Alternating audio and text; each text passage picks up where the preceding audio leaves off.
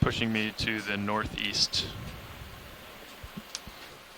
If that's of interest. Okay, thanks. And Sure. it looks like the particulates are moving in the same direction too. Right, correct. So yeah, we can watch that, all of those little pieces of particulate material flow past us, and the corals are oriented, looks like perpendicular to that dominant flow. So basically in the right orientation for them to trap the food that's flowing past them.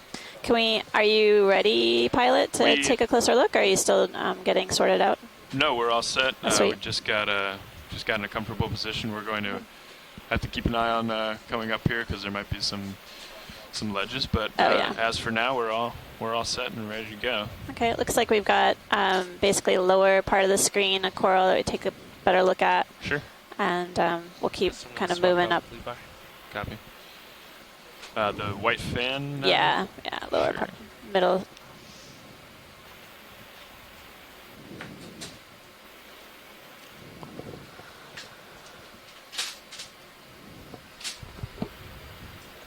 Pilot?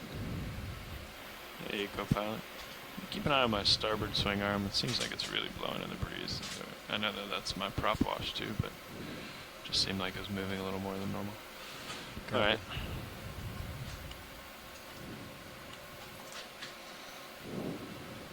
Okay, video, let's start to zoom here. Okay, zooming in. So we're going to start taking some closer pictures of some of these corals that are protruding off the rock face here. I can see at least a few different morphologies, species.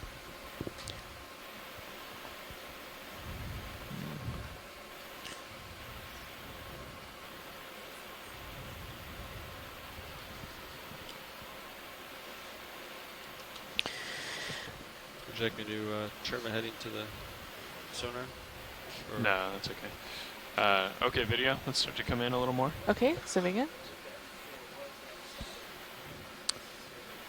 Well, looks like we've got our first coral of the day is a bamboo coral in the family Isididae. We see the banding patterns, the nodes, dark nodes, characteristic of the bamboo coral, much like the bamboo plant on land. And all the polyps seem to be facing one direction. That seems like that's a characteristic that's important for identification. Is that right, Steve? Yeah. We're also going to try and zoom in around the area, or take a closer look at the area around the nodes, which are the dark bands.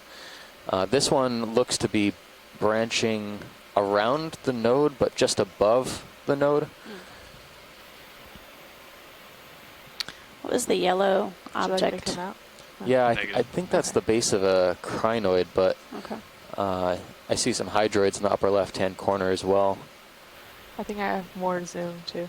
Okay, copy. It's a stark white color, but this is clearly a coral that's living. You can see the polyps extended with the tentacles.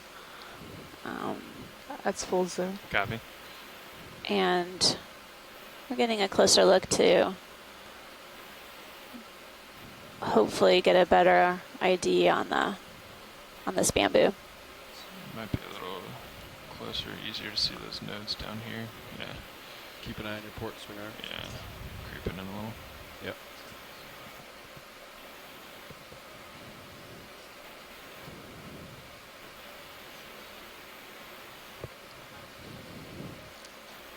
Yeah, the nodes look really calcified. Could be a very, very old coral. Yep. Most likely. So what is that? Is it a crinoid? Just gonna guess crinoid. I think it's missing a few arms, but. Yeah, what's the direction to waypoint? Pilots, there's a yellow. Yeah, I'm trying to get to them, actually. Sorry. Sweat? We're bouncing the yellow. Yeah, no sweat, I said. Yeah. Oh, okay. That's fine. Come wide, video. Okay. Can you stow my port swing arm, please? Got it. That's full wide. Got it. Port lower. If we can also get lasers close to the base, Sure. Yeah. that would be great. Lasers are on. There we go. Nobody stow the upper or leave it? Stow the upper too. Okay. Co-pilot, it's basically straight north. Okay. Thanks, Neil.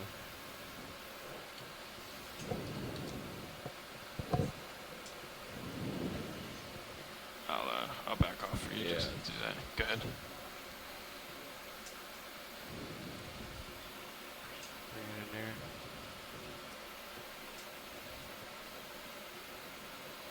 Done. We in? And Yeah, there's both a ports. Yeah. different I coral. Looks see like it that. has an associate down below. Let's take a look at that. There's, I think, Cursor Gorges in the background. Oh my and goodness. Black corals just above this one, and it's a coral smorgasbord.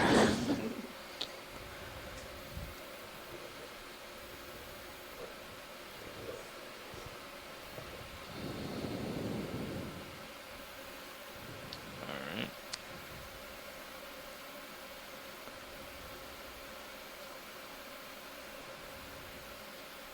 And It looks like maybe a black tiny coral whip. whip. Yeah. Maybe a black coral whip. Okay. Okay. Thanks, Roland. Take my rotator. Yep. I think that might be Paragorgia down there, but No, the it's got that white. color. Big guy. Looks Tilt like up. there's an ophiuroid associated with it too. Go for the Yeah. base. yeah. Okay. Go on in video. Okay, coming in. It's a great view, pilots, of this side. That's Oh partial. my goodness. Copy. Keep coming. How many branches have come out of the base? Holding. That's okay. I have a little bit more zoom. Copy that. Wow, look at those. Calcification is tremendous. Yeah, so I would say, I don't know if the branching is coming directly off the node. In some places it looks like it's coming Come just up, above the come up. node. These are Sorry, I characteristics can't we're hear you, trying Joe. to get better Keep images of so that they can be better Skip the identified yellow object. Keep coming up. by our shoreside scientists. So there's a red object at one of the nodes, and Might be a I like- polychaete. yeah. Keep coming. Come partial wide video. Oh, you're right. Yeah. Amanda, Perfect. There you go. this is Tim. And you can zoom in on that. Okay, The zooming condition in. here is closed today for severe weather. We got a big snowstorm here That's full zoom. right now, and I'm having some technical problems, so I'm not able to see this video. You're describing a bamboo coral. Yeah. That's what I understood. And you said there's a crinoid associate along with another associate. Yeah, possibly a polychaete. They're small, so it's hard to get distinguishing features, but we'll try to get as close as we can. The crinoid looks like it's got a few arms missing. It has one arm total. Yeah, it's interesting too. Where the Yeah, you do whatever you the need to. tiny appendages coming off the bottom of the crinoid, the cirri, are wrapping around the coral skeleton. The tissue seems to be worn away or very, very thin. So the polyps are also missing from the immediate vicinity. Watch lead. Anything else on this white coral here? So there was, on the upper right-hand corner, just came out of the screen, there was a red Okay. object, like but it the was way- Keep coming small. up. Upper right. Yeah. Okay. I'm gonna keep coming up, co-pilot. Right there, it's right of center. Ah, got it. And I don't know if you can get a focus on that or not, but we've seen a few of these, and it may be a type of polychaete that we see associated with the corals. I think that's close to full zoom. Okay. Yes, that's That's fine. full zoom. Copy. And I think that's probably good for this coral. Yeah. Definitely, we got some great images to try to help better identify it. And Okay. there's a coral just below it You come wide. Okay, that would be coming like to wide. take a better look at. It definitely has an ophiuroid That's associate. full wide. You want to tilt down? Comes down. Co-pilot? Might need to move to get this one. It's pretty far below. Yeah, it's that sort of orangey red one. Yeah. Okay. We'll see if we can get it from here. Okay. Moving. Oh, I see you have your skid kind of braced Yeah. up against the rock Yeah. slope. Yeah, Okay, video. Let's push in. I might need Pilots to were rotate. remarking that there's a bit of a current. It's Push in video. And Okay, coming in. basically the direction of the current is perpendicular to the orientation that these corals are growing. That's partial. So they can capitalize on the food wafting past them. So we've got 2 colonies here. It looks like Okay, come wide. Coming wide. 2 of the Just gonna same adjust, species. my location. Good. It's tough to get an That's full wide. identification Copy, right thank now, you. but each of the colonies appears to have an ophiuroid associate.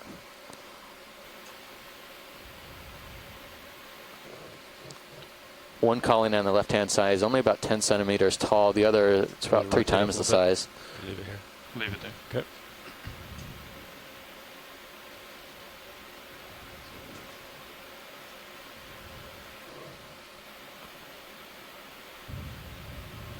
Okay, now give it one bump up.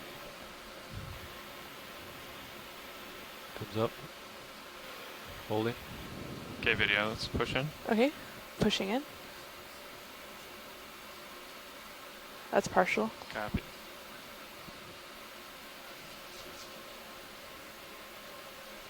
Well, at least this time the Keep coming in. ophiuroid is facing the right direction.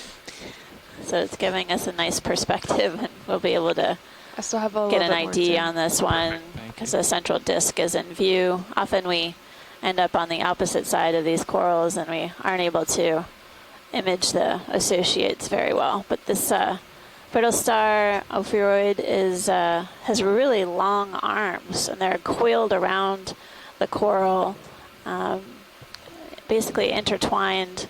You can see the ends of the arms are moving within the water column. You can tell that this animal is alive, and it's interesting that it's sort of centrally located within the colony, that its location there is right in the middle. Give it one tilt up, maybe. Do we have an Just a touch. idea of this coral? Anyone from the shore side, maybe? All the polyps are Sure, I'll weigh retracted. in on this. Okay. Yeah, so I'm pretty certain that this is in the Coralliidae, the corallids, and this is a hemicorallium, I'm pretty sure. As far as which species, I'm not certain. But these are one of the gorgonians that has a calcified skeleton, so that's actually hard. It's not really soft, and you're not really seeing it flex very much. And then there's now 3 genera that are in this family, and I think it's in the genus Hemicorallium, which typically has a little bit longer polyps. The polyps are all closed up on this one for whatever reason that we're seeing. But anyway, that's my best guess. Okay, when we're clear here, video. Thanks, Chris Kelly, Okay, I think we're joining good. us from the University of Hawaii. Should I come wide? We'll get some stand by. some good images here, and then move along. Do we want to? Yeah. Do you want to image the one just above it? I think we've, I mean, for associates perhaps, but I think it's the same Okay. pilots to the upper left. Okay. There seems to be another same colony, but different looking Come partial. brittle Okay, star partial? associate. It's the guy right here. I wonder if partial? it's the I same rotate it up. species, different color potentially, since it's a smaller individual. Copy.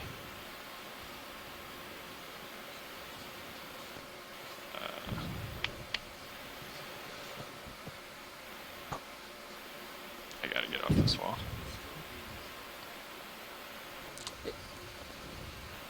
Do I rotate it back? No. Okay, I'll just keep it. Yeah, just keep it for now. I think for this one, Negative pilot, we 15, could just do a snap zoom. It would, Okay, we wouldn't yeah, have to let's- set up. Yeah, let's do that. Yeah, I see at least I'll go back 3 to you. colonies Okay, yeah, sorry, thank you. Back to you. Perfect, of thanks. this Would you like full wide? Full wide, possible please, yeah. hemicorallium in this Okay, spot. that's full wide. Thank 2 you. smaller Video. ones and one the large one we just viewed.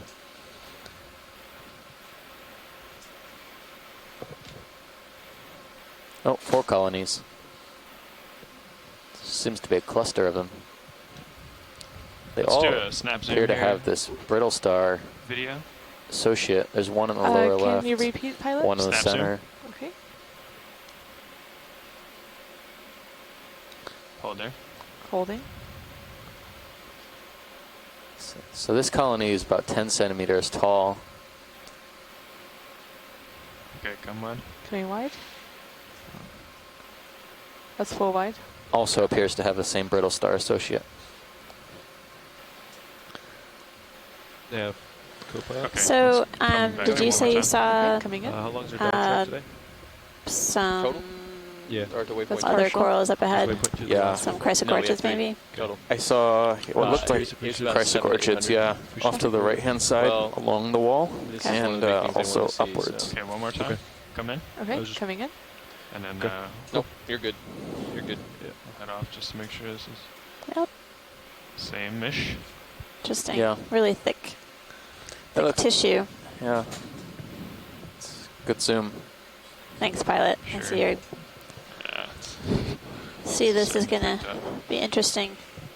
Okay, come wide video. Okay, coming Thank you. wide. That's full wide. Copy. All right. Did you see the? Yeah. Oh yeah. So there's one there, and then I saw a bushier looking one, but we can turn north. take a pilot? look at this. Kinda So lined there's up a on, fuzzy coral on sure. the lower right hand side of the screen that we haven't looked at yet. Pilot. Might even be able to get a Copy that. twofer. Coming in the center now. Yes, sir.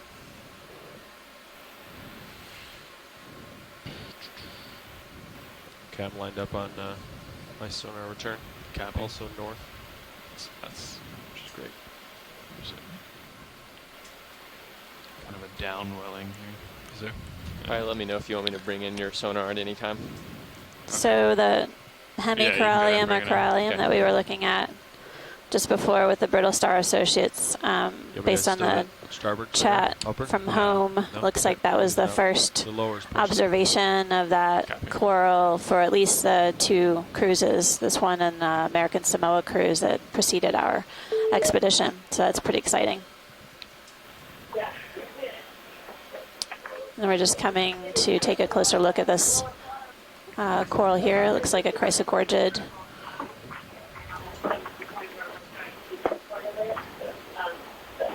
Almost looks like Metallogorgia, Yeah, a little bit. Can you tilt that port up or down? but it might just be my perspective It's a little bit deceptive Yeah. to see. from this point of view. Yeah. Port upper swing arm coming down. Take my rotator. Come up with it. Chrysogorgia. Holding there. Okay, let's come in video. Okay, coming in. I rotated it down. Okay, that's Your partial. starboard upper is still out though, so. You see it. Oh yeah, there's another, looks like a brittle star associated with this. This is a type of octocoral. Each of the polyps have 8 tentacles. I have you And I'm rotated. always really bridge. struck by the Oh. chrysogorgids. They Keep have coming in video. really Coming in. delicate ahead. polyps. Looks like Good they could just contrast. brush right off if you Yeah. Yeah. disturb full them. zoom. But They look like they're barely hanging I on. know, Yeah. it's amazing how they persist in these Some of them are this almost current close. and are able to hold on. Looks like there might be some possibly egg masses at the base Yeah, of these some polyps. of these polyps are, yeah, the bases are enlarged. Those could be reproductive structures. Mm-hmm. Yeah, I'm not going to go any further. Copy. Is there a talus salad or a shrimp associated It's with kind of moving around a little. chrysogorgid? Yeah, I thought I saw up near the top of the colony, pilots, when you Go are able, Pilot. there might be a shrimp.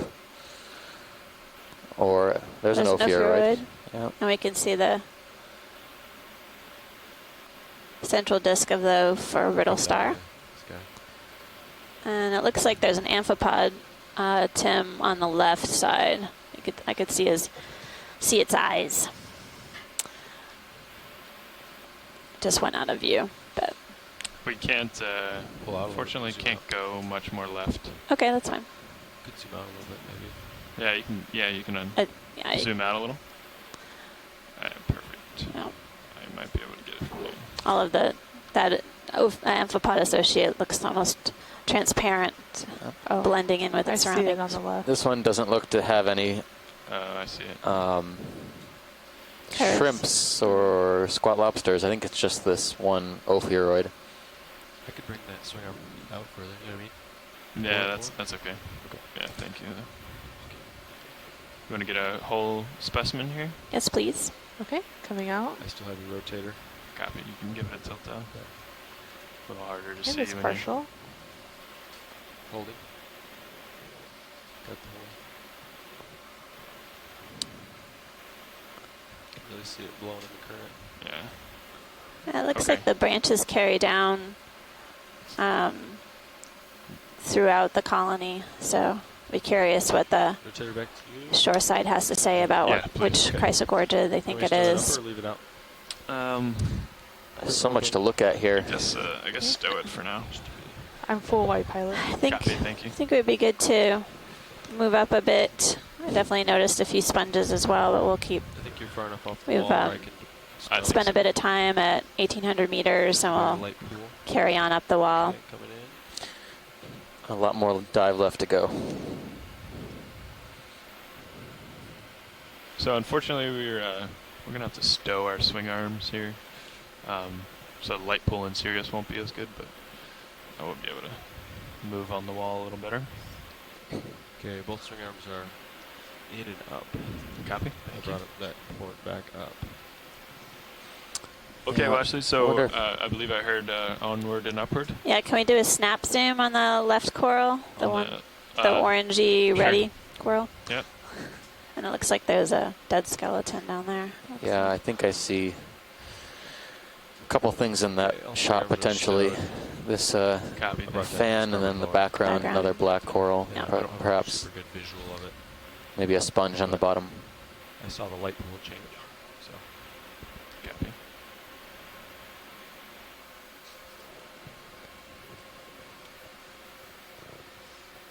So again, for people watching on the shore side, this is the first time that we've ever had eyes on the seafloor on Carndelet Reef at these depths. It's quite an exciting time because we don't know what we're going to find, but as soon as we hit the seafloor or landed Okay, gently let's go on the in. seafloor, we Okay, encountered several different coral species so far, as well as sponges. That's a partial view. Copy. I think this might be another of the hemicorallium. Hemicorallium. And then it looks like you said there was a black coral behind it. This hemicorallium looks like it has more ophiuroid associates. There's at least one at the base, and then I see a few along the branches. And there's another black I see coral. two black yeah. corals, yeah. So I think, Pilot, if we can get a closer look at the black coral too, that would be good. It's at the Okay. top of the screen. Okay. Sure. As soon as you come around, and Yeah, I think. Correct me if I'm wrong. This side's a little better facing into the current, or is the other so side far better? so far that's been good. Okay. Looks like there's That something Black, yeah, dark gelatinous mass blob. on, yeah. on one of the okay. branches. Yeah, I think it's an Can anemone. you I come can see wide, it now. Video? Okay, Just set up for it. that's full wide. Copy. Thank you. Wow, it's really beautiful view. We see 1, 2, 3, at least 3 different species of corals in view on the D2 ROV view, and then some what looks like stumps of possibly dead corals or sponge skeletons that are also attached to the rock. I'm gonna have to hover for this one. Interesting. So this pinkish reddish coral that we're taking a closer look at may be a different species than what we've imaged so far. Still an octocoral, but maybe Paragorgia, which is also known as the bubblegum coral. When it retracts its polyps, it has sort of a lumpy video. texture, Let's come back in. much like our chewing gum, at least the pink kind. Okay, coming in. Take my rotator. taking your Okay. rotator. That's partial. Yeah, I see. You want to go to the Yep. Does look Up. like Paragorgia thumbs now. up? The texture of the tissue Hold it. along the branches is really And rough, Give it some more zoom. sort of that Video. lumpy Okay, coming in. characteristic. Yeah, as you well. can see still have more it's zoom. a lot more apparent when the polyps are retracted. Looks like he's cleaning it off. That's great. These are good images of the Rotate up a Paragorgia bit. octocoral. And we're getting a good view of some associates. There's a, looks like an anemone on the upper right-hand corner. And it sort of looks loby and like a blob attached to the coral branch. And then at the bottom right is a brittle star associate. So that's what the skeleton looks like. What it already kind of cleaned off there. Is that accurate? Oh, on the edge of the where the anemone is? Right. Yeah, it looks like it. Do you have any more zoom? I do have more zoom. Yeah, go ahead. Go. Maybe one tilt up. Yep. Yeah, it looks like the skeleton has been That's cloned full of its zoom. pink tissue. Nice shot. and we're just seeing the bear skeleton underneath to the left of the anemone.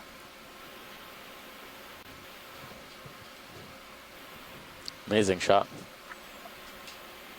Hi, this is Santiago Herrera calling from Lehigh University. I'm actually in Temple University right now. Hi, Hi, Santiago. hi Santiago. Santiago, I guess you couldn't get enough. Well, don't call. You couldn't get enough of the deep sea No, action. this You had to join us. I appreciate you joining us. Yeah. Yeah, it's been a little hard to see the video because it's been very choppy, as you guys know. Or maybe walk it down to the ocean. But I was just wanting to call in and tell you that we actually, this is the first Paragorgia we've seen in this hole. There's 2 legs, and they're actually done. There's no records of these animals at this latitude at all. So this could very well be a new species. Basically, there are few collections that have been done near the Indonesia area, but those are actually completely different genus of the same family, and they're 2 samples, and they're both their own species, their own genus, or in a different genus, Paragorgia. And the closest ones we know of are in Hawaii, and also they're found in New Zealand. But as I said, there have never been any samples from or any records of these animals in this latitude. So it's really exciting. Come partial video and see if there's anything I else think on this would be here a we'll good have to check candidate for collection. I that's was partial. going to suggest that if other people think that, and I see there's an associate there, there's a Ster schema, or Ster. That looks like a Ster schema to you, Tim? Pilots, Unfortunately, Santiago, can you evaluate whether or not we could collect here? Sure, we'll Yeah. we will evaluate. Okay, thank It you. does look like the Ster schema, or at least in that same I'm not sure how family. strong the currents of are. the opioids, there's multiple I don't of think them. we can't draw And then out when- here, obviously, so we'd have to Yeah, grab we it. have to collect them. I was just thinking that if it is possible to collect, it might be difficult to grab It's pretty all far out the there. associates. The anemone is in a slightly different location than the ophiuroids, and it may be difficult. You see another anemone? No, we just might be able to get one or the other. It looks like there's a great piece that we could possibly cut off that has at least the brittle stars on the upper right-hand corner of the screen. Yeah. And that might be easy, relatively speaking, for the pilot to grab. It's Um, yeah. the anemone is really in a tough spot. Is the coral brittle? If you Yeah, grab I agree with yeah. that. If you grab it with the manip and hold it with the manip cutters, it'll stay in your arm. But if you touch it with a manip or bang it, it should flex. Okay. I'm more worried about the vehicle being stable as we do this. Right. Than grabbing, but How many associates opioids do you see? I see at least 5, perhaps? is that full wide video? 1, 2, 5 or 6? There you go. That's full line. Thank you. at Oh, least give me your 6. rotator back? Six to Yeah, seven. Maybe 7. In the upper right-hand corner, there might be Yeah. 2. Yeah. Oh, there's an interesting, looks like a sponge at Yeah. the lower right-hand corner. Seen a couple of the sponges with the Is there crinoid. something on it? Oh, is there a crinoid? crinoid. Okay. And he's Yeah. just up It's a very little bit, it's got very Yeah, go ahead. delicate Okay. Comes up a bit. appendages. Holding. It's gonna be tricky. We can give it a go though. Yeah, it's really exciting to see What do you this think? Yeah. abundance of corals here, and that corallidid, that precious coral Hydraulics that coming up. you guys just imaged. Hydraulics It's also the ready to first go. observation of any specimen in this Nudge the drawer closed. family that I just don't know we've seen where. in these 2 legs so far. So I'm we not sure didn't where see to any put of my them toes. American Samoa waters. I'm worried if you go both toes, it's going to be up in your face. Yeah. If you go one toe, Rotate. So I was how stable it's going to be. looking at these black corals in the background. Also, I think the one on the right-hand side, which is out of the frame now, might be Bathypathes, but I'm not sure about this one right in front of us. Pretty good reach. Looks to be Yeah. different.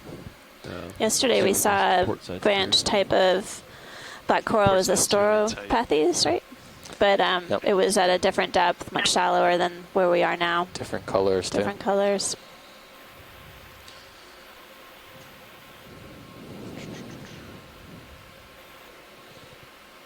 What just happened there? Has to be KVM related, right? Coming off the wall until we figure it out.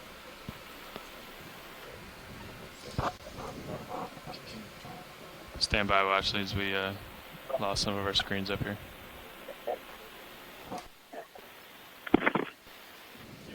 We're just getting repositioning the ROV.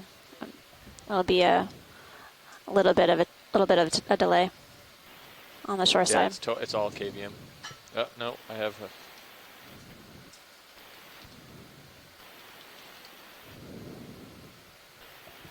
I think if you just restart it, let me do this.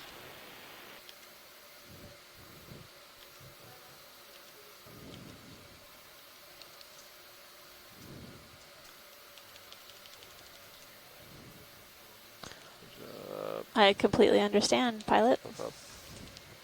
It's, yep. Okay. Well, where's the control for that screen itself? Because we just have to redo them. We'll give it a try, and then obviously we'll be on the lookout for another candidate if it doesn't look like it's going to work. But I appreciate you giving it a whirl. Thanks.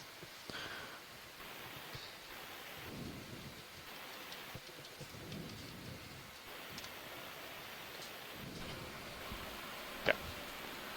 Thank you, guys.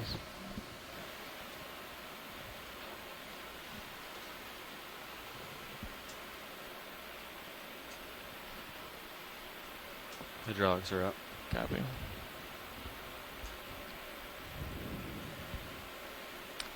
You tilt up a little on minis. Yeah. There's just really no good spot, huh? Just keep the toe in view, save a reference. Yeah, sure. Actually, can you tilt down just to get the left toe in view? Yeah. Just barely. Oh, okay. I was down there. Sorry. Yeah, that's good. Is there anything we need to do on the back row to get our screens back? Oh, yes. Brian Kennedy is here to save the day. Thank you. At least you guys can drive. That's the most important thing.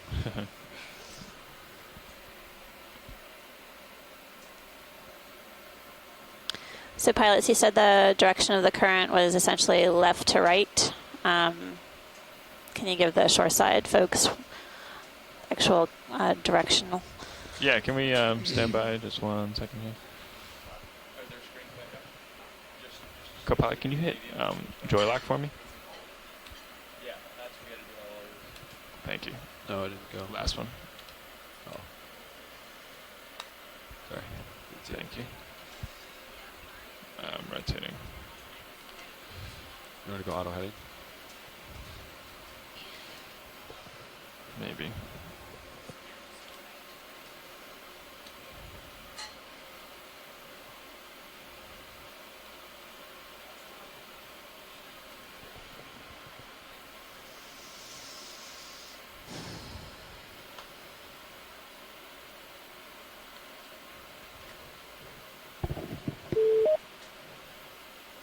Go ahead, Bridge. Yeah, go ahead. It's an interesting feature that we have ahead of us. There are a number of different corals that we've seen so far on the dive, and even just within this Copy that. rock Okay, copy that. feature, we're seeing a few different sponges as well as at least 3 different species of corals. Actually, there's looks like a coral down below we haven't looked at yet. And maybe a type of stoloniferan. But we're going to get our self situated to try and collect. Yeah, that'd be good. Starboard up. And starboard in. Rotated in. Is it already all the way in? Negative. Starboard lower. Yeah. Starboard. Comes up.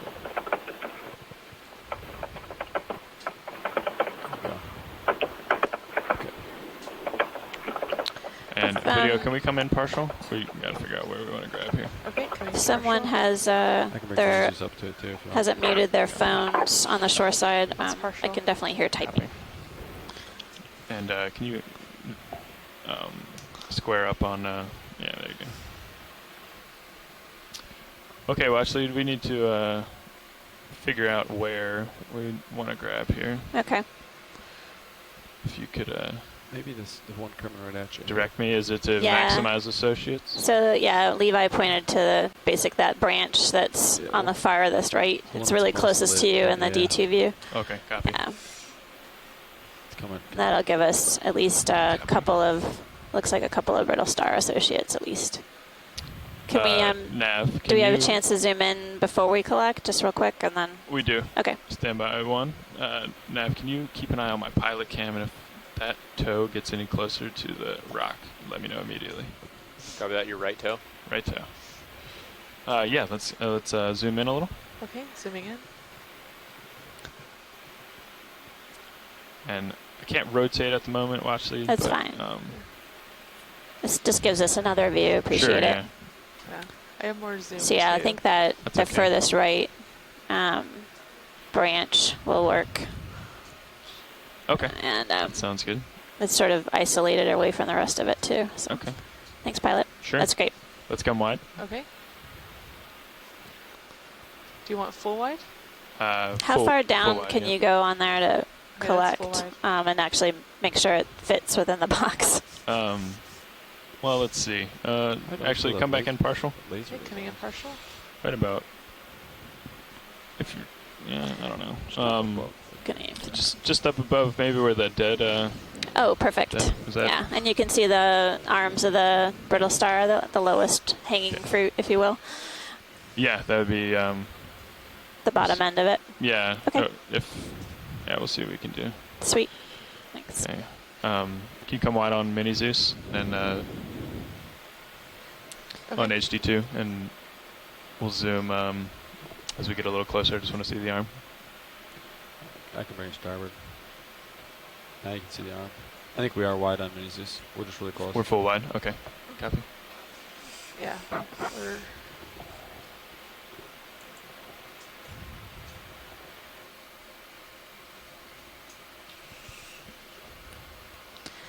One of the reasons why we chose this depth range for today's dive at Carndelet Reef is notably because, one, we haven't been here before, but also it covers a depth range that we weren't wide able on to Zeus. cover on the previous expedition, the American Samoa dives. So again, it covers some ground, Can you come more wide enables on us Main to Zeus, better please? understand the distribution of deep sea corals, sponges, and other invertebrate communities, as well as the fish wide. in and around this region. As we told the viewers at the beginning of the dive, this is the first dive within the Phoenix Islands protected area. We know That's little full to wide. nothing On about Main Zeus. what we may Oh, encounter Main on this Zeus. dive. So Okay. as you all are seeing it on the shore side, we are Okay, too for the that's- first that's full time. wide. Okay. And Just, so far, it's been in very between what productive. that was. Sorry. We've seen a number of different Yeah, that's good right there. coral Perfect. species, as well Thank as you. sponges Sorry, and I wasn't being associates, It's okay. and really proves to be a promising start to this expedition and exploration of Carndelet Reef.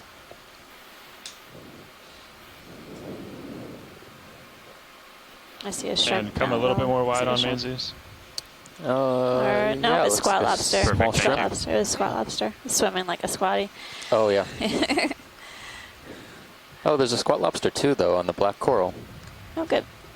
Yep. There, that is shrimp. So Okay. we want. Can you tilt down on my Main Zeus, maybe? Comes down. Is that good? Yeah, it's good. You can't really see it in the Main Zeus view. But It's great. Both streams are giving the viewers on the shore side a perspective on what it really takes to get the manipulator arm in position to do these collections. These are only two of the cameras available that you guys can see, but there's several on the ROV that provides us with different points of view. Hopefully we can get the front row to talk a little bit more about how they use these different cameras to help better provide them with a perspective on the seafloor. that's Yeah, high up as on I the can quad go right now, they with, should be my seeing shoulder, all those different unfortunately. cameras. Oh, great. They switched Yeah, it up. channel 3. The rest Thanks. you gotta do with the wrist Yep. left or something. Yeah, maybe. I need my binoculars to look over. Back to the over toe, that. or are you using it? Using the main camera on D2, it's very difficult to gauge depth, so the pilots are using cameras mounted on different locations to better position the arms for sampling.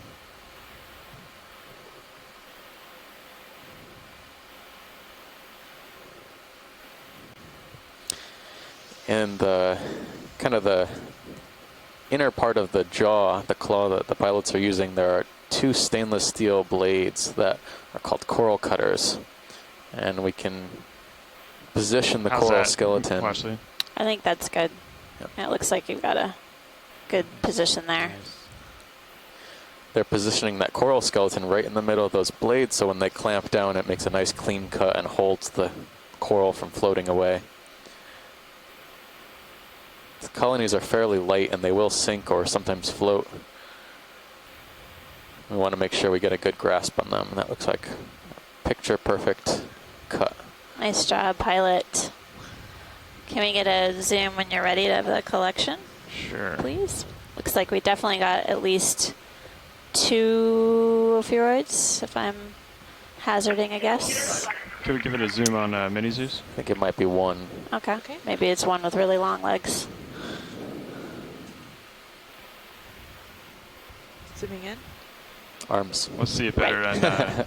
in this one if just because I can't go up and over the. Okay, that's fine. So yeah, you can see the collection there. That's great, pilot. Okay. You go Now for the full fun wide part. on Mini Zeus. Yeah. Full wide on Mini Zeus? Exactly. That's full wide. Copy. And full wide on Zeus. Okay. That's full wide Copy. on main Zeus. You want to stand by on a drawer? Yeah. We all set to go with the pins. What side would you like? Port enter. Okay.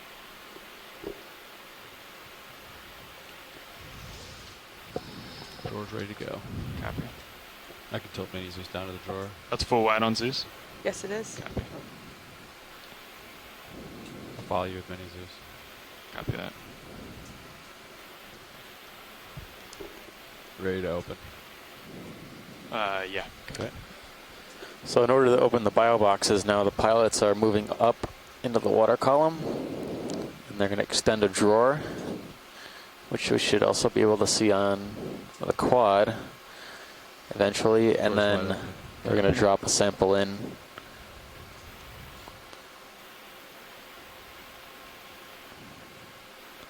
And I'm gonna go. And the box is pretty closely temperature controlled so that it won't change temperature on the way up to the surface, You follow me. with keeping me, the dude? coral at the temperature, at about the temperature we collected it at.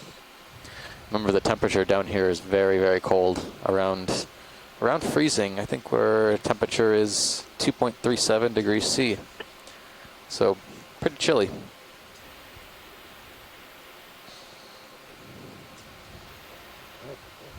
That good? Yeah.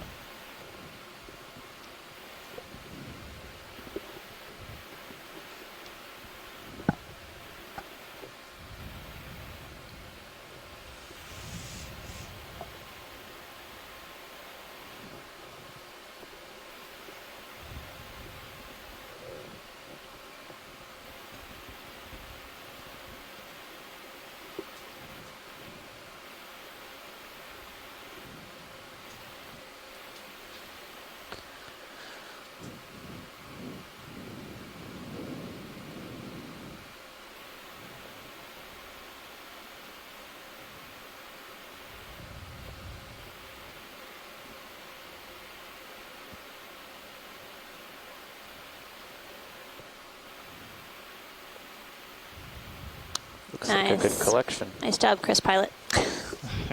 Coming close. Yeah. Go ahead. All right. Successful collection of the Paragorgia. Potentially a new species, but that remains to be seen. Shoreside scientists have to get the sample back and describe it, analyze it, do some molecular work, and You follow will me a report little, back to Mini us. Yeah. Don't mind. That's probably good. Thank you.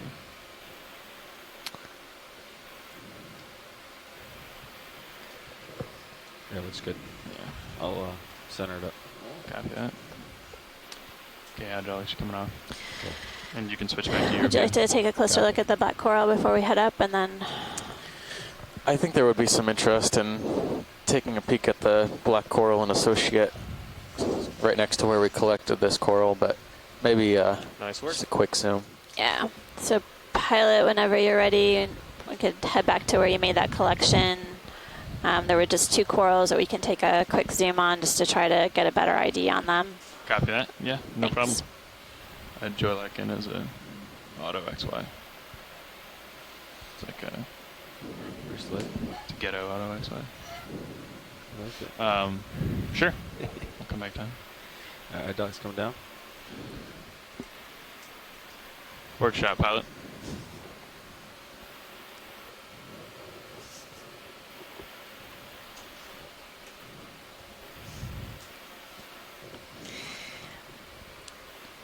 As we're heading back to the productive rock, really appreciate our shoreside scientists participating with us today. We have folks from Woods Hole Oceanographic Institution, University of Hawaii, which is my alma mater, and Boston University, as well as Temple University and the NOAA Pacific Islands Fisheries Science Center, located in Honolulu, Hawaii.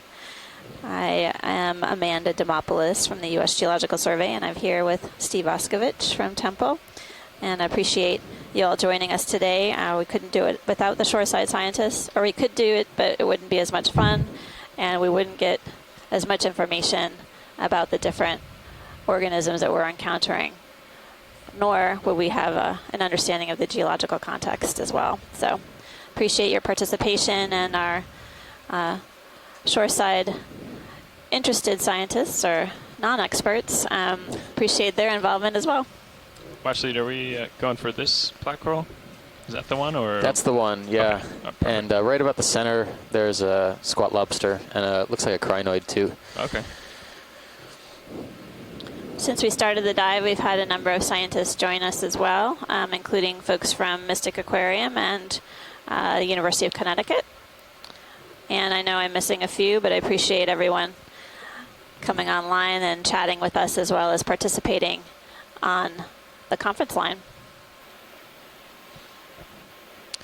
So I keep seeing, only when we get up close, these black coral whips as well. So that, I think that puts us down for at least three different species of black corals So far so on this far, dive, yeah. and we haven't even moved yet. Woo! We're at 1,842 meters, and yes, we haven't really made it too far on our dive track yet, but it's been Come on very in here, productive. Okay, coming in. I don't Very see interesting. the squat lobster yet. It might have That's partial. abandoned ship. Ooh. Uh, Oh, he's down there on the bottom, isn't he? oh, Tilt yeah, down. it looks like down For on the me? bottom Sorry. underneath. Oh yeah, Taking your rotator. nice job. Yeah, so we got an ophiuroid, a crinoid, so a brittle star, a sea lily Oh, down there. off to the So right-hand side. the And feather stars are the ones that basically aren't attached to the seafloor. The sea lilies are the ones that are attached to the seafloor. So, understood. yeah. Okay, give it a little more zoom. Okay.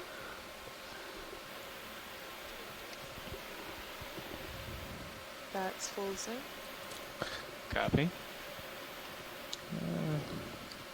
It's not the best view. Bless you. Oh. Mute me. All right, so we're looking at a squat lobster here on a black coral. You can kind of see the black coral skeleton through the tissue, Up a little bit.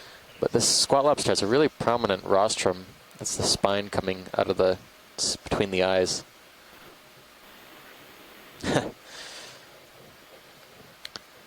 The genus is Euryticus. Type of chirostylid squat lobster.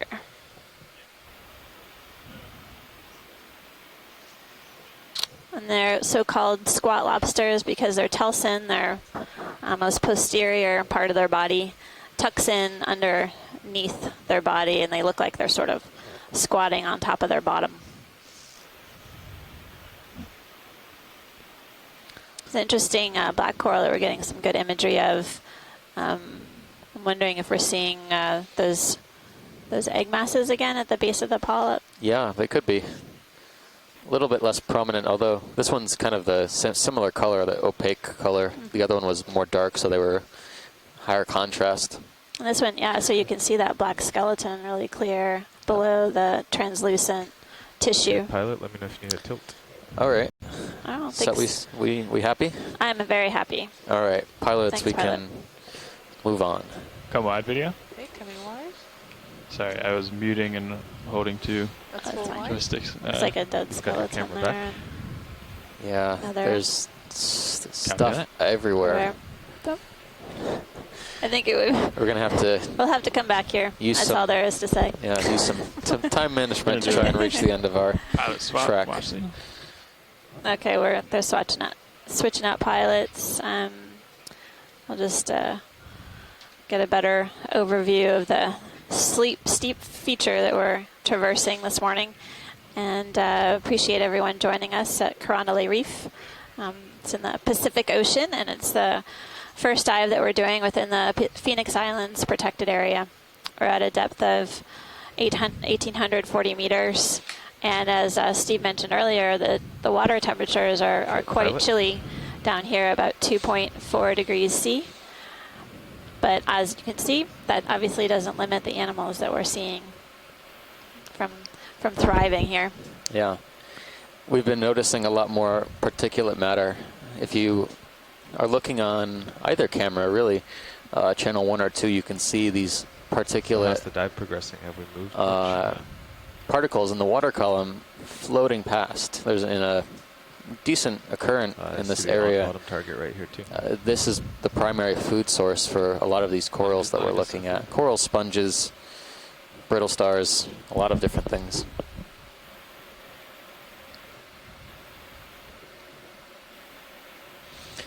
All right, so we're Yeah, I was just gonna say, I might want to tilt up. I usually keep a little tiny corner of 1840 that box meters is our beside depth right now. Where I am. Good reference.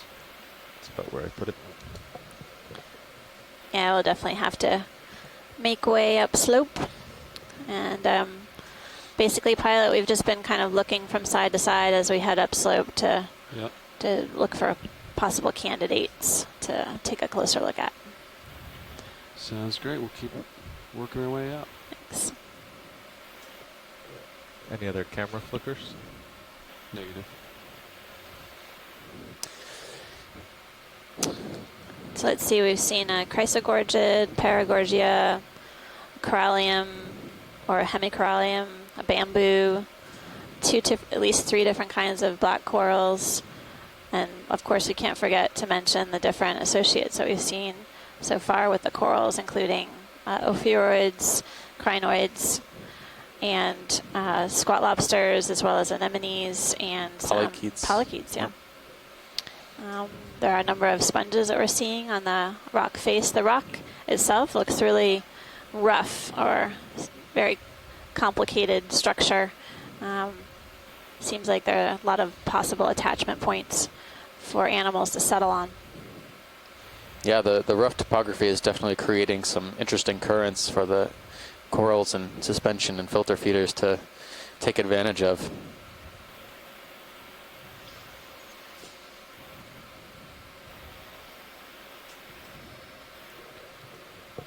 Have we risen vertically much so far? No.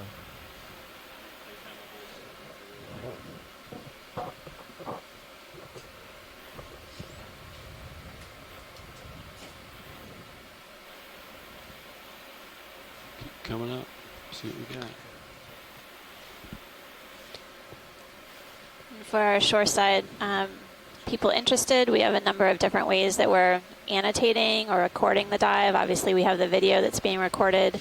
We have a chat log where the scientists on the shoreside are providing us with their insights and expertise on what we're seeing on the dive. And then we also have a program that's supported by Ocean Networks Canada. It's called Seascribe, and that's where the annotations of the observations are being digitized and recorded in perpetuity, so we can have that to refer I to agree.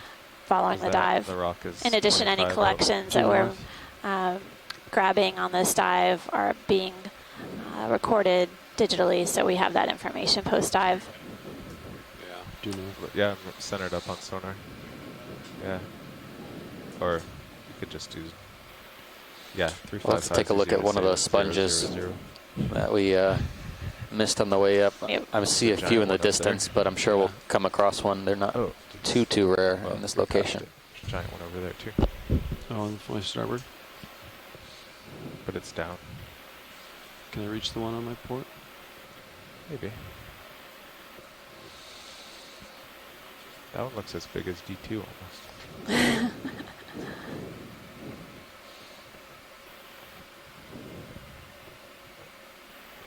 Certainly after the ship move in 5 minutes, you'll be able to reach it.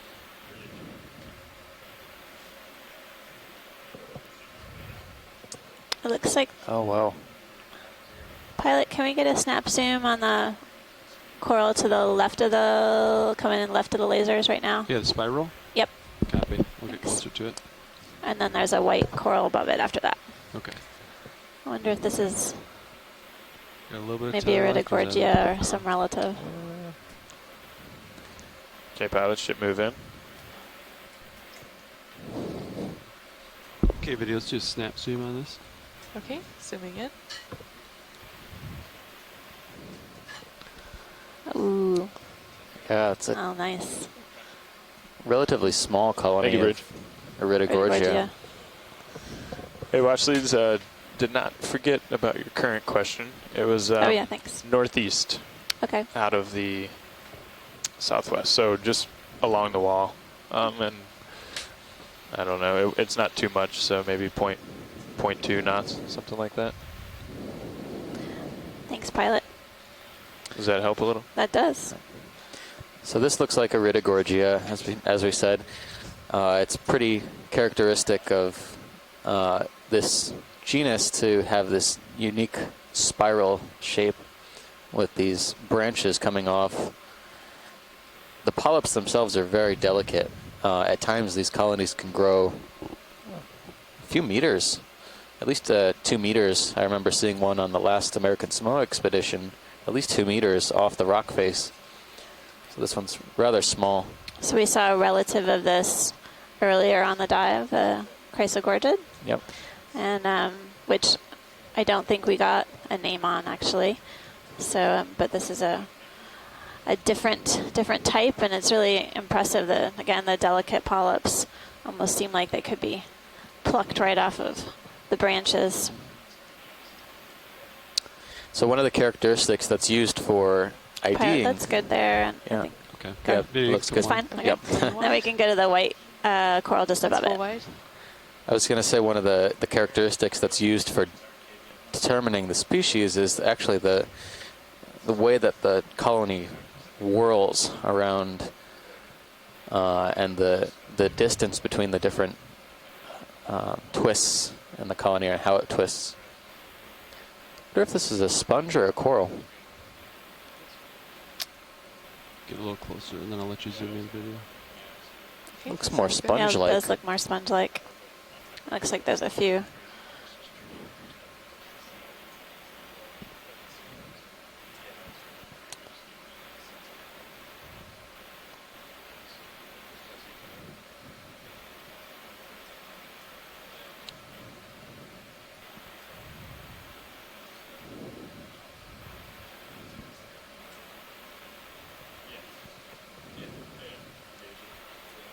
Okay, video.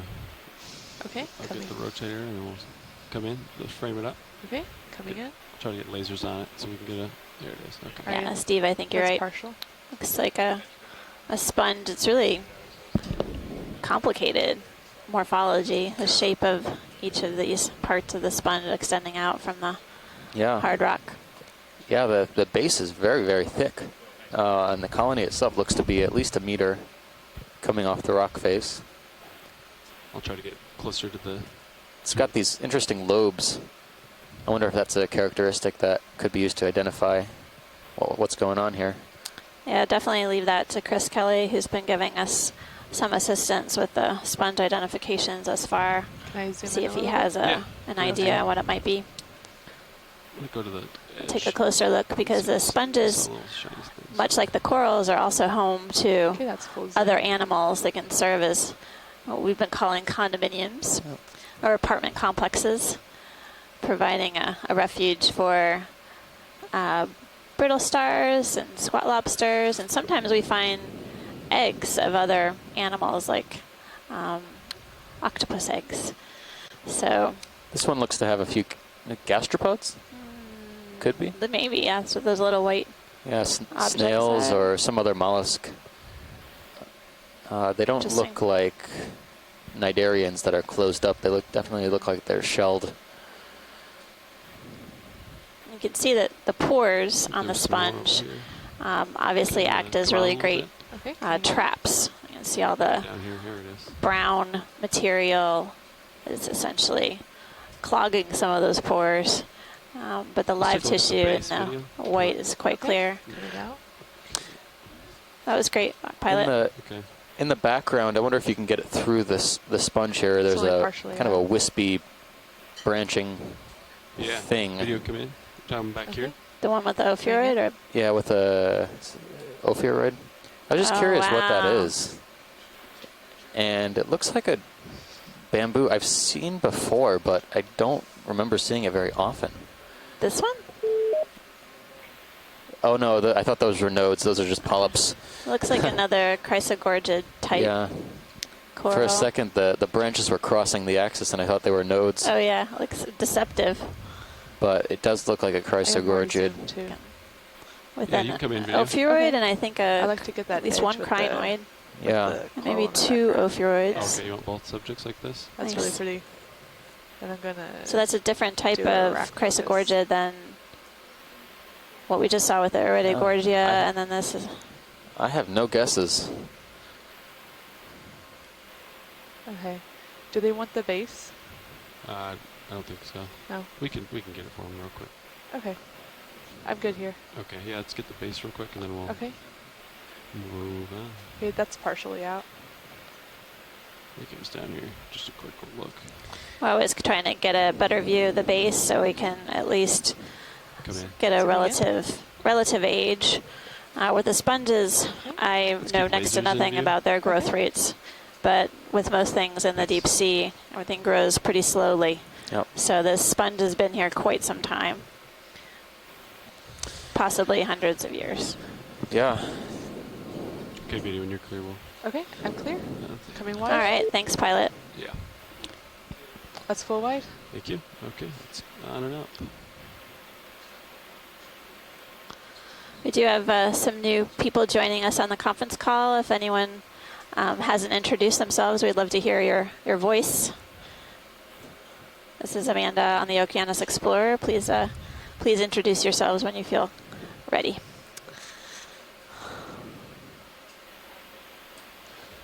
So I have Looks Z like bias a trumpet little type high. of trumpet sponges. Keep you down a They little. got this so sort that of when you do shots like that, There's so just much to look slightly at keep here. you pinned down a little. Yeah, it felt really good. Yeah. Hi, Amanda. I'm back in my office for a little while. I've got to do some work, but I'm watching passively, and I'll try to keep the telecom on. This sponge is something that's called Tretopleura. It's in the genus Tretopleura in the family Uncinetaridae, Backside and it's a here. brittle, hard sponge. That particular one is a little bit different than some of the others that I've seen, but there's not a whole lot I can say about it, except it's the genus is fairly common pretty much everywhere we've gone, but they can form these spectacular colonies like the one that was just showing. So Tretopleura is the sponge. Thanks, Chris. That's Chris Kelly at the University of Hawaii.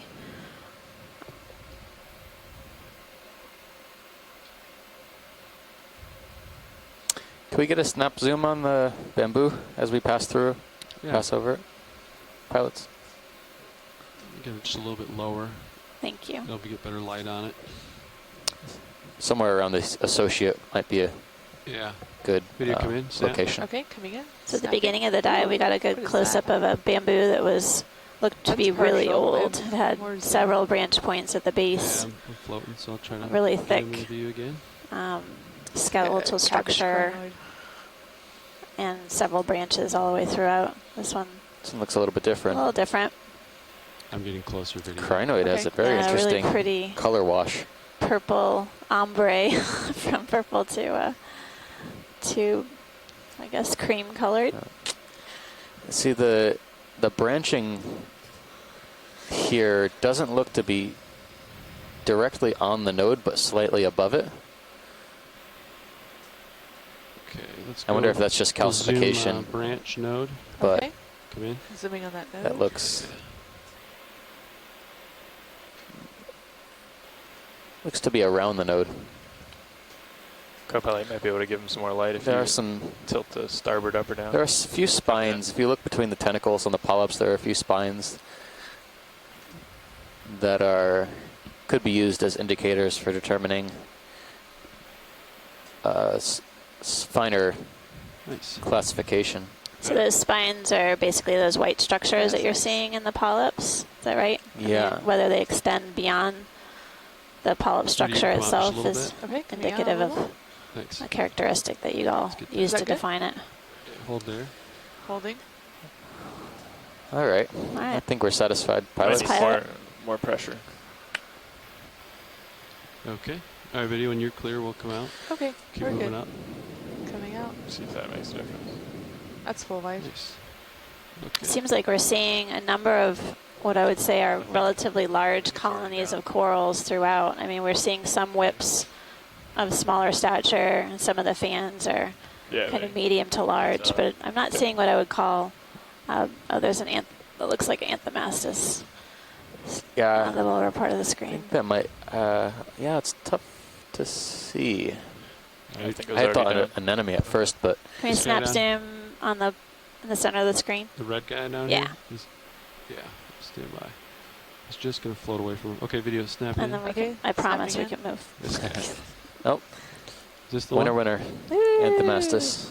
Do you need a closer look? Or Check it. No, that's fine. That's fine? Okay. Yeah, thank you. The polyps The are video when so you're clear. elongated Okay, that I'm clear. I mistook Thanks. it for an anemone. That's So full that's life. an Anthomastus octocoral. It's also called a mushroom coral, I believe. When the polyps are tracked, it again looks like kind of a lumpy shape.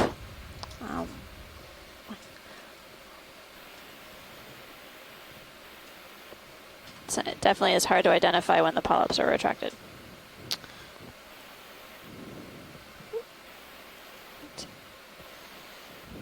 Shoreside, I know there's so many things to look at here, but we're trying to make progress up the mountain as we head up slope. We're crossing 1,826 meters. We've seen a number of different coral species so far. What I would say is pretty decent diversity That's of a pretty corals and associates, as well big as base a right variety there. of different Got a nice sponges. spot, too. Look at the size of that base. I know. It's perched right on a nice spot. Over 10 centimeters in diameter. My goodness. Yeah, get the lasers right on it for you. So there was probably a coral or a sponge there at one time. Some good real estate. And Yeah, that was a serious. most likely it was undermined or died somehow, and debris is probably scattered all over the seamount reef.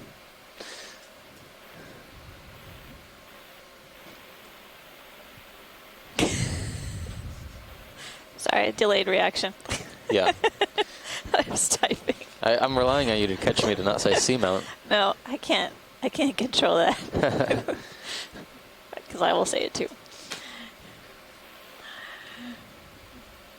There's a And squishy those of you who floating, are just tuning in for the first time, I'm like straight Amanda ahead. Demopoulos, Come and in I a little have bit. Zoom in a little my bit. compadre here, Steve I'll try to Voskovich, center him who's up for you.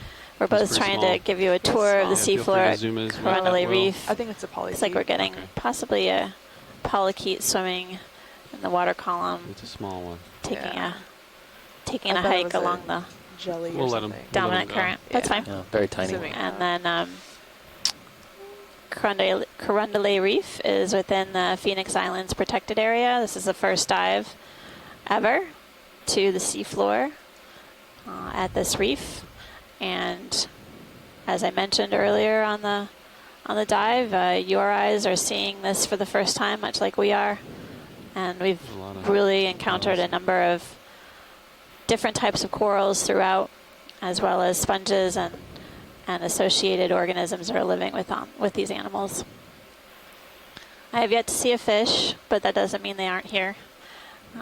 Often they are good at hiding from us. So, do you want to snap zoom on this guy? The long. Yeah, what's up there? It's Oh, wow. The We got entire a lot of stuff here. Take a look at this wow. whip type with all these ophiuroid or brittle star Yeah, absolutely. I don't stars hanging know. out on the, it looks like dead skeleton of a bamboo. I see a node. Yep. I It promise this time it's looks not an like- optical illusion. Yeah, definitely. I don't know where to look. Your coral jackpot call was a little What early. was the last one? 10 meters. It's true. We're seeing, looks like a bamboo, Okay. the long whip Yeah, I'm ready shape for 10 meters. with a dead skeleton you at the feel top about of the screen, and then Yeah. another coral at the base with several Copilot, different Can you take my rotator? associates, Hold position including here. looks like Video come some in. ophiuroids Start and with then base black and work coral our in way the up. back, and Coming in. several I'll sponges. rotate you there. Or Yeah. the one right in the middle. I thought there No, was the a very white one. large anthomastus in the background, too. Yeah, let's start coming up. I think we're looking for So like a this node. looks like the hemicorallium, Yeah, it's like that and in the dark spot. background there's a Oh, further some up. sort of Come bamboo. in video. Okay, coming in. Yeah. A that- whip. I guess they Let's have a decided little it's a bit more whip zoom. if it's one long Yeah. structure. Look at those sclerites. Wow. It's amazing. Those are massive. Nice hold. So the sclerites I'm looking at are within the tissue of the polyp, provides some rigidity, some support. It's a characteristic that's used for determining their location to a finer taxonomic level.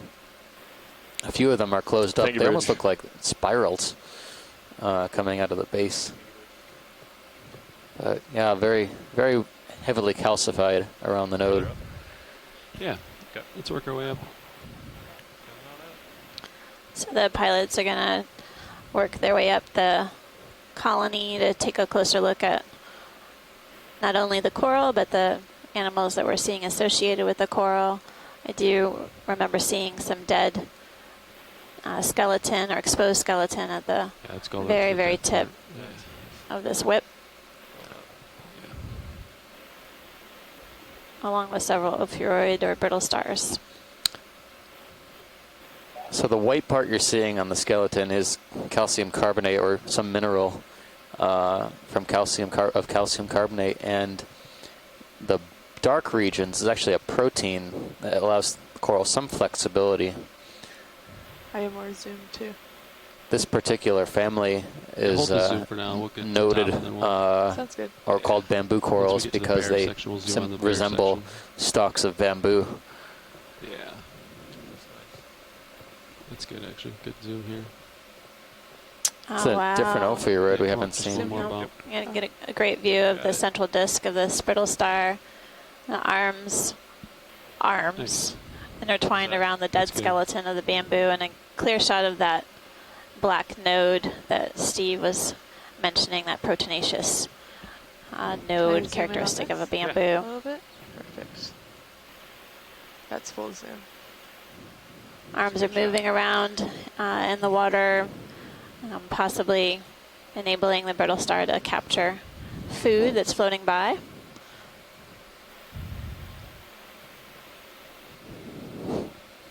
Yeah, let's frame up the whole end of this. Let's Go up slightly. yeah. Does that look good? I think that's great, pilot. There was a Whenever crinoid you're- on there as well, but I think we can see could do that on like our a- way out. Yeah, Copy. could do a, and some hydroid. Yep.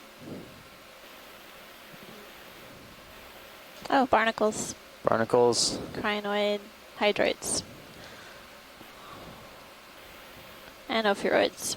Nope. Right on. I guess I didn't see a crinoid. Might have been. There was one. I think this guy here. Oh yeah, in the background there. So crinoid. Couple brittle stars. This is a hot spot. Bunch of hydroids. Okay, video. You can say that again. Okay. Come on. Clear. Once There you're we okay, go. back. This is a hot spot. Thank you. Yeah, I'll take it back. Thanks. Okay. Uh, That's full wide. It's an incredible dive, pilots. It's awesome. We're having too much fun back here. Yeah, there's a lot. Just everywhere we look, all sorts of stuff. Look at how big that one is. Wow.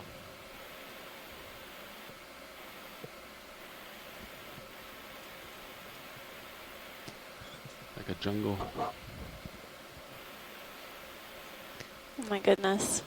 This rock face is just completely coated with different coral colonies. Huge. Some spiral. large and small. Some pretty big ones back And here. a variety of different taxonomic groups within the corals. Another. Yeah, this is. I mean, I'm looking at the Sirios feed right now, and it looks just like the best, one of the best coral gardens I've ever seen. Chrysogorgids, bamboos, No, I'll center up with you. black corals, bathypathes right in the middle there, Several sponges sponges. of different types. So There's one guy right here. One of them. really incredible. Ooh, and there's one right there that we should take a closer look at. This big one? This one looks a little different. Yeah. I saw him on Sirius actually. So I thought he looked a little different. Get in there.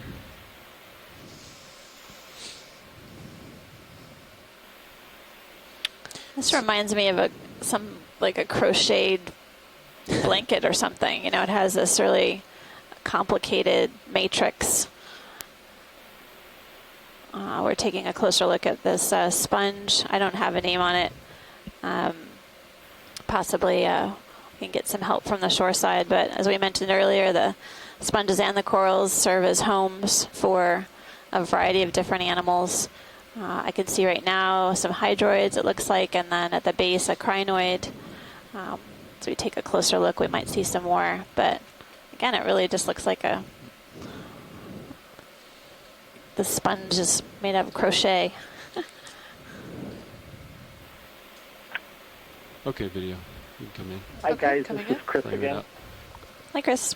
Let's go for the base.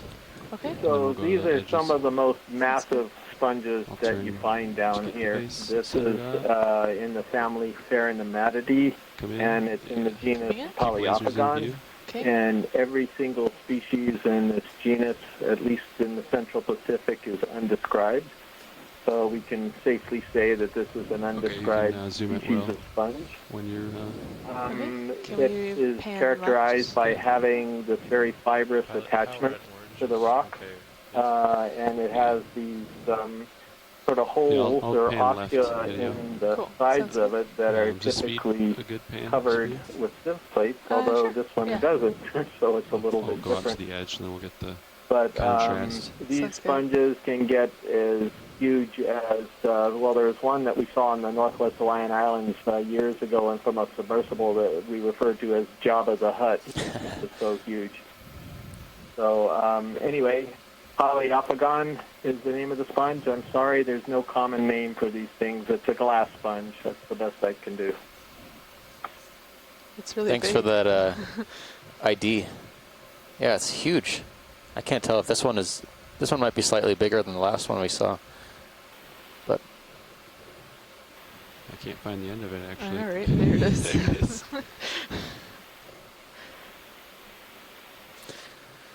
all right, Yeah, satisfied? I think we're happy with this pilot. We could Okay. head on Okay. upslope. You can come out when you're Okay. clear. Can I get a establishing Yeah. really quick? I Make sure you think get it's some good lasers. interesting Yeah, there that you go. there's so There much you go. coral Oh, on that ridge line to the right of the ROV, Okay, and when I'm it good. turned to the left, the life became very, very sparse. So just Alright, can we within pull a wide? couple of meters, you a go. couple of Okay, yards, that's full there's wide. a huge difference in the faunal So composition. I'm noticing that back ridge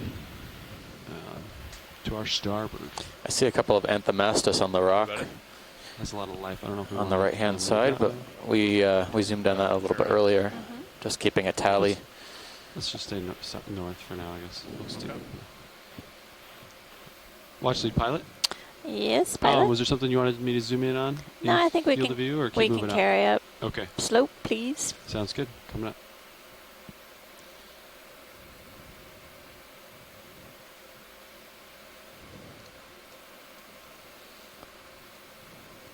You might want to center up as well. Copy that. Go pilot. Thank you.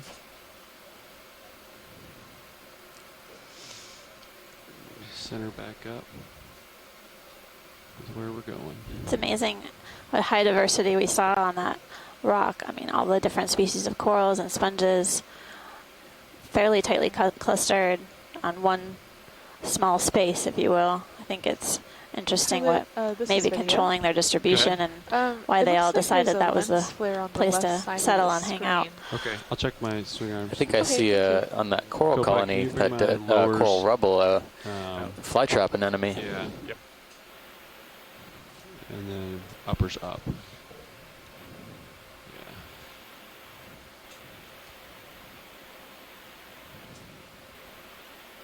Lowers outboard.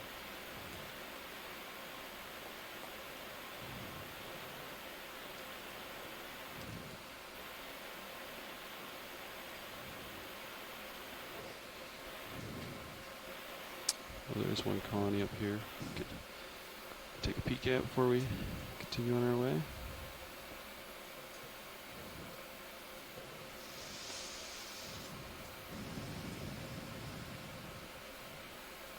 So that if anyone's watching the Sirius camera view, we get to watch D2 climb up this, what appears to be what looks like a big boulder, sort of crevice between the boulder and then the steeper wall to the left. And just continuing to see a variety of different corals. The mushroom coral looks like the lower part of the screen, and then some sponges and Yeah, this looks like those. Is that the corallium? Or Yeah, some kind of corallid. We'll get closer. If you guys, this is Eric. I thought as you were panning just a minute ago back over to the right at the top of that other feature, was there a Metallogorgia or was that a crinoid? I know what you're talking about. I saw that as well. As we rotate back around, I'll see if we can zoom in on that. Yeah, I can go look at that. Yeah, that'd be great. Did you want to look at anything in this field of view? We could just snap zoom on where you have the lasers, and then we'll... All right, video, let's snap zoom, get an identification on this. Okay, coming and in. then we have time. Looks like there's several brittle stars coiling their arms around this Yeah, I wouldn't want to back into that. coral that we see in view. Is this the corallium or corallid? Something in the corallidae, yeah. Possibly hemicorallium. Okay. The polyps here are view, much D2, thicker than the it's first right now. colony, or much more dense than the first colony we saw. I have more zoom. Or it could just be that the polyps are fully out. Yeah, video, let's do a full zoom. I'll try to get polyps that have Yeah, a lot of please light on take them. your time. It's Um, just that we were, That's cool, Santiago and I were just sitting here, and he happened to remark that he hadn't seen Metallogorgia anywhere yet. I'm definitely looking forward to and then seeing that it. came across the screen. That's I'm not fine. convinced that that's what it was, but it was interesting. So we're just a quick look back there when we're done here. Of course. Thanks. All right, video, when you're clear, we'll come out and we'll look at All right. the subject There was on a the rock. shrimp or something with that. Yeah, a little shrimp. Actually, Two video, ophiuroids on this one. Do you want to zoom in on come the back? shrimp real quick. This guy. It's all right. He might be a little difficult, but that's That's very good That's imagery. full zoom. That's full zoom? Yes. Okay. We'll let him swim out and then, Sounds good. yeah, when you're clear, It's video. his time on video. good. He doesn't want to swim away Come from full you. wise.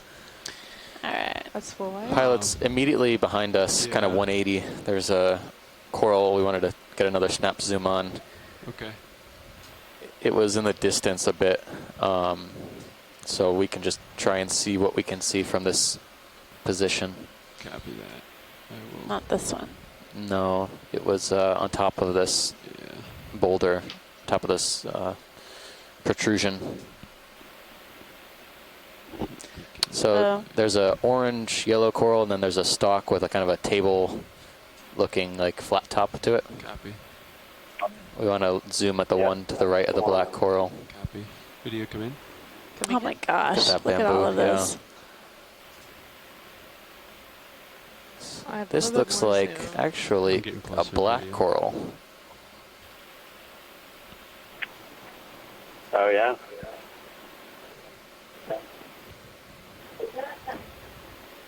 Yeah, once I get Yeah, would closer to love to this, have a light we zoom can on zoom this a little one. more. Okay. It's a black coral posing as a Metallogorgia. ROV, if we can get a good zoom on this one, we can take a better look at the associates. Sounds great. I'll Take rotator. okay. Yeah, co-pilot, take my rotator.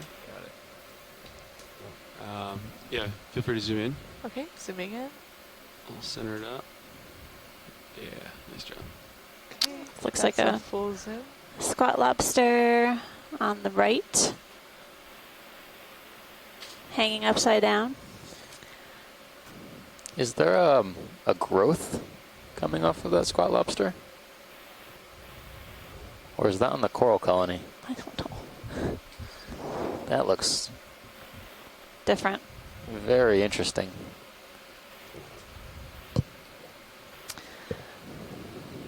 Yeah, I think it's part of the crab.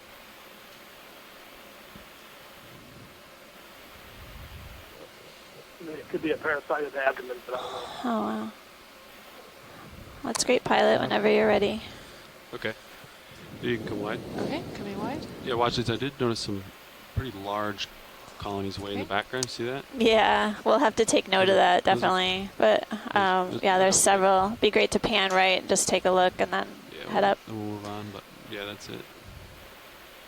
So pilot's just noting the Snap large zoom, coral frame colonies up and on this boulder. Okay, snap zoom. Yeah, This that- boulder that's is a all pretty there. productive area. Holding. These are tremendously large colonies of corals. Are they all black or bamboo I corals? think they're bamboos, Yeah. yeah. It's I would say it's at least 3 meters across all these colonies. And there's some sort of associate on the left growing.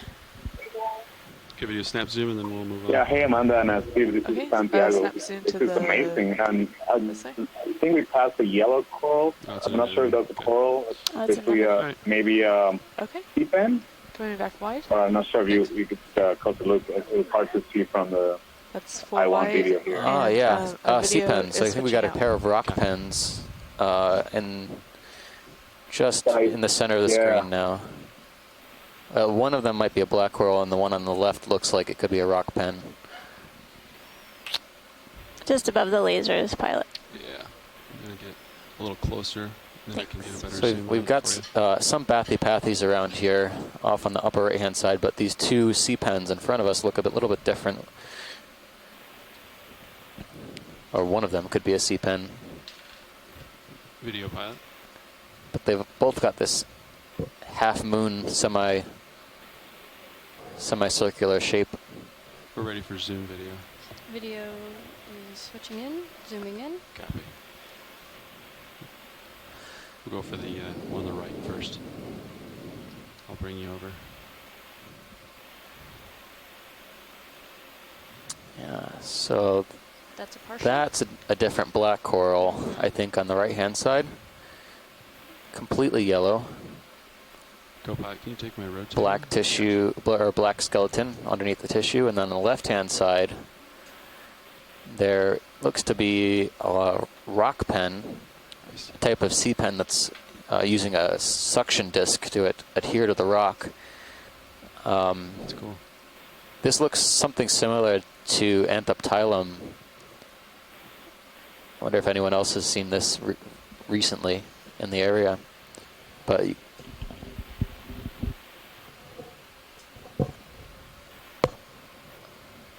No, we didn't see any sea pens in American Samoa. Not a single one. Let's get the base, zoom out just a little bit so we get the base of the other one too, maybe. Or just to take a peek at it. Oh, okay, never mind. Pilot, whenever you're ready with video, then we can Okay, head video up when slow. when you're clear, we can come out. Video coming out. All right, on and up. So Santiago Herrera, who is on the previous American Samoa expedition, has joined us today, basically because he can't get enough of deep sea TV, but he has also a broad interest in the region and on deep sea corals specifically. He just was remarking that he hadn't encountered one of those rock pens on any of the dives that they did within the region, so that's an interesting observation. Again, we are covering some ground that the American Samoa expedition wasn't able to. They did an extensive survey of the region, but this depth range that we're working at right now represents a bit of a gap in their surveys. Also, again, we're at Carndelet Reef within the Phoenix Islands protected area, and this is the first time that we've ever investigated and explored the seafloor in this region. So it will be interesting to see what we'll find up ahead. It's been a really amazing dive, an incredible diversity of corals and sponges, as well as associated organisms attached to and crawling on these animals that we're seeing so far. So I always think it's interesting. We pick these dive targets and we don't know. We have some idea of where we think we might find the best possible habitats, but it is a bit of luck is involved in all of this and these investigations and explorations. So I'm pleased that this has been a fruitful dive.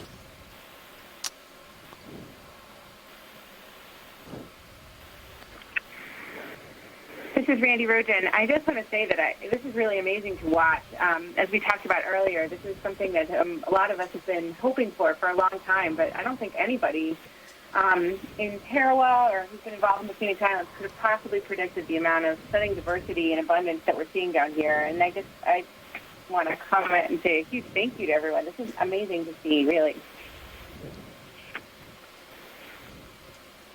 Thanks, Randy. This is Randy Rogen from the Boston University as well as New England Aquarium. She's joining us, and I believe that she's on the research council committee for Phoenix Islands protected area. And been heavily involved in conducting research within this region and advising the science.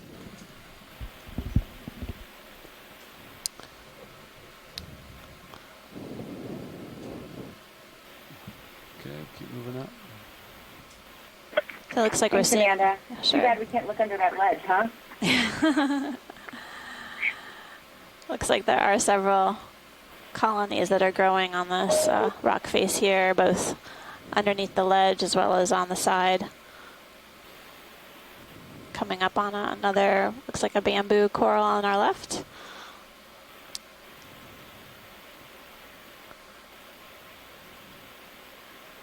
And I think we've imaged that one before. Yeah.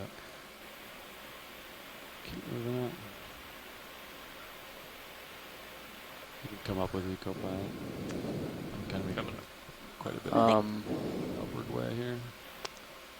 Looks like Trying to find a good candidate for, what is this?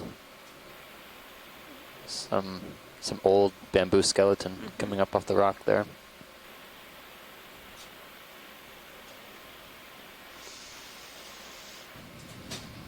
A lot of these organisms, we saw a few moments ago, the crinoids were on that colony of Iridogorgia pretty far out on the branches trying to get up and into the current, where presumably the feeding is better. So a lot of the encrusting organisms and mutualistic organisms are up on the branches as far out as they can get.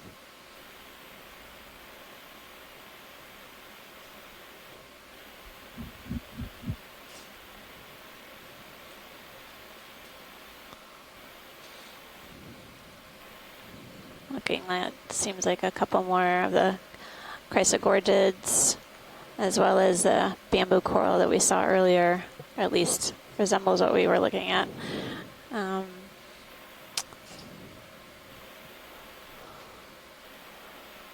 Pilot will just shout out when we want something, but Copy that. we have way too much to look at. We could spend all night here, or all day, and all night.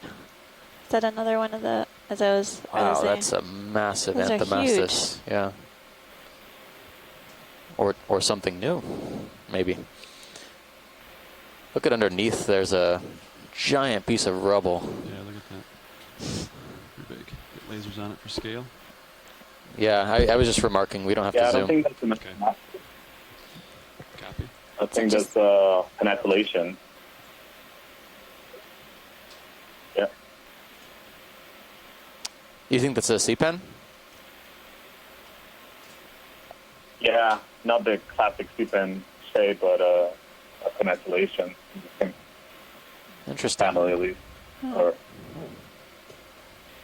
you can zoom in and see what when you zoom in, you probably can tell whether it has two different kinds of polyps.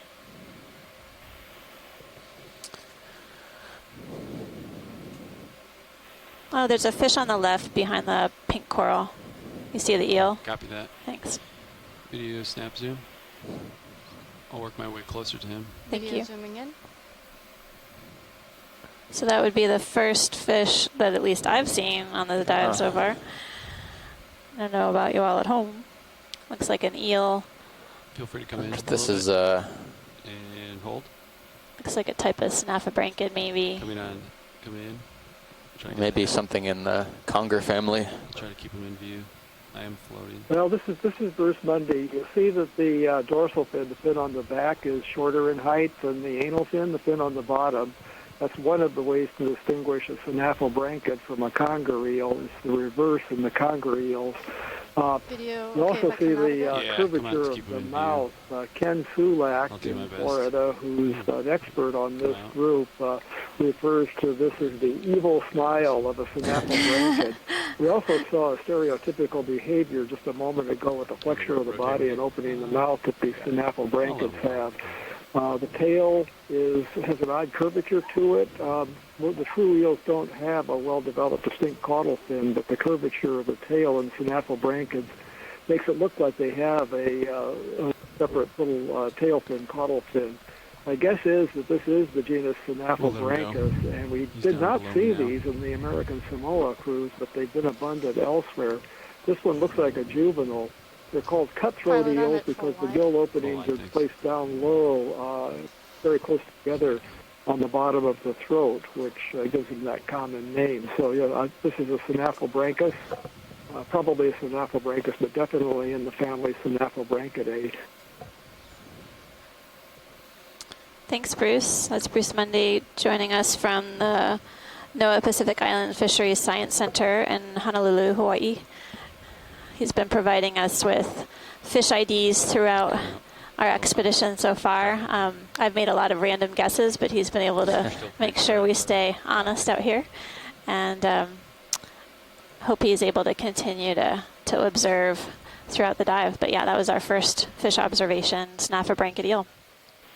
They may look like they have an evil smile, but I'm sure they're very well-meaning.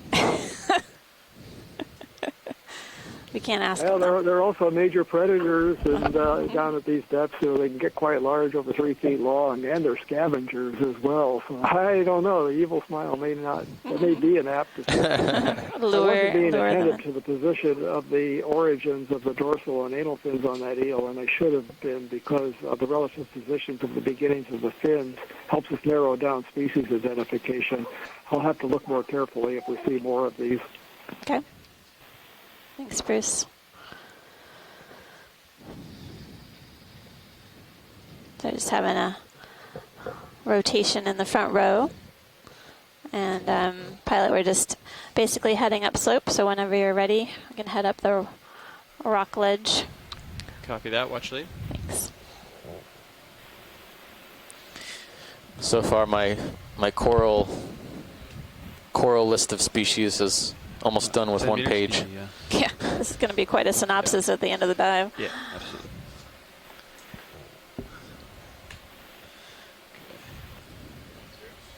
Yeah. Corals and sponges, mostly. Plus associates. Yeah. 010, 10 meters. Yeah. Yep.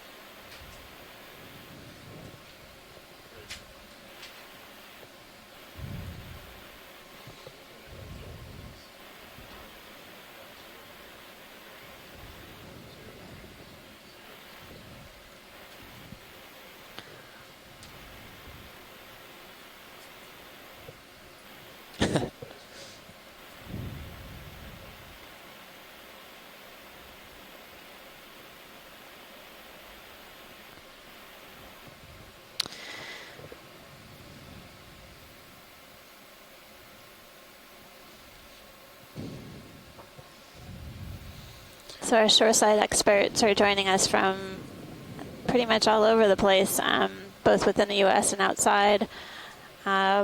We've had some folks from Japan, as well as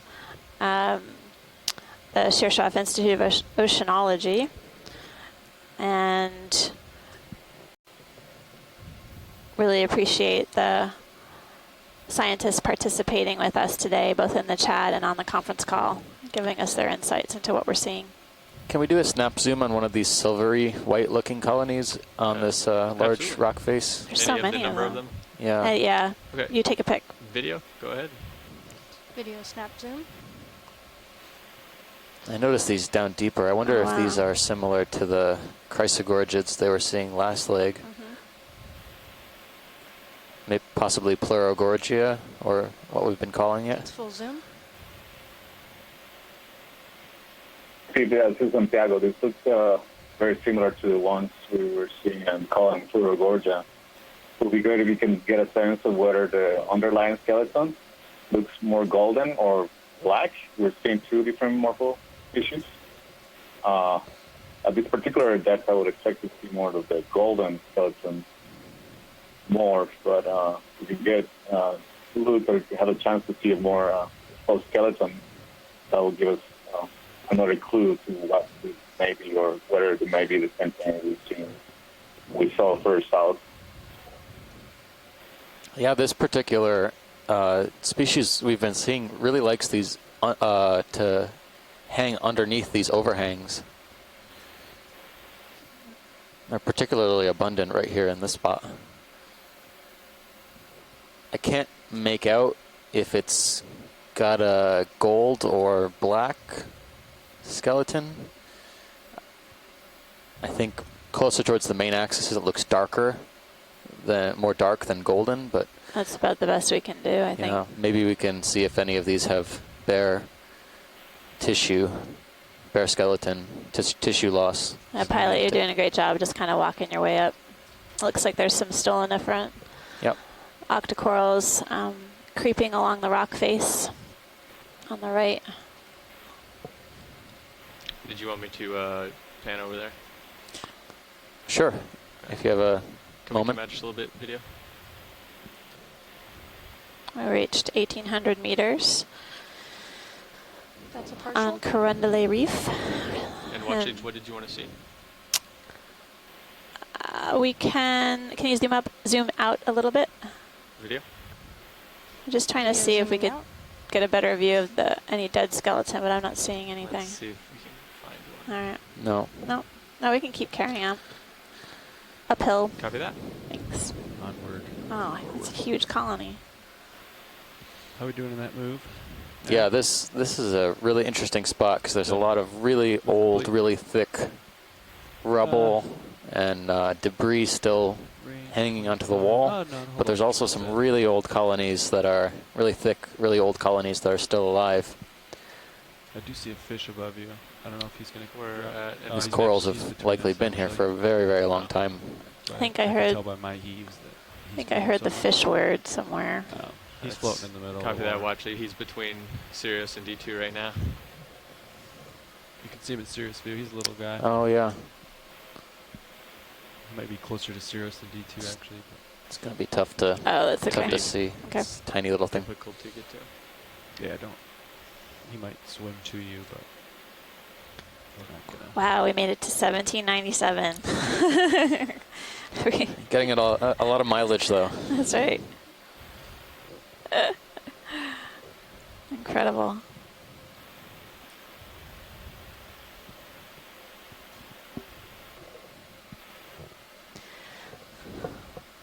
Steve, could you repeat the name of the chrysogorgid that Santiago was mentioning?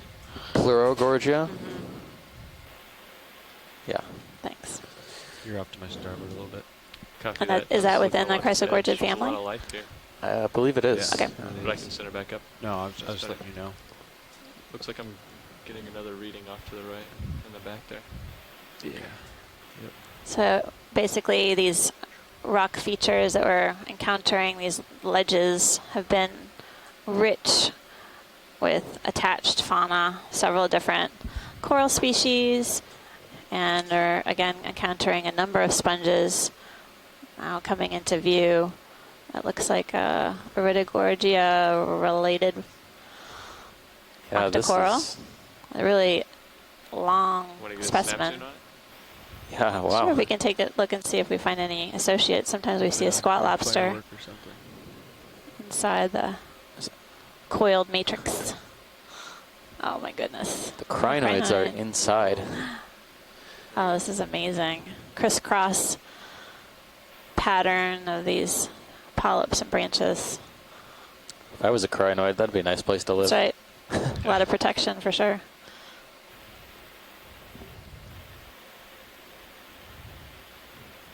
You can see a really beautiful view of each of the polyps on this, what appears to be Iridogorgia or related. And the polyps each have 8 tentacles. That's why this is a type of octocoral. Beautiful view, Pilot. Thanks so much. Sure. You ready to come out? Video coming out. Thanks. Yes, Pilot. And we'll continue on up. You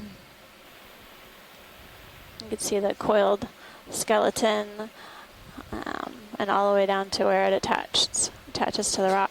It's interesting how these sort of ledges that jut out from the rock face are basically a prime habitat, it looks like, for several different animals. Yeah, still just on the edge. Obviously, the Copy that. corals and sponges rely on food to be supplied to them. I've said this before. They can't wander off for their food. They can't go to the grocery store and go grab some dinner. So they rely on currents to supply them with their food. And they often are oriented in the perpendicular to the direction of the current flow, or a number of these are, in order for them to capitalize on capturing food. Look at this right out here. And the current brings the food that rains down from the ocean surface. So most of this particulate matter is photosynthetic detritus, or material that's derived from production in the surface ocean. So it's been falling for a very, very long time to reach these depths. I think that looks like a sponge stalk, old one.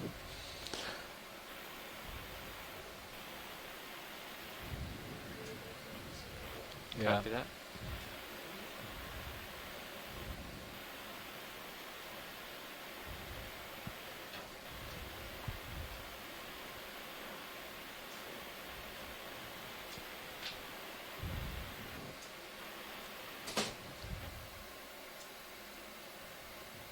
So that last Iridogorgia we saw, Les Watling at the University of Hawaii is saying it could be a very, very old Iridogorgia magnispiralis, one of the largest species in that genus. So this species name sort of speaks for itself, magnispiralis, Yeah. large spirals. Exactly.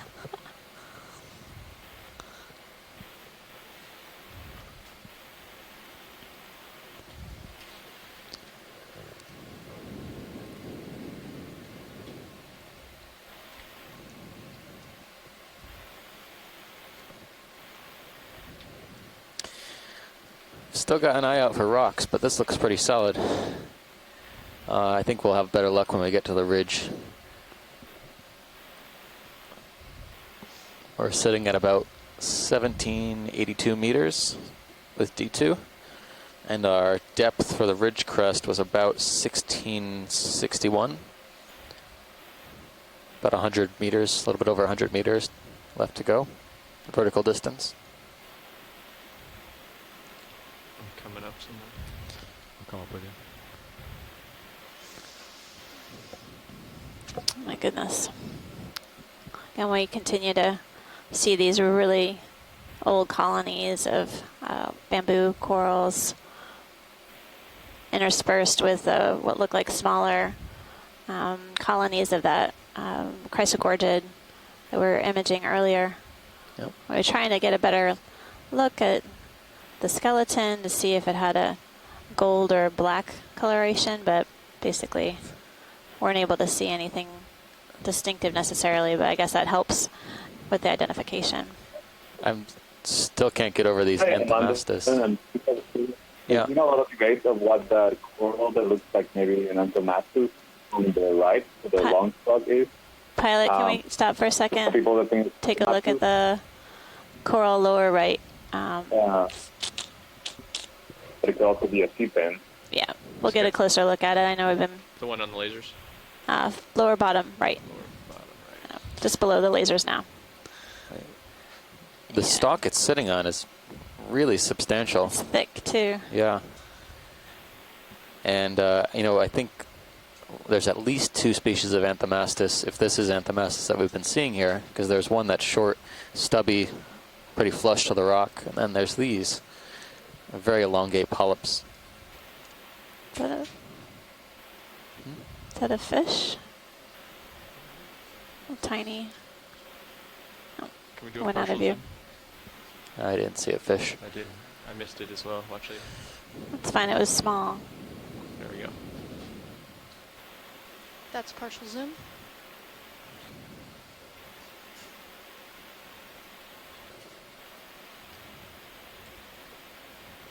Did you want a close zoom?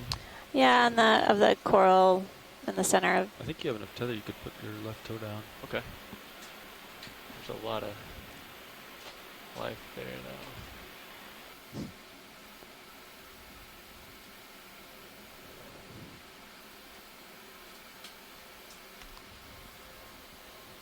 Well, let's go ahead and do a zoom. Once we're done with this subject, I bet a 10-meter move would be in order. Think so, Chris? Yeah. It doesn't look very fleshy. It looks pretty solid. That's full zoom.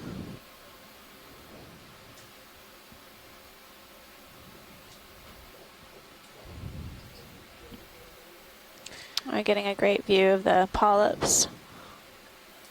The tentacles extended from each. There are 8 of them.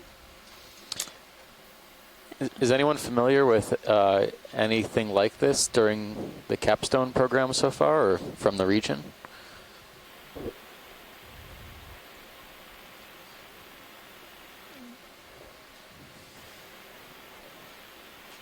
We're seeing quite a few of them, so if it comes up later that it could be a candidate for collection, we can always stop at the next one. But I think we'll Continue on for now. Is the jury still out as far as whether this is a second species of Anthomastus?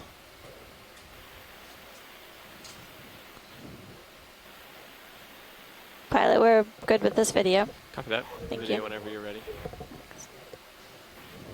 Video zooming out to full wide. So on the chat, Tina Molsova, who's one of the world's experts in this group, says Anthomastus, and I know I'm not going to pronounce this right, Tahanoides.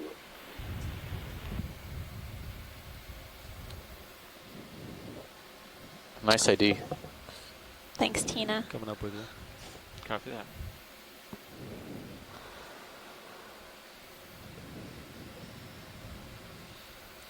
Well, this dive is keeping us busy so far.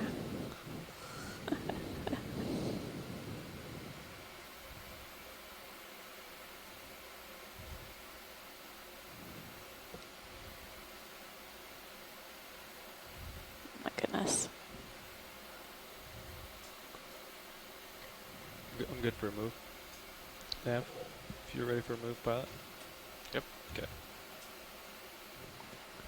So I see 1, 2, 3, maybe 4, possibly 5 different species of corals. Yeah, the corals on are this getting one rock. the corals are getting in the way of seeing the corals. Not a bad problem. No, we're pleased to have that problem.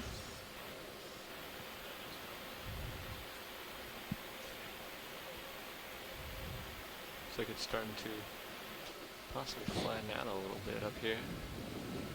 The slope looks to be moderating a little bit Okay. as we move up here. Slightly. Yeah, I was just seeing a possible rock on the right. On the right? Pilot, Just down below to the right, there's a little ledge that has sediment on it. I think it might be a bit just below. Yeah. Can we zoom on that? I don't. There's. Looks like there's a. Right down here? Yeah, down there. Sure.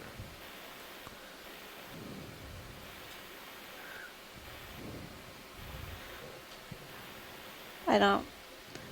Can't even tell you if that's feasible to collect, but it was off in the distance.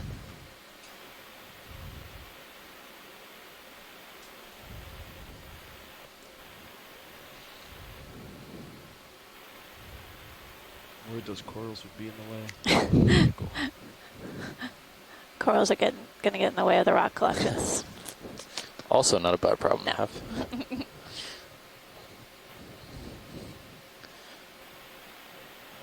Yeah, it's tough to find good rocks at this depth. Everything just falls downhill too easily. But I wonder if that is just sitting on the sediment or if it's attached.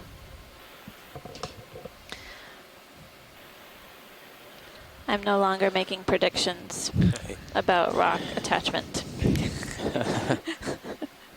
This looked like a good candidate. Good to go? Yeah, we're good. That's fine. Okay. Just wanted to take a peek. Thanks, Pilot. Okay. Thanks, Pilot. Come on out, video. Looks like ship is moving, so I should start moving pretty soon. Kind of a precarious location to even try. Head on up. We'll keep looking out though. There's Not a lot of tether left. there's a candidate, especially in these little sedimented ledges. We might have a better chance. Left and right. And then we should have more tether, and then we'll go up.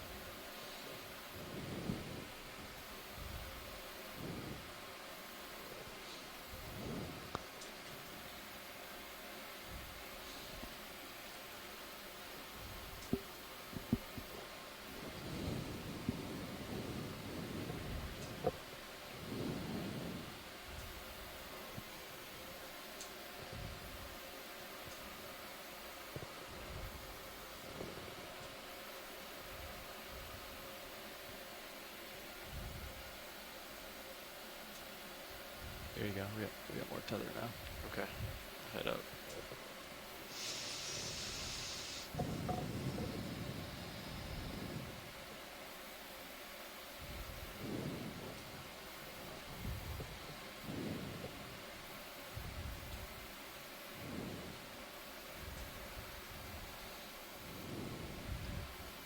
It's really fantastic to see these corals that appear to be really long-lived and obviously large in size. They've been around quite a while in this area of Carndelet Reef. I mean, relatively speaking,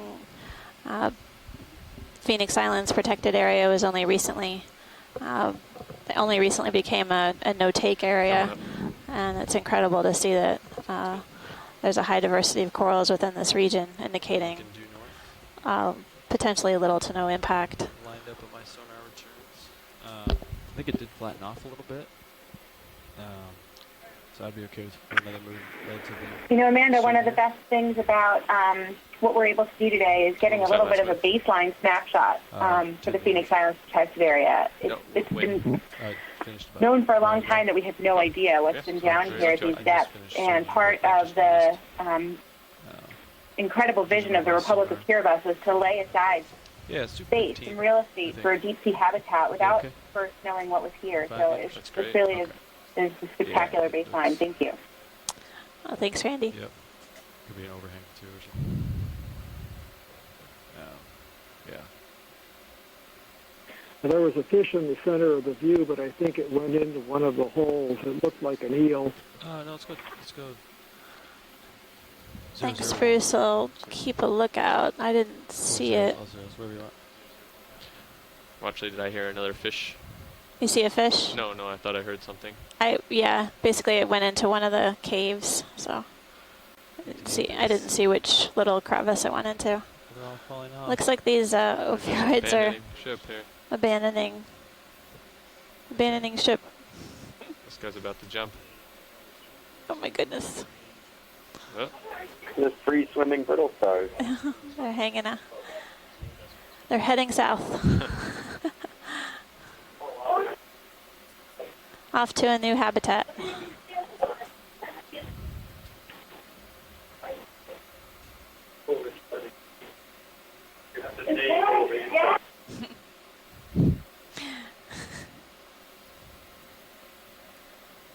Okay, I'll start going back the other way now. Coming up with you. A little bit. So there's crossing 1760 meters. And continuing to see a relatively high density of corals, a few sponges here and there. Watch lead now. Yep. Hey, just wanted to give you an update on our progress, or perhaps lack thereof. We've Be made positive, it, Nav. Be positive. No, that's a good thing. We've made it 15% of our total distance over ground that we wanted to go. Okay. But, we're seeing animals in good rock formation, so that's a win-win. So That's right. just wanted to give you an update. Thanks for the update. We'll Sure. kind of continue making way as we head upslope on Carndelet Reef. As we see things, we may do more snap zooms. How's the current for the pilots? It's not too bad right now, but there's definitely is current down there. Okay. Maybe you should go off stick and see which way you blow. I noticed the tether. I see the tether going heading off to my. From starboard to port now. Yeah, and I'm doing the same. Okay. So it switched a bit from the direction it was at the beginning of the It day? actually switched as soon as I came over on this side of the rock face. Oh, okay. Well, it was there earlier, but it became more pronounced. Yeah, so currently definitely is definitely starboard to port. So east to west. Yes. It depends on where you are. I mean, I think there's a downwelling and it's kind of channeled Here's a through all fish. of the. You want to do a? Oh yeah, zoom in? let's do a zoom. Looks like it might be another Snaphobranchia, but I'll have to get a confirm ID. Come on. That's partial? Now this looks like it has the same tail morphology. If we can zoom in to see the fin positions, we can, the fin on the back versus the fin on the stomach, that can help. Pilots, you guys heard that? He If we wanted me can to zoom in. do a little more zoom. Copy that. Go ahead, video. It looks like it's in the same genus as we saw before, Snaphobranchus. And it looks like the fin on the top, the dorsal fin, begins back on the body about 2/5 of the way back, which is very far back. Zoom out. That Video. gives us two possible species, Snaphobranchus oregoni or Snaphobranchus brevidorsalis meaning short dorsal fin. Definitely more current right here. Thanks, Bruce. Is this a typical depth range for this this particular those two genus, those two Sorry, species? Zoom in again. Video. Yes, it is. I think from here down to, from 1,000 meters on down to maybe 3,000 meters or deeper. These are usually one of the most abundant types of fish that we see at these depths. Again, they're carnivores on crustaceans and maybe very small fish. They can get fairly large, about 3 feet long or maybe even longer. So they're one of the dominant predators at these depths. It was very surprising to me that we did not see these in the dives of American Samoa. But as you noted, we're filling in a depth range here that wasn't well surveyed during the American Samoa survey. So that may be why we're seeing these now. Yeah, I'm but it's not surprising to Thank see you. this type of eel at these depths. The habitat that we're in is actually not very good fish habitat. They tend to be more abundant on low gradient areas come with up a lots little of bit as well. sediment where there are polychaetes and amphipods and food. So a roving predator or a scavenger starboard like side. the cutthroat eel that we just saw is going to be one of the more common types of fish in this area as opposed to what we would see in a flat area with more food. Yeah, I'm just going to back up slightly. Well, thanks, Bruce. We'll continue to keep our eyes out for fish. So far, we've seen 2 snappabranchids. And I will say that we've seen tons of different coral species as well as sponges. So it's been a really impressive dive.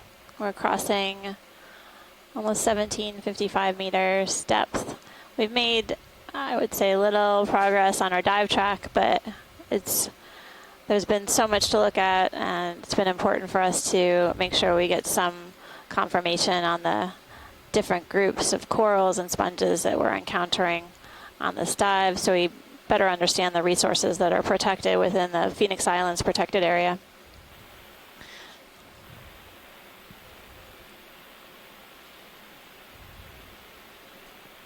It also gives us some understanding of depth distribution of taxa that are of interest within the broader geographic region. And with the work that was conducted on the previous expedition, we'll be able to better understand how these groups of organisms are distributed across these island and seamount chains.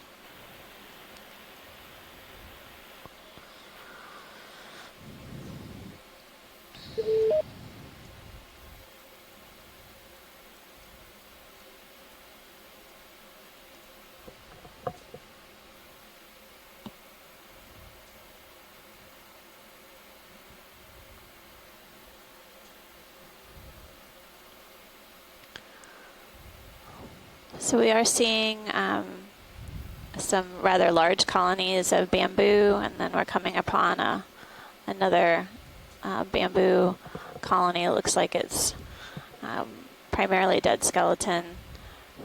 Basically scattered colonies of dead bamboo are being used by what look like crinoids, as well as some ophiuroids and other fauna that attach to the dead skeleton. There's some, looks like, live tissue on this coral as well. That's partial. So you can see the dead branches of the bamboo on the right-hand side of the screen, sort of stripped clean of its soft tissue, and the distinct banding of the bamboo. Has a few different animals on it. I see at least a crinoid and an ophiuroid. And then as we move up to the live tissue, we're seeing a variety of different animals attached to the coral, including this really interesting looking crinoid with a, looks like it's got sort of an ombre design from purple to cream, along with some other feather stars or crinoids in the back. We were imaging this crinoid before, so it'll be good for us to get an ID on it, but thanks, pilot. We can keep moving on. Let's come out video.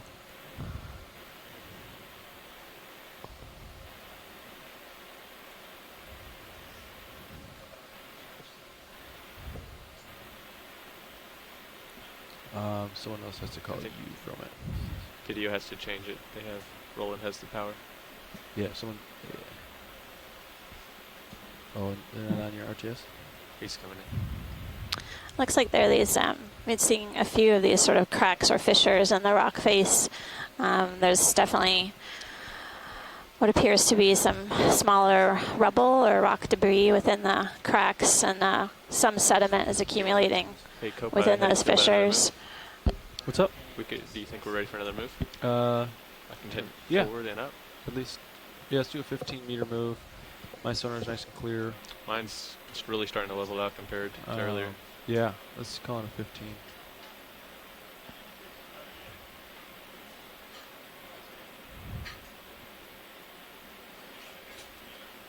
Yeah, maybe look off to starboard. Because every once in a while I see the tug get pretty tight, so.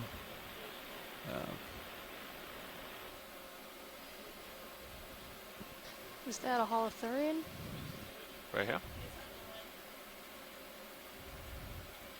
Partial zoom video, please. Yeah, what's that? I think it might be a sea cucumber.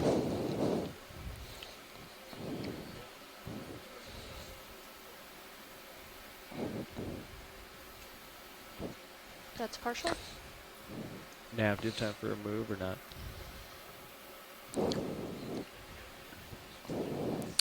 So I think we've got... Yeah, we're ready for one. Yeah, we've got a sea cucumber here. Okay. So we haven't seen too many sea cucumbers. We saw a couple on the first dive, but this is definitely a different one. You can see just inside of its translucent body, the digestive tract, it's full of sediment. I'm not familiar with this one exactly, but I think we got good documentation of it. Did you want a real close zoom, watch lead? Sure, if you have a moment. Okay, let's come out so I can land real quick. Video coming out. Thank you. Right there is good.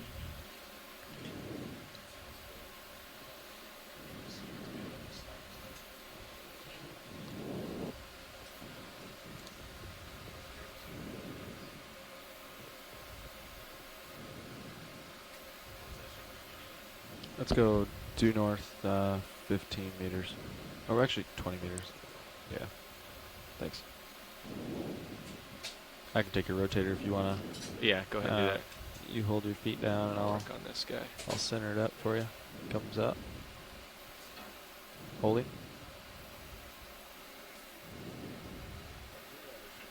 Okay, let's go ahead and zoom in video. Video zooming in.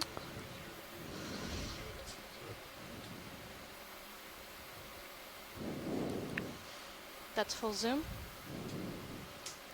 So I think, let's see, I think the front end is towards the left-hand side of your screen and the posterior end is on the right-hand side. It's tough to see when they're all scrunched up like this. Oops. Can we zoom out for a second, pilots? I thought we saw, someone said we saw a fish. Okay, come on video. Potentially in the bottom right-hand corner of rotator back. our view area. I'll keep it. How am I looking? I didn't see it myself, so if you see any fishes, we'll try and get it. Right. The small dark one. Come into center, down. Almost. Oh, right there in the yeah. In the middle. Do you see one? Pretty small. Something. Just right a little bit. Right a little bit. Right. Going right. Oh yeah, I think I see it now. Can Okay, we go ahead and zoom in on that? It's gonna be a small one. Is this guy right here? Oh, it's a shrimp. No, it's a shrimp. Okay.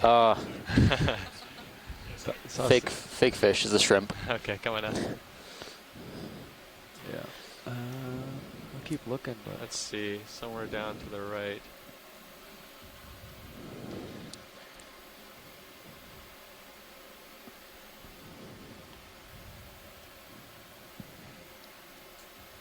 you want your rotator back? Sure, yeah. Okay. Thanks.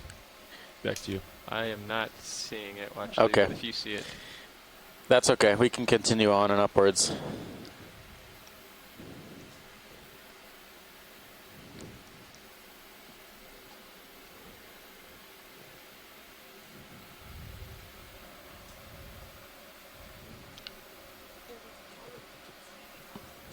It could be, yeah. You can work your way to Polychaetes. starboard. Polychaetes are in the water column all over here, around here. Yeah. Do a sweep. Is this another sea cucumber here? If there's anything that stands out, pilots, up here in this slope for rock-wise collection, keep your eyes peeled. Copy that. Co-pilot, you can, and nav, if you guys see anything, just yell. Yeah, we'll let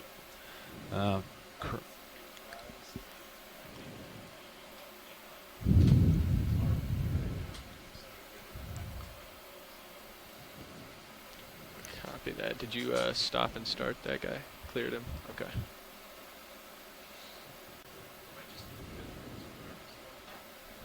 Some noise there. You want me to try turning USBL off and back on? Let's just do a partial zoom video the just to look at the sky real quick. On See what we D2. have. Okay. Should we stop tracking before we turn it off? Yeah, it looks similar holothurian, different coloration. This one has a much easier to see the digestive tract in there. USBL off. I'm Speaking of digestive tract, it's lunch hour here on the Okeanos Explorer. Go ahead and zoom out. Oh, there's a yeah. No, it's a crinoid. I just thought I saw a pycnogonid on the left-hand side, but it was just a crinoid. Not just a crinoid. I mean, crinoids are cool too, but one we've seen before.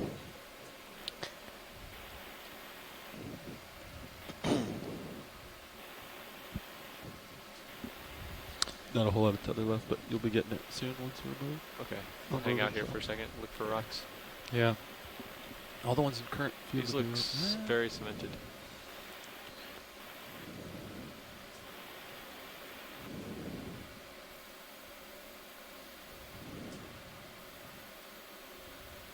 And sometimes the sand comes around them and makes them look like they're free, but they're just stuck in there. Yeah. Yeah. But might be a couple candidates in there. I don't know. Keep looking. One of these maybe coming in the middle. You want I think they want. They just look. You want larger ones. Larger. All manganese. Okay.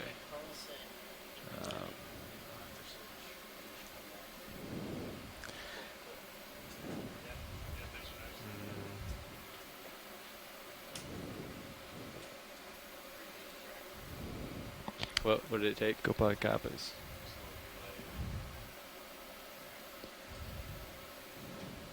Cycle power to the unit. So yeah, Chris, we're looking for rocks. And yeah, actually, we're just looking for rocks right now. While we wait to get some tether. Sure. You're starting to get tether now, so we can start moving up.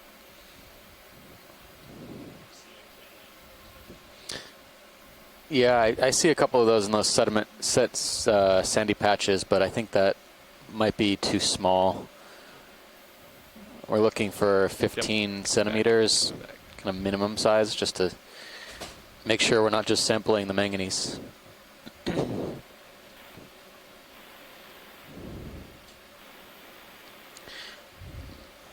Again, the bottom of these overhangs seem to be full of these Pleurogorgia type octocorals. Very, very delicate. But so many colonies. Be advised you're on my port side. Yep. Thank you. Coming back. Current really picks up right there as it comes around there. Okay. Okay, coming up and back to center. Okay.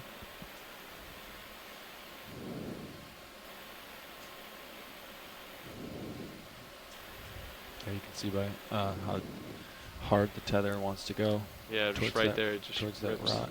Yeah. So we're on top of this, looks like a boulder or flat portion of the plain. A few bamboo whips here. A couple of other bamboo fans. And then pilots, can we zoom on the lower left-hand corner, one of these kind of fan-shaped, single-stalked orange corals? Sure. The ones below the lasers a little ways? Yeah. Yeah, we haven't, we've seen these along our dive track so far, but we haven't had a chance to do a quick zoom on either of them. Let's do a head video. Let's do a... We've been calling these black corals. It'd be a good idea just to confirm. I think they are black corals. That's a partial. So we have a couple things in the foreground. We have some kind of chrysogorgid, some fecal casts from a holothurian, most likely. I might try to land. Right there in the center. And then the orange coral on the left-hand side is the rotate up. The target. It looks to be Yes. Okay. a black coral, similar to Bathypathes. Are you going for the tall yellow one in the middle? This one that the lasers are on, I think that's what they want to see. Right here. Sorry. Yeah, right there. Okay. Thanks. Let me get in there. Okay, video, let's do a full zoom. And Copilot, if you can rotate up as they do so. This is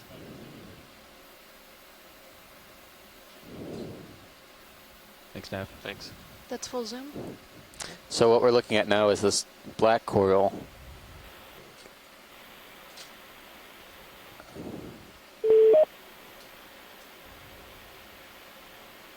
We haven't gotten a firm ID on this one yet, but we're gonna. Can we pan up the colony as we? Comes up. Yeah, thank you. Haven't seen any associates on any of these colonies before, but it's definitely characteristic of this area. Can really see the current.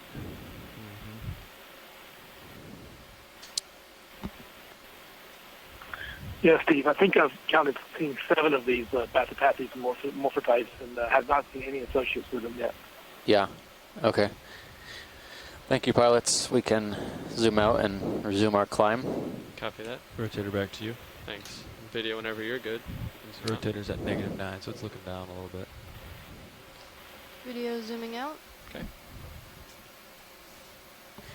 There are a few cup corals in the background. I've been trying to keep my eye out for cup corals. I've seen at least 2 to 3 different coloration and That's full polyp Thanks. shapes. Thanks, video.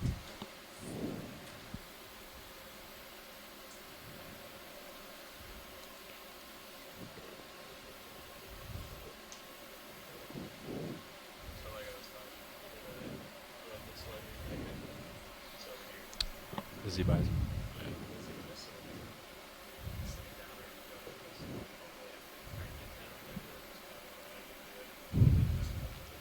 Okay.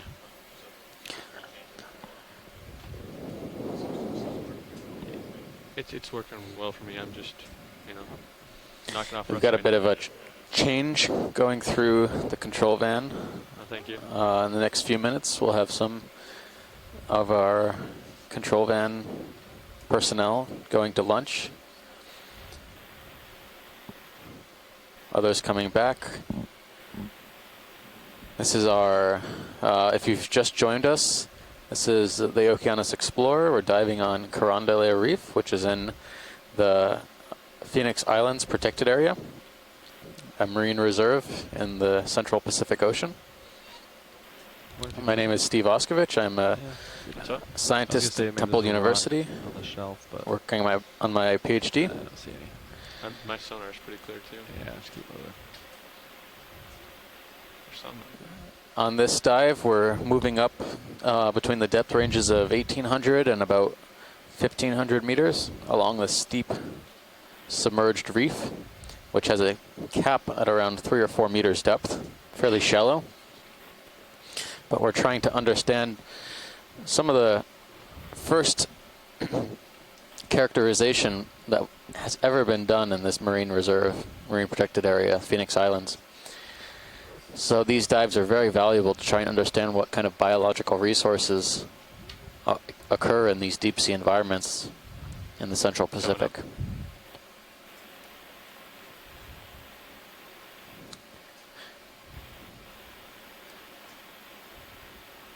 But we're ready for right now, we're seeing the slope has moderated a little bit from what we were seeing at the earlier part of the dive.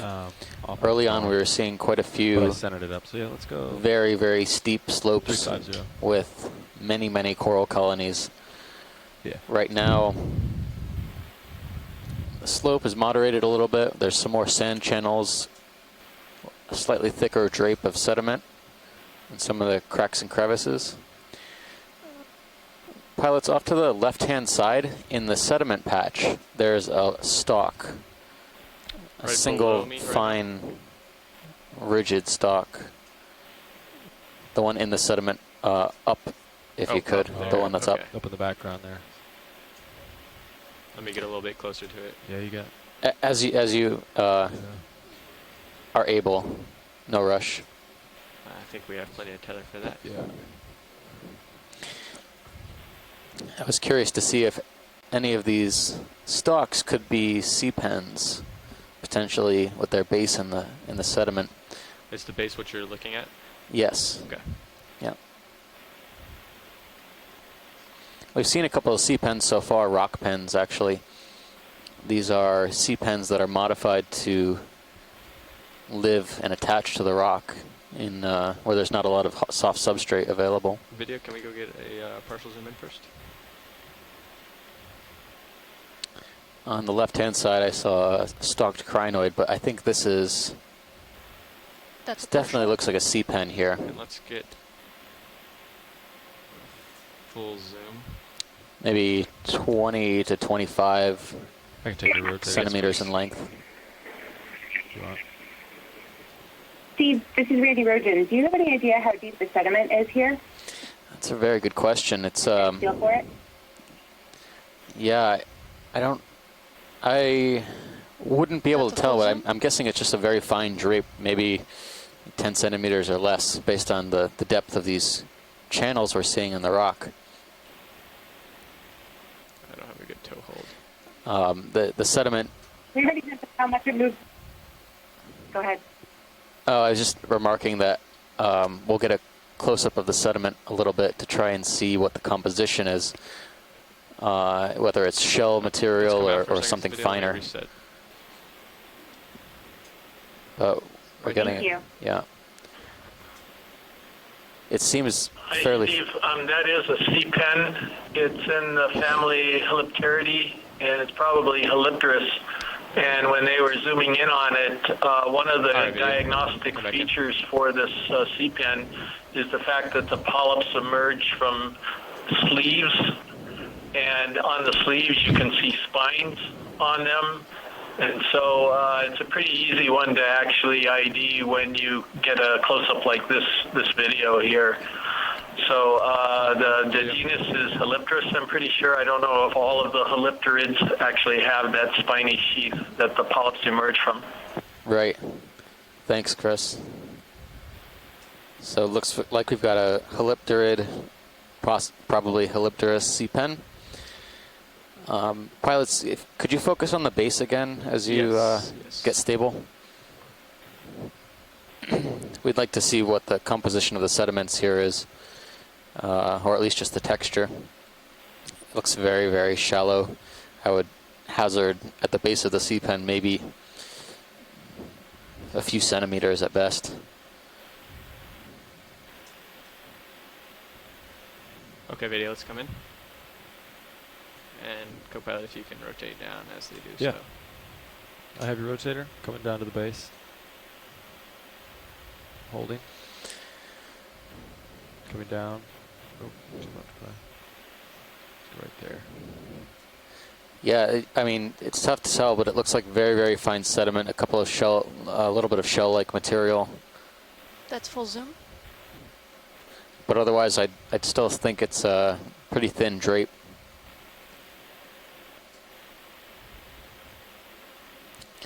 It looks more granular than muddy, but I think I'll have to just leave it at that.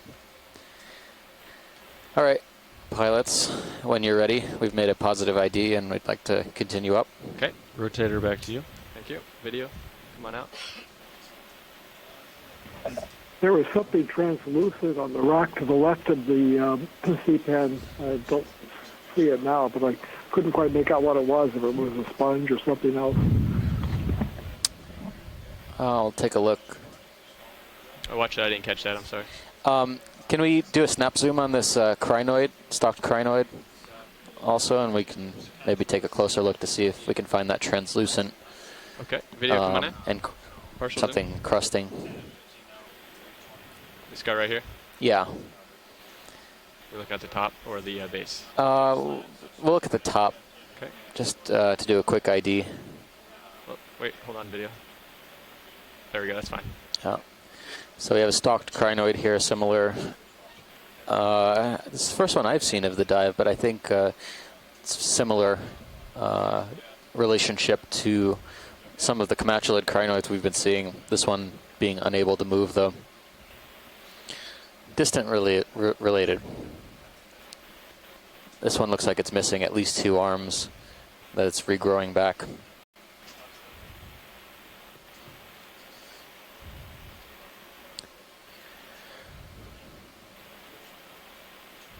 Okay, pilots, I think that looks good.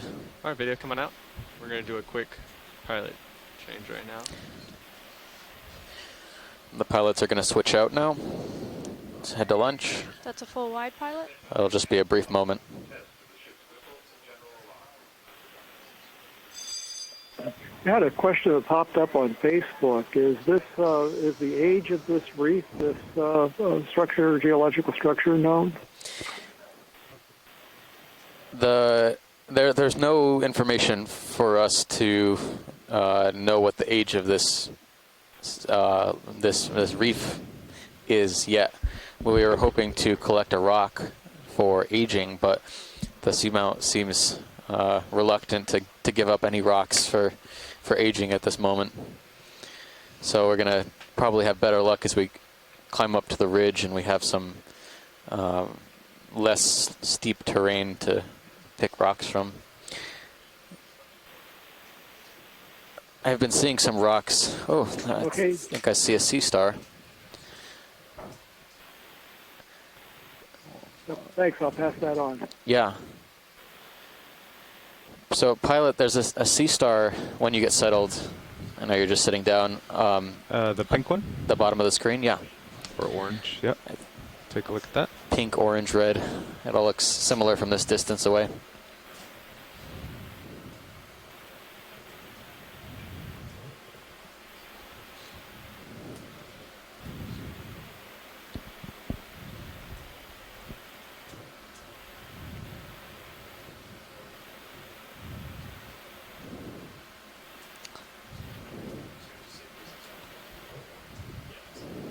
Okay, video going on the sea star.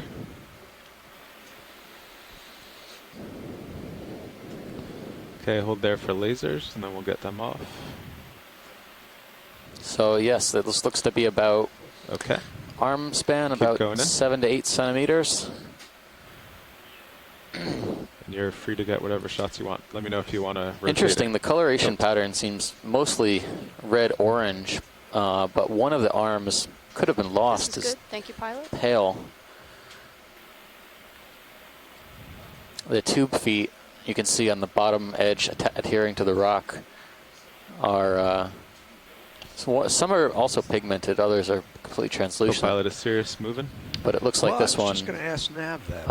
It looks that way, but I didn't hear anything about it. Regrowing at least one of its limbs. All right, pilots, if you have to move, don't let me keep you. Okay. I think we've got some really good close-ups here. Yeah. Okay, we can go wide video. Video going wide. All right.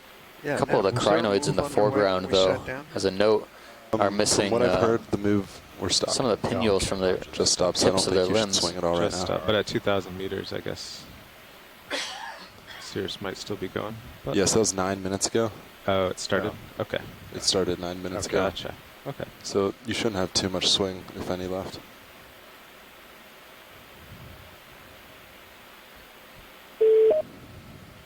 Hello, this is Chris Ma. Hi, Chris. Hello. So that sea star that you guys were just looking at, that looks like a genus of what's called a Pedicel Asteroid. This is a group that is kind of intermediate between the sea stars that you might be familiar with on the coast, like Asterius and the more sort of deep sea ones. This one actually might be a genus I described called Polistarius. They were originally described from hydrothermal vents in Antarctica, but there were other members, another species that occurs on sort of volcanic bottoms in the North Pacific. Yeah, we've been moving at about they also have 6 rays, and they have this kind of unusual coloration and sort of a very thin body wall. Don't know much about them, but it's possible that they feed on sort of the bacterial mats that live, that well, the ones that we saw that were thought to live in some bacterial mats, but really don't know a lot about them other than the fact that they occur widely. And we see them before on Okeanos dives on sort of these basaltic bottoms. So good to see one here too, and always a good possible collection if you see one on a rock that you want someplace. Sure. Well, we'll keep that in mind, definitely. Thanks for the input on that. Thank you, Steve. Okay. Have a good day. I think we're yeah, good you too. for a ship move. Copy that. They've been doing 15-meter moves. Does that sound good at 350? Yeah, it's still pretty steep. Copy that. I will put it in. So, despite there being what look like a bunch of candidate rocks here, everything looks pretty hardwired to the seamount floor. Reef, not seamount. That's 3 times today. I'll get it eventually.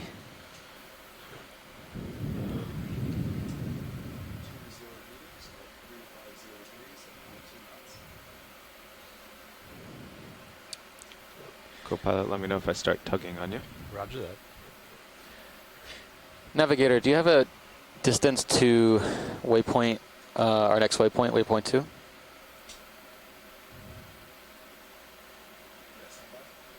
Thanks.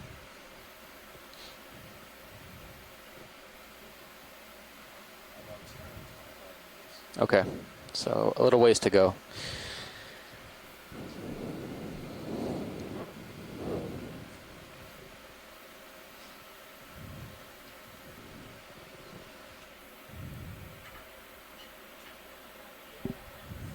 Doesn't seem to be much of a current at all down there. No, it's pretty nice. Pretty nice.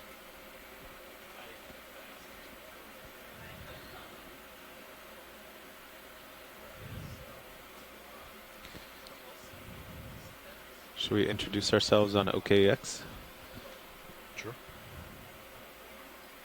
Because no one's talking on it now. Are you guys on it now? Yep. Okay, so we just had a midday watch shift. We have a new front row here. I'm Carl McCletchy, a mechanical engineer, piloting Deep Discover, and I'm with the Global Foundation for Ocean Exploration, or GFOE. On my left, have Sean Kennison, mechanical engineer, also for GFOE. Pilot, for 1 quick second, sorry to interrupt your... No problem. Can we zoom in on the yellow coral? Sure. Right in front of us? I think it might be different than what we've standby been video seeing lately. a bit closer. Okay, then on my right, moving across. This is Don Liberatore sitting in as co-pilot here. I'm also with GFOE. And on the far right, this is Roland Bryan, video engineering, see me in the far corner, also from GFOE.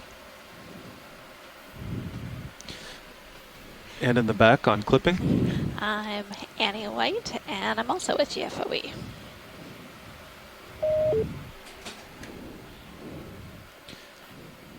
Okay, getting to the end of my tether here, but I'm just close enough to see this yellow coral. So there's at least one ophiuroid on this coral. And I think this is different first instance of what could be Acanthogorgia here, but I'll have shoreside correct me. But we're getting an incredible shot of the central disk of the brittle star. It's interesting. I mean, we've seen other representatives of the Acanthogorgidae family. Yep. But it is a bit complex to try to get an ID, so we often have to rely on shoreside scientists to give us Video, what my they monitor know. just flickered purple. Did you see that? I did not. Oh. Your primary monitor? So just the monitor. Okay. So I would agree it's Acanthogorgia. You're not seeing, I guess, any type of sleeves. And there's one closed polyp, and it doesn't look like it can retract, and you can almost see spines out the end of it. So I would agree, Steve, that I think this is also an Acanthogorgia. So I think that's our first observation on this site of this species. We're at 1,725 meters. Video's Heading clear. upslope of Carndelet Reef. Okay, you can go wide. It's quite a large brittle star. I'm always impressed by some of these smaller colonies being able to host such large. Did you? Oh, you guys. Oh, this is like our yeah. coral that we imaged earlier on in the dive. I think we were tentatively calling it Umbellapathes. Right. Yeah. Okay, you can go in on that. Tilt down. Oh, was that a little polychaete on the sediment. Bristleworm. Okay. Okay. Go wide. Go ahead, Joe. Thanks, pilot. That's great.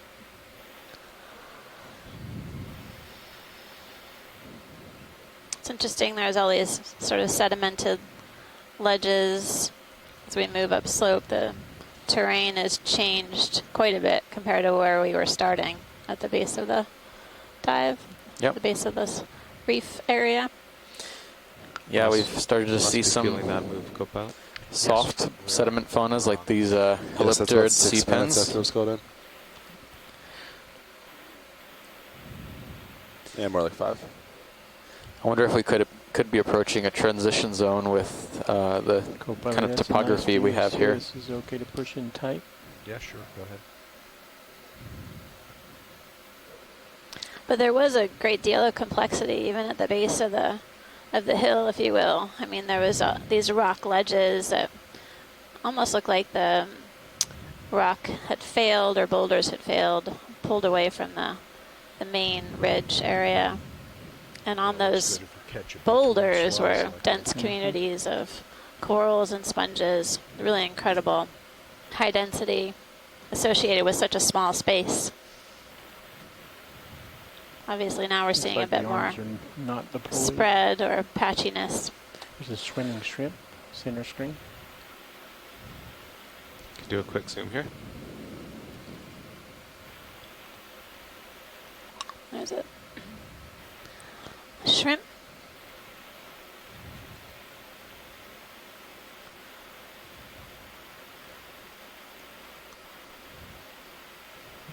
Okay, you can go wide.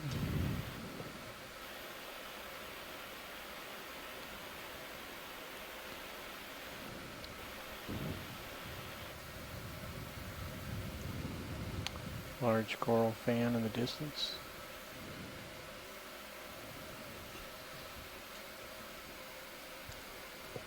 Backing Sirius up. Roger.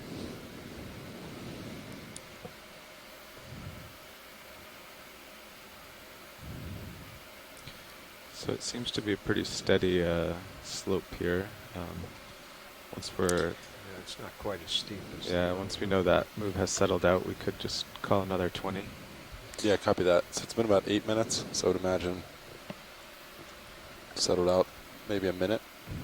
Yeah. So I can get one in now and it'll probably be fine.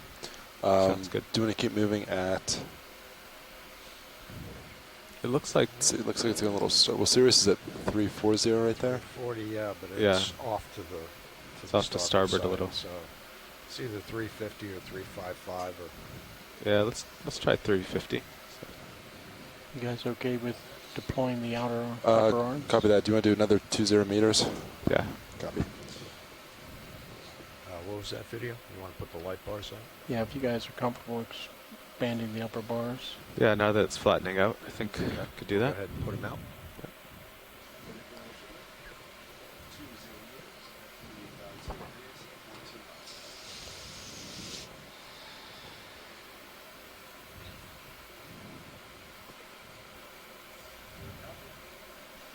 Looks like a similar holothurium we recorded before.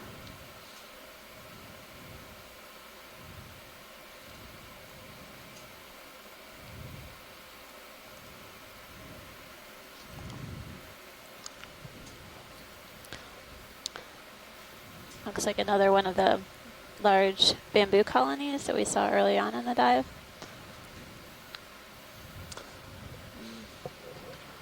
It's that purple down there on the left. And actually that's a different sea pen I see too there. In the lower left-hand corner, pilots, there's a purple object. Yeah. Purple. Holothurian, maybe? Yep, holothurian, and actually just above that, too, in the sediment, there's another Okay. sea pen we haven't seen yet. Actually, there's a squat lobster there, too. There's a lot down here. Certainly a high-profile site. So the sea pin is in the upper right of your lasers. Yeah, I see all three. Okay.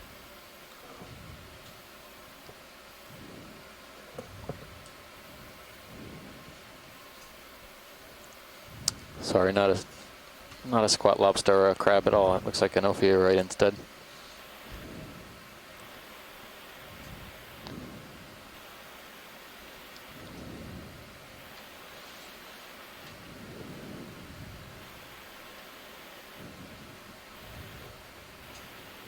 Okay, we can start with the sea pen here. Spinning to starboard. They weren't prepared to drive 2 hours.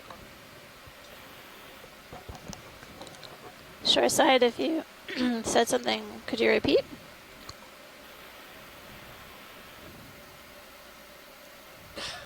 Yeah, this is Tim. I just saw that as we were setting up here, that saw the opioid below. Could we get a snap zoom on that? That'd be great. There we go. Okay, thanks. Wanted to see if it was a benthic versus sort of an associate. Thank you. Do you want to center on the top video? Yes, please. Sure, quickly, when you have a chance. Okay, spinning to starboard. There we go. So I think this is Umbellula. It's a soft sediment sea pen.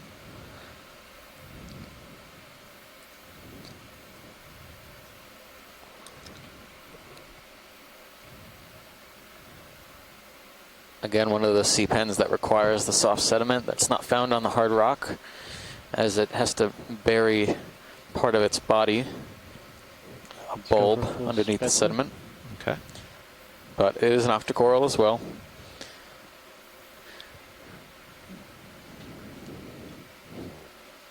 Thanks, pilot. There was a brittle star on the sediment on the rock face just below this sea pen as well. Let me know when Whenever you're you're clear, ready. video. I'll tilt down. Video's clear. It goes off to the right. Yeah. The ophiuroid moved. Yeah. I can just see his legs. Moved around Or back. legs, Yeah. arms. Okay, spinning to starboard. That's And fine. it's so typical, isn't it? Maybe we could get a close-up of the purple sea cucumber. Yeah. There it is. Looks like it. That's the oral end. It's its mouth.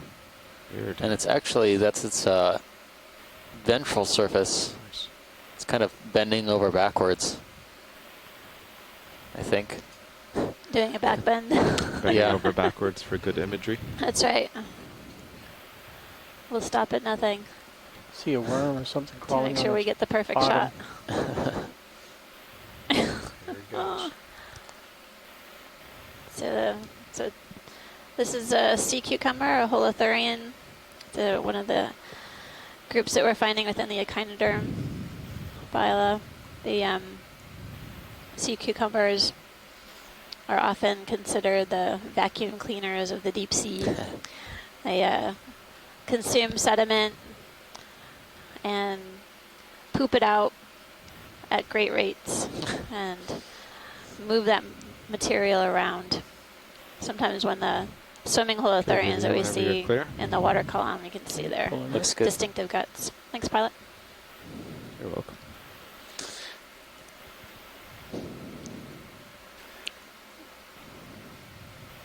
I've never seen that view of a sea cucumber. Interesting. Okay, before I go too far, any interest in this large coral off to starboard? Or have we seen that? No, I think we've seen although it. it's beautiful. We've Yeah. seen it before. I'll but just put the thanks. lasers on as we get up. Okay, So thanks. you can note the size. Great.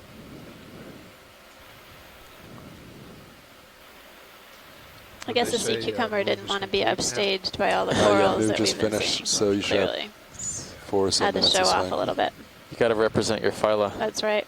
I'm going to go Phylum. partial on this video. Okay. There's a shot just to show the lasers. Quite large. And you can see a crinoid, I think, at the very tippy top. Okay, once you're clear, video.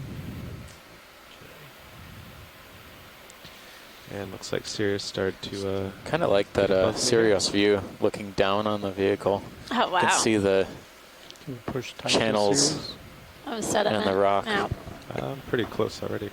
I just wanted to get it real tight as you push out of its image.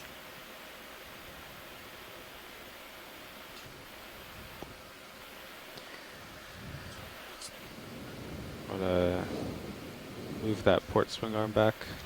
Touch. So we were talking about habitat transitions earlier, and I think we're coming upon one, at least where there's more sediment here.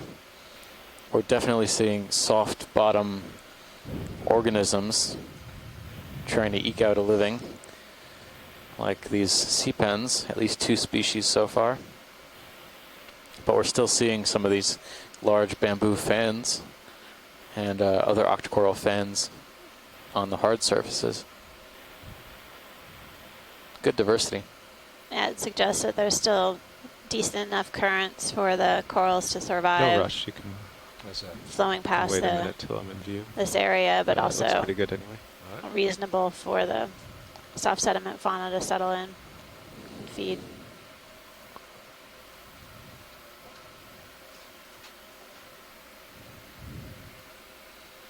Yes, it looks pretty gradual in the Sirius sonar. There's some sort of mound off to port. Yeah, off to the port a little bit.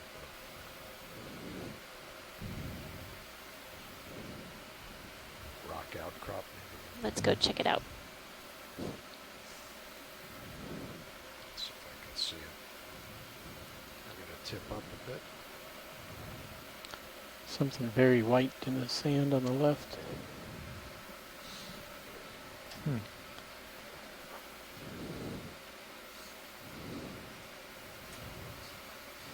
All right, pilot Sirius should just have maybe a minute or 2 left to swing. Do we want me to get another move in? Yeah, in a couple minutes. Couple minutes? Yeah, once. Copy. What have you been timing it at, 8 minutes or so?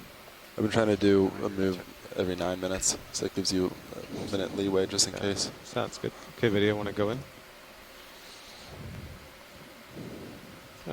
Shiny. Looks like a bivalve broken shell of some sort. Yeah. Get a good view of the difficult to say if it's a bivalve or not. sediment texture here. It looks pretty sandy. Video's clear. Okay, go ahead. Okay, coming back to center. All right.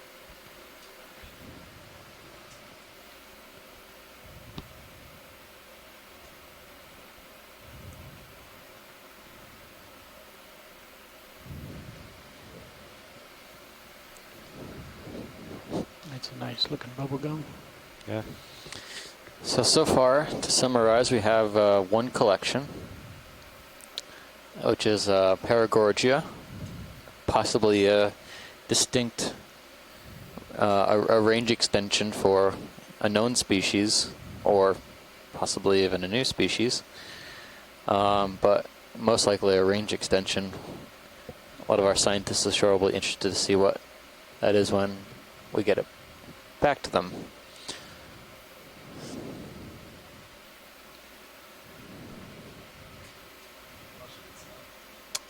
Hello, Nav. How's it going? All right, thanks.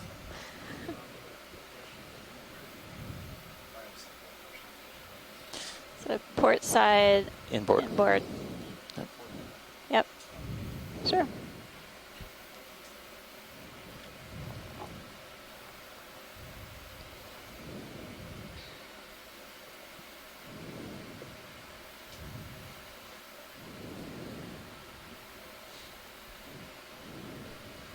All right, pilots, how do you feel about that move now?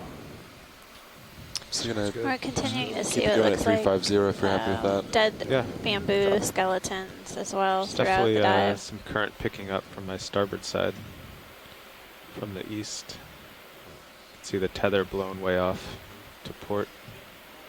Yeah, previous note said current to northeast, so it seems accurate still.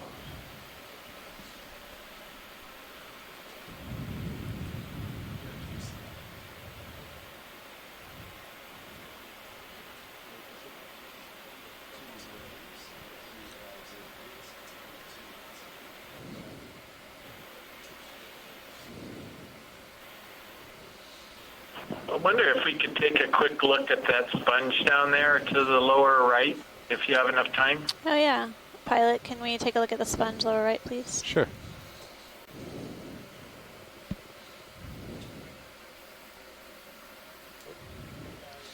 So I know we've been seeing the sponge since we almost started the dive. Yes.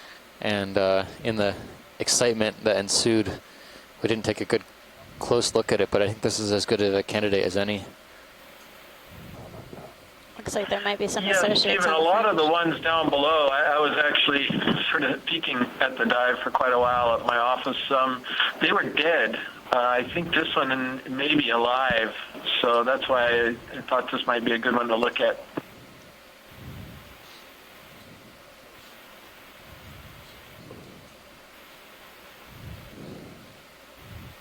Okay, video. We've got the lasers on here.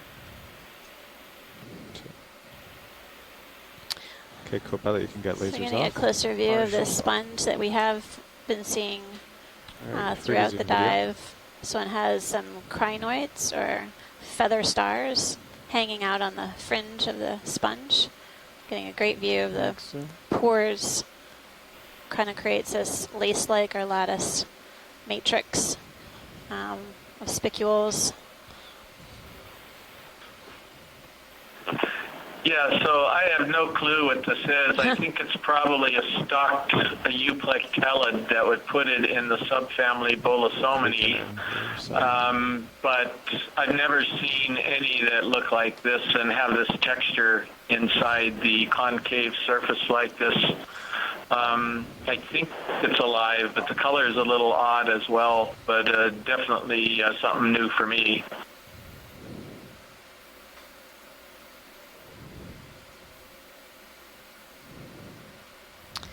There's also an ophiuroid, or brittle star, hanging out on the edge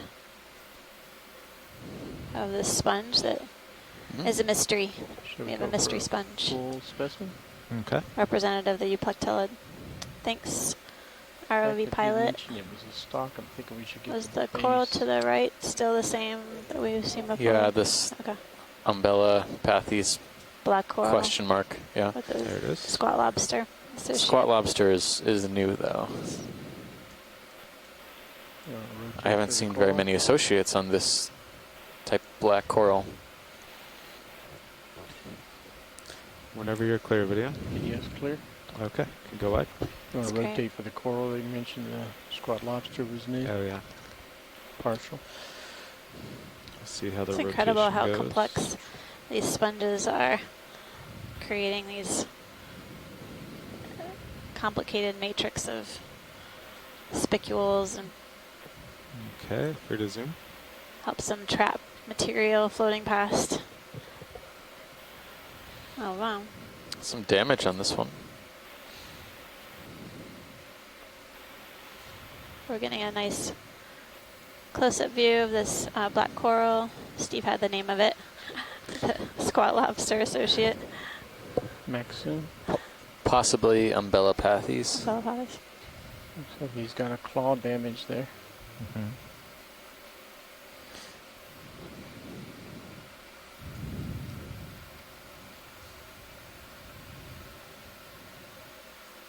Okay, I don't hear much speaking, so video's clear. All right, you can go wide.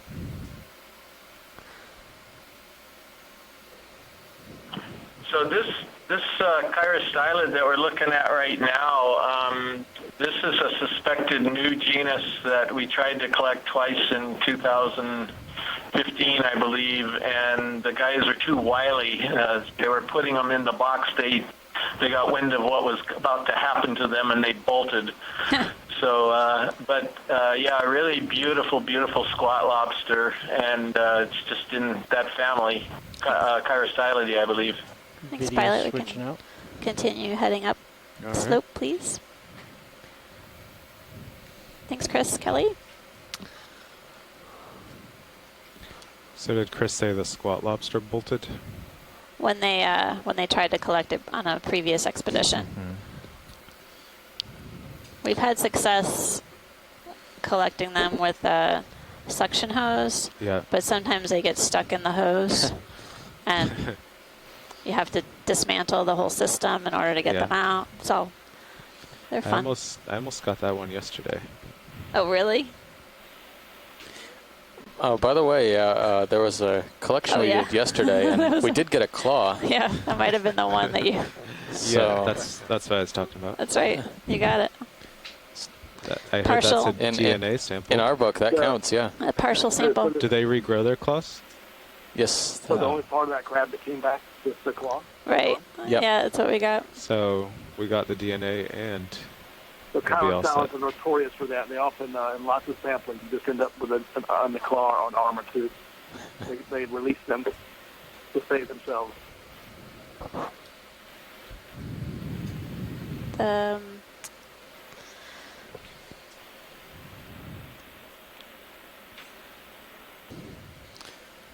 Umbellapathes? Umbella. So sonar is still looking fairly flat. It is want to make tending sure I more had the to port beginning now. right. Maybe we should sidle that way for the next move. Yeah, copy that. Yeah, but not umbrellapathes, which is something totally different. 4 or 5 on the next one. 3, 4, 5. And does not exist. Sure, let's try it. We'll see what You're just that making actually stuff up goes now. into picking It does resemble an umbrella, though. It does. Or a parasol.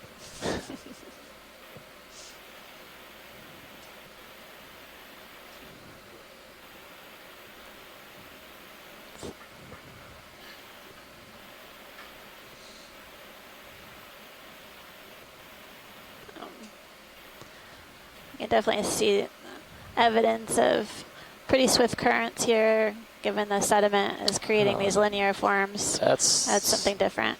Yeah. Is that sort of a kind of candelabra shape? Yeah, that could be a new bamboo we haven't seen yet this dive. Pilot, I think we need to take a closer look, please. Okay.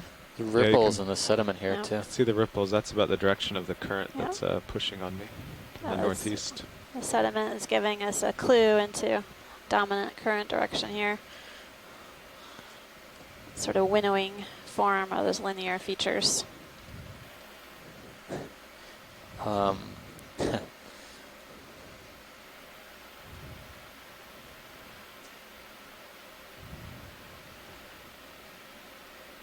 man, I hope this rock is loose. It's actually coral's quite tall. I'll see if I can tilt up to it. But lasers back on? Yeah. It is tall. I was going to say, yeah, if it was a little bit of a shorter coral, I know. I wish. Take it down a peg and okay, throw it all in the box. Video you can go in. Going in. Ooh. Oh, I lost the lasers there. Hold on. I'll come out for you. There you go.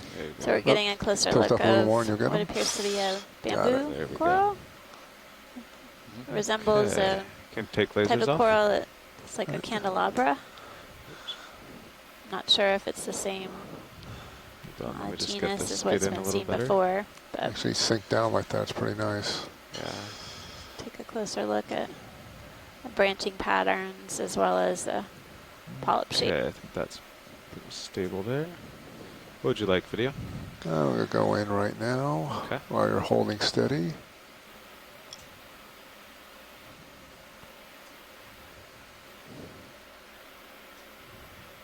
That'll give you a headache.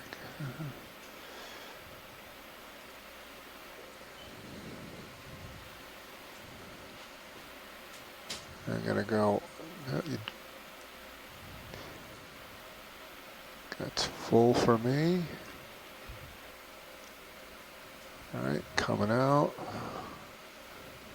Hold that. Okay. And get a shot at the bait. Oh, no, we can't. It's blocked.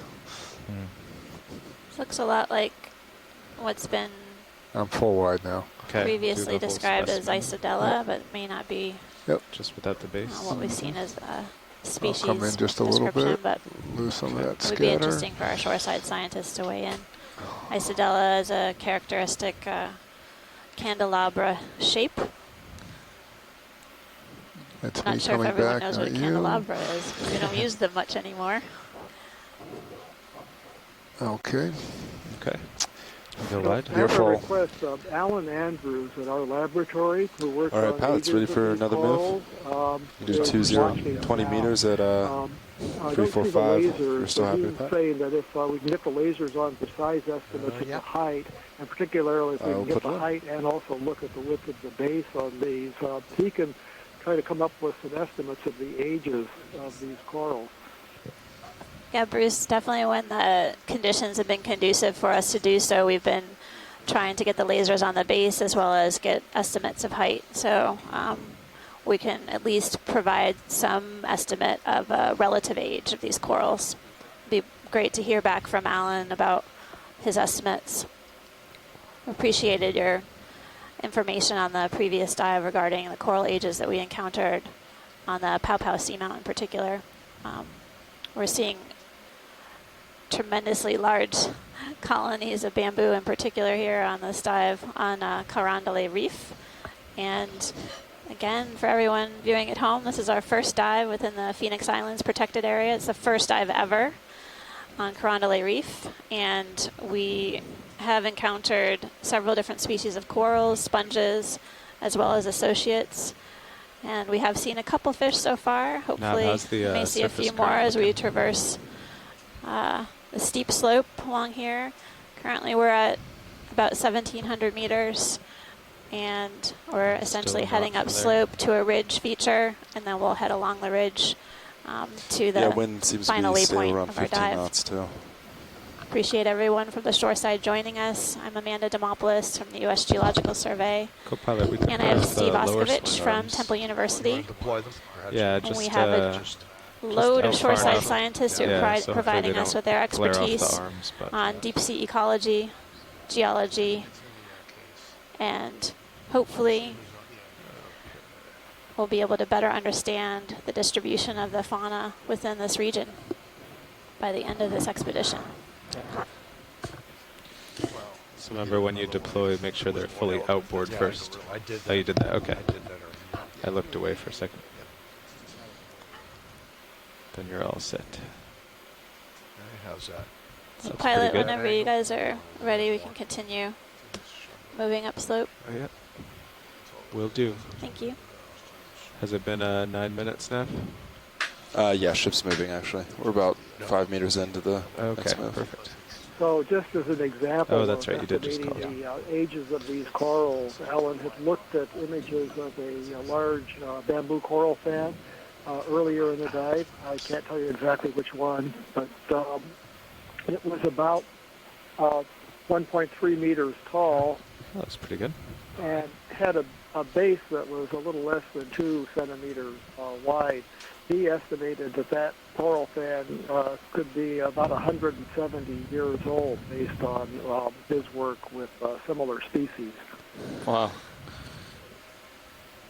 It's very interesting.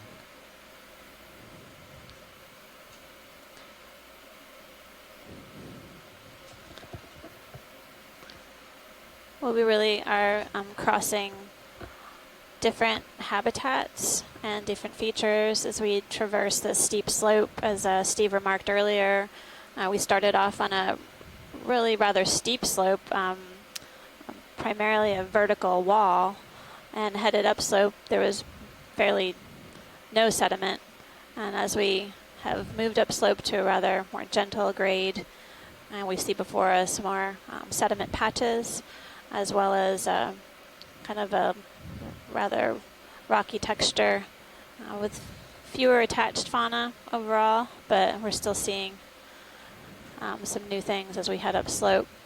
It's interesting to cover these different, what we would say, transition zones from high slope to these more gradual slope areas to understand how different taxa are distributed across these different slope terrains. I think I saw a new crinoid over to the left. Over that to was the on left? a stalk. Let's check it out. We saw one earlier that was bright yellow, but this one looks substantially larger and A little bit different coloration pattern. It's bent over in the breeze here.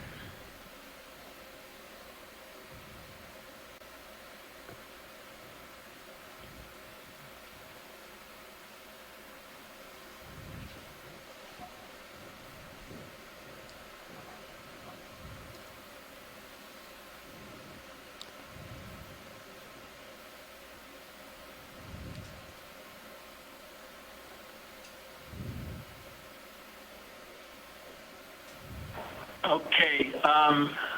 Maybe, well, I guess I'll wait for Chris Maw to weigh in on this one, but this is a very cool stock crinoid, and I'd be interested to see what his opinion is before chiming out and having my ID completely battered by the correct one.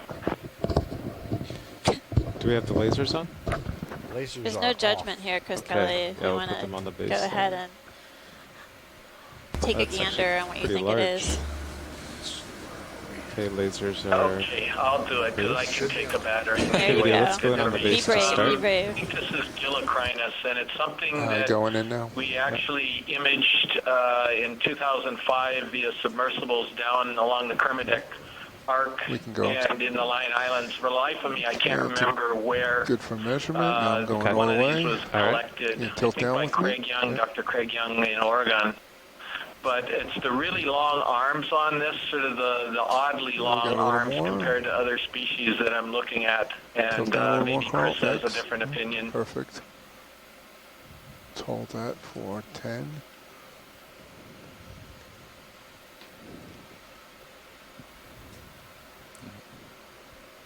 Okay. All right, it's coming Work back up. out. Be interested to see if Okay. you Start might also be tilting able up. to get Yep.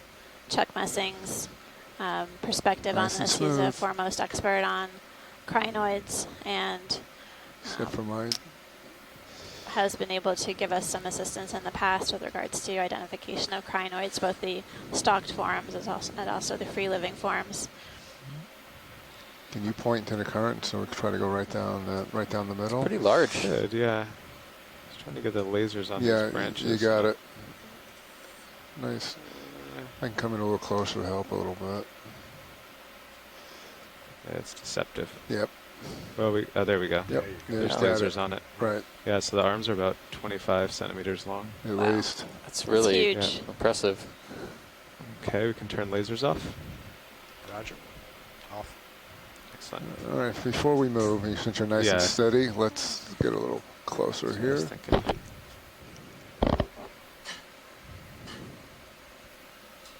So I'm looking at the picture of the one that was collected. This is in the animal guide from the Hawaii Undersea Research Laboratory. Going And all the it's way, basically a total dead ringer macro. for what we're looking at right now. Of course, nice the detail. imagery Really nice. here is incredible in comparison to 11 years ago from the submersible, but I'm pretty confident with the ID. I just put it in Okay.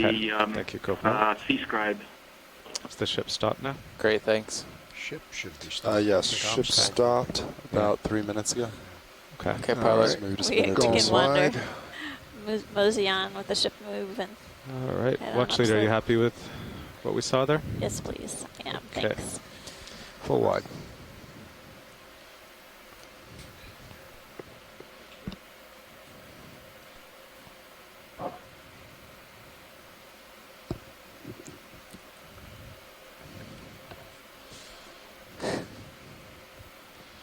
Coming back to center. Yeah, I don't know. That's why I couldn't. Yeah.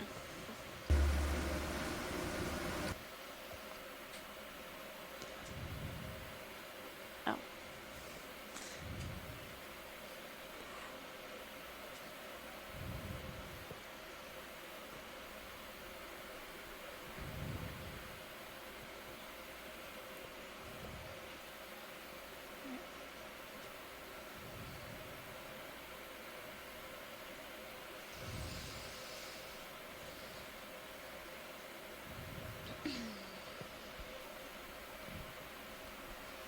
Yeah, pads for next move. How do you feel about 340? Yep. Sounds good, yeah. I was Great. just gonna say Yeah.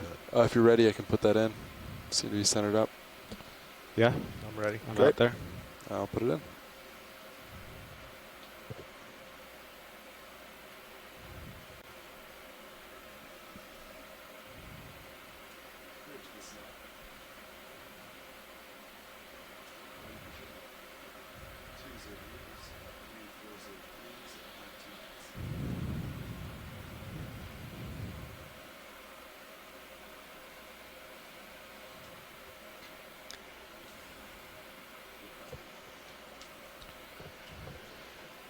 Nav, can you range out my sonar and then lower the gain a little to get rid of the white in the middle? It's interesting, the sort of lumpy texture of the substrate that we're Oh, that one's looking at. serious. That clearly see in the Sirius view as well. Reminds me of walking on the lava fields on the Big Island of Hawaii. Just sort of rolly texture and nature to it. Except less sediment. Yeah, and it's not, you know, at 1,600 How's meters. that? Good? Yeah. Don't have to deal with that pressure.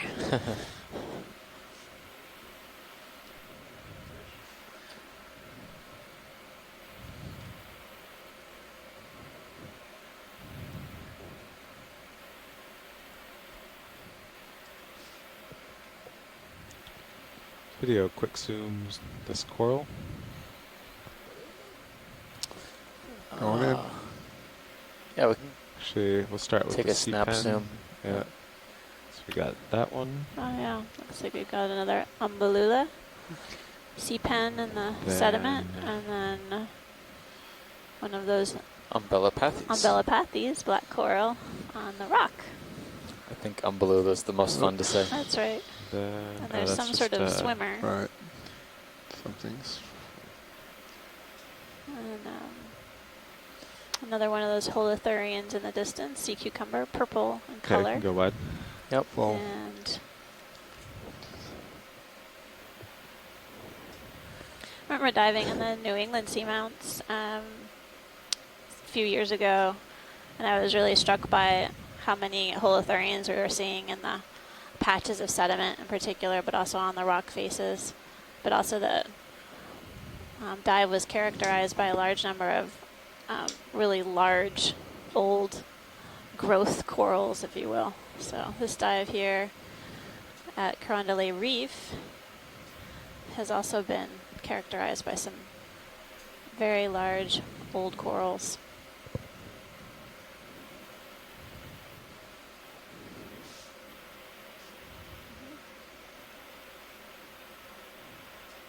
That looks like a good rock pilot. You think we can pick that up and take it? Let me nudge it with my skids first. No, I'm just kidding.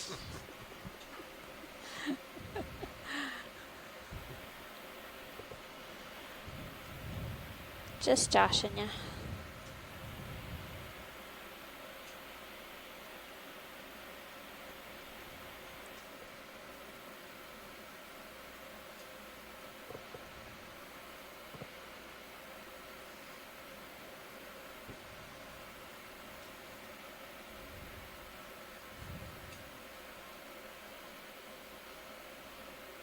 So we've seen 2 fish so far, 2 individuals of the Synaphobranchid family.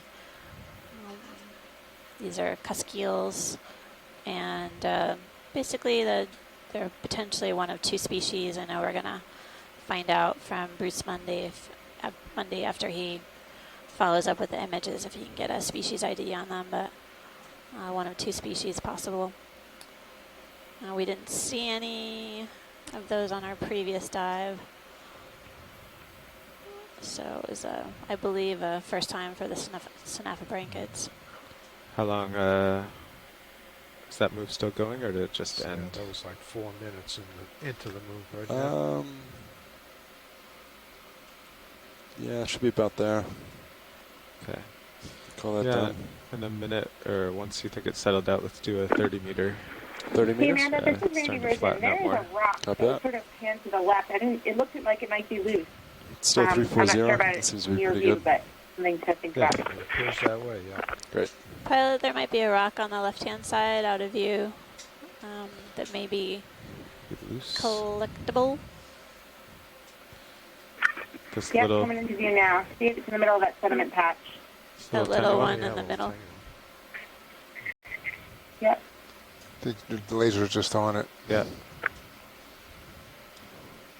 Get the tweezers out. I heard that, Don. Sorry. Don't count your collections until it's in the claws. It's kind of on the small side for what the geologists were hoping for. I know that they requested rocks on the order of 20 centimeters, so it's a little smaller than 10. Is it worth poking or? Roger that. Sorry. No, no sweat. I appreciate you pointing it out to us because we definitely want to try. It's Watch site, is it worth trying for or too small? Sorry, we're debating. Now we're being picky over the rocks. I I think it's too small. know. It is small. Yeah. Okay. You are full wide. Might not be the worth the time. Might find something better up ahead. We're not really in a rush to get a rock, since I don't think we're going to be covering carbonate depths today. But I guess the better quality angular 20 centimeter rock would be good use of our time.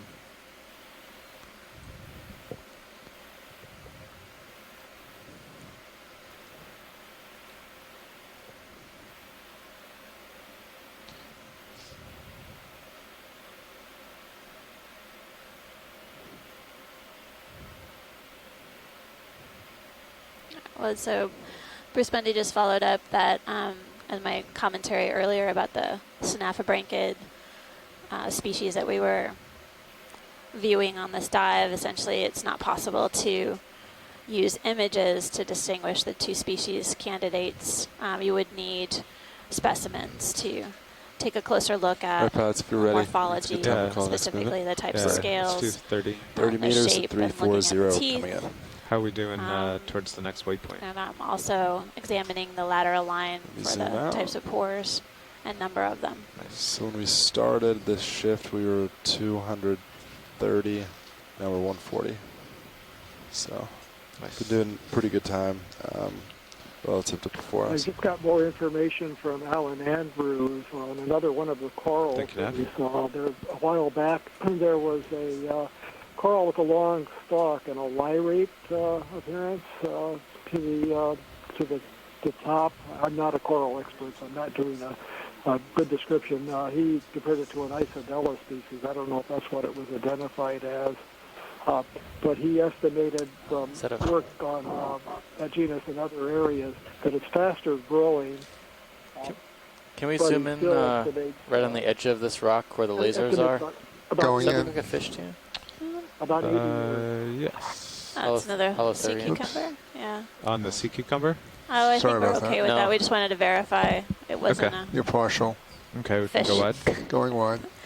those two. Is that the yellow, Yeah, possibly a Canthogorgia that we saw earlier? I think so. Okay. Yeah. Now we can keep moving along, pilot. Thank All you. right. We just called in a longer ship move. Okay.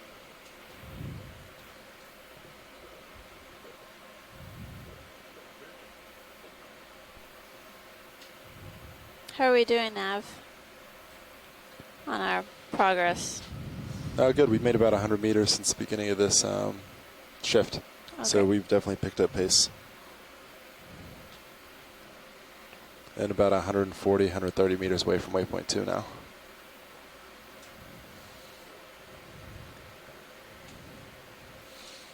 Making progress.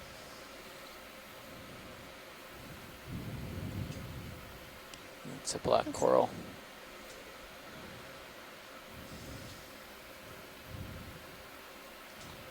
I think we're starting to sound jaded.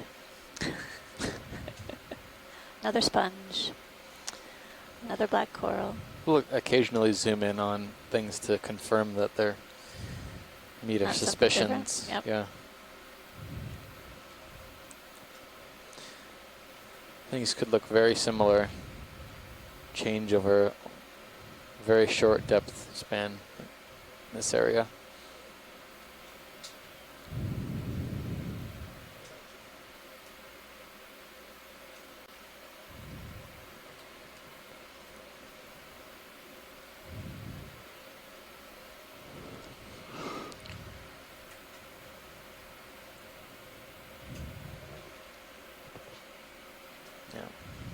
I would say black coral. We could see that sponge on the right-hand side. It looks similar to what we were imaging earlier. Sort of looks like a trumpet shape almost. And I think that was in the Euplectellidae group.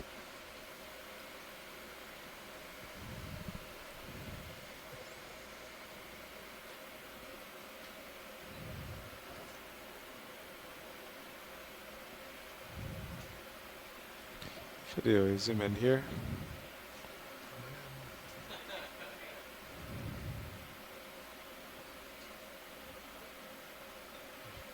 Okay. Just look different. Can go wide. I think that was a sponge base.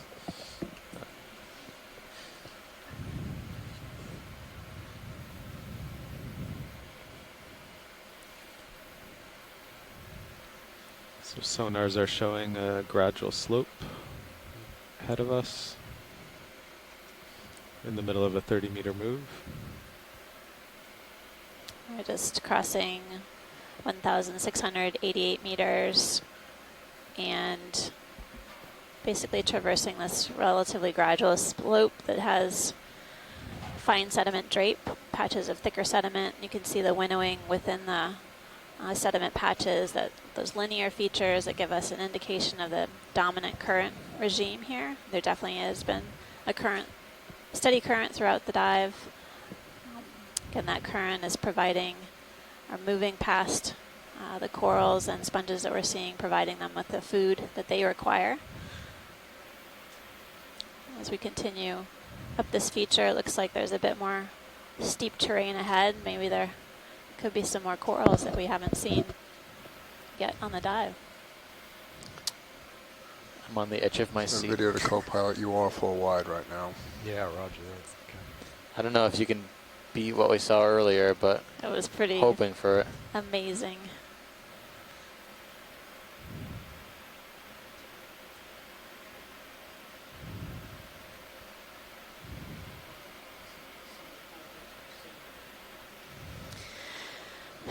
Well, the dive started at the base of this slope. As we headed up a really steep vertical wall, we encountered a number of different corals that were really large in size. Several of the corals had stripped. Invertebrate associates, including brittle stars and crinoids or feather stars, as well as squat lobsters. I think what I was really impressed by was every feature that we examined, every feature we came upon just had multiple individuals of coral colonies as well as sponges, just densely packed within a small area. Third day in a row, really clear water. It is nice. Yeah. So I was noticing that a lot of the associates we were seeing today seem to be scattered. New things we haven't seen before, especially on some of the black corals. A couple of the squat lobsters we were seeing looked rather new and were confirmed by shoreside. Crinoids and other polychaetes and ophiuroids were present too. Somebody's been busy here. Okay, coming back down into center. Right now, I think a lot of the a lot of the associates we're seeing with coral seem to be on dead coral material. Just trying to get up and out of the seafloor into the current to feed.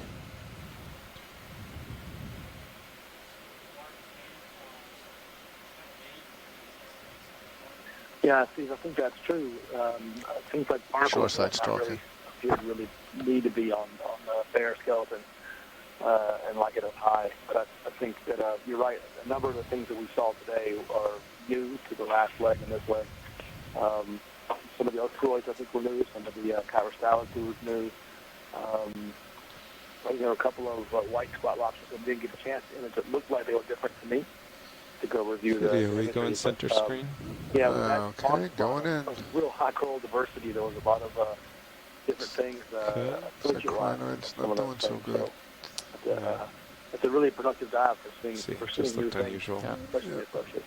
Speaking of this, these associates, yeah, we've seen a few of these black coral. More if you, they look like whips, but I'm not sure if that's really what we should far call away, them. just to see what it was.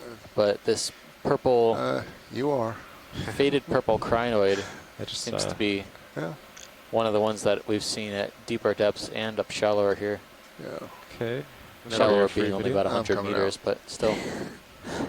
I was up shallower. Almost at my edge we haven't anyway. seen it on the previous 2 dives that we have been on so far within this expedition. Nice holding position, though. I was surprised when we were down deeper. We were seeing a lot of very large, potentially very old coral colonies, but even still, there were older, more fouled structures still adhering to the rock. They could be hundreds to thousands of years old.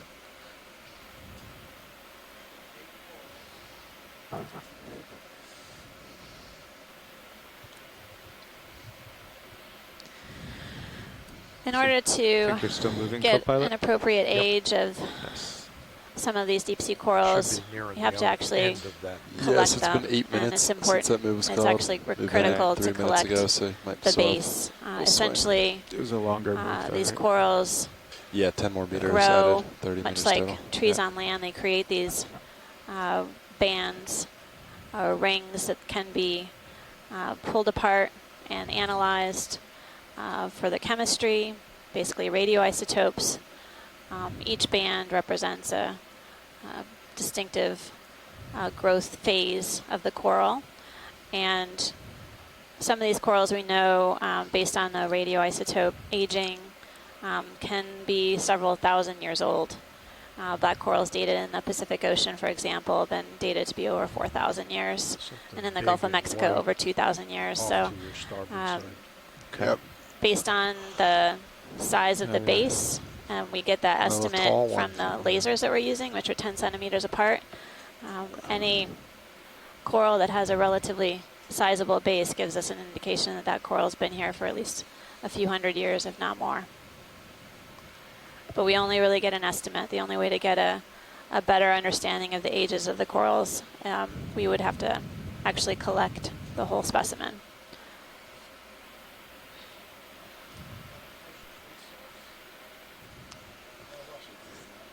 I know.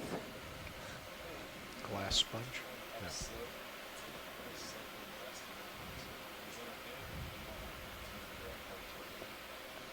Can you zoom out on the high pack, please? So a couple of the corals we've been seeing have actually been in the group of precious corals in the family Corallidae. So one of the objectives is trying to understand what kinds of precious coral resources Nav, I think that's fine. might be down deep within this protected area. Okay, We really don't have any sort of census about what kind of biological resources live down this deep. And speaking of, I think this might be a new sponge on the right-hand side. The one on the right? Yes, it looks similar to the sponge that we were looking at. The large one? Yeah. Okay. Similar, but we could take a snap zoom Looks on the to be one on the right. on a different stalk. Okay. Well, let's zoom from here, video. Going I in. think there's one of those anemones at the base as well. Yeah, now that I see. I thought it looked thinner from a distance, but it looks similar to that very, very floating up. dense sponge we saw hanging off the wall at the beginning of the dive. It looks like you can see the brittle star arm sort of hugging the sponge from the other side. Of course, the brittle star disk.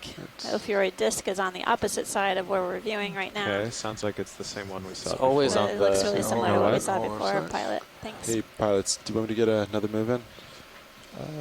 Let me get centered up first. Yeah, copy that. Watch, you any interest in anything here before we move on? No, I think we can continue heading up the slope. Okay. Thanks. Yeah, Nav, I'll just get centered up here.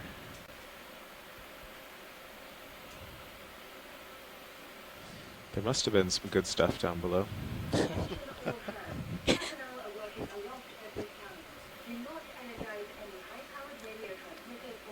Is that a sea star up ahead?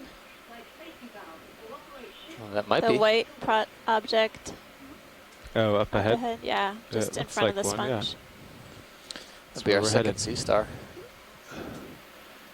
While you were at lunch. Starfish? I missed a sea star. I know. Can't believe it. I just, you know, I scatter them around I when you figured. go to lunch, just so Chris Ma and I can have a chat. I guess I can't be the only one. But no, we saw a Polistarius Ooh. earlier Probably in the should dive, Get that move started, though. which actually might be a species that he, in fact, himself I'll stop and Described? Oh, wow. You're going to stop from the Antarctic Yeah, I'll and stop also to look. present in the North Pacific. Get enough to get to the sea star? Yeah, I guess so. Am I pulling you? Yeah, maybe. No, but I'll come down a little bit, too. Yeah, we could get the move in. All right. 340. Is that still happy Yeah, for you, still- Beth? still looks Seems as to be good pretty as good any, yeah. so far. Are you still happy with 30 meters? Great. Yeah. Just avoiding this large whip coral on my starboard side. But video, let's zoom in from here and make sure it's a sea star. We're going for the star, right? Yeah. Okay, here we go. Maybe it's not. Maybe not. No. Oh well, the seafloor is teasing us this evening, today. They're back out. Yeah, all that maneuvering around Thank that you. whip. Yep. Still looks like one. We had to look. Yeah. Join all the rest of us, Amanda. we're a large group. Oh, good. I'm not alone. Okay, centered up. I'm out there. But speaking of which, I do need to give a shout out to our shoreside scientist experts participating in this dive. We have a number of different scientists from different universities and aquaria, as well as science centers represented by NOAA. Really appreciate their participation today and on the previous dive so far. Steve and I would run out of things to talk about, I think, or we would start talking about random facts, which may not be as interesting as what we're looking at here. So really appreciate your expertise and lending us a hand with understanding the animals and the ecology of the environments that we're exploring on these dives. Again, I'm Amanda Demopoulos, and I have Steve Oskovich here. And appreciate you letting us be your tour guides here on Carndelet Reef.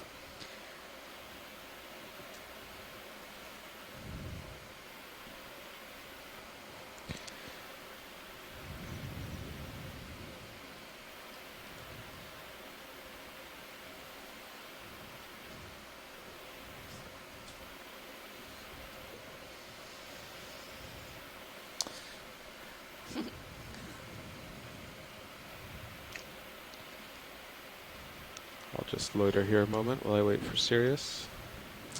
If we're just waiting, can we snap zoom on the bamboo? Yes.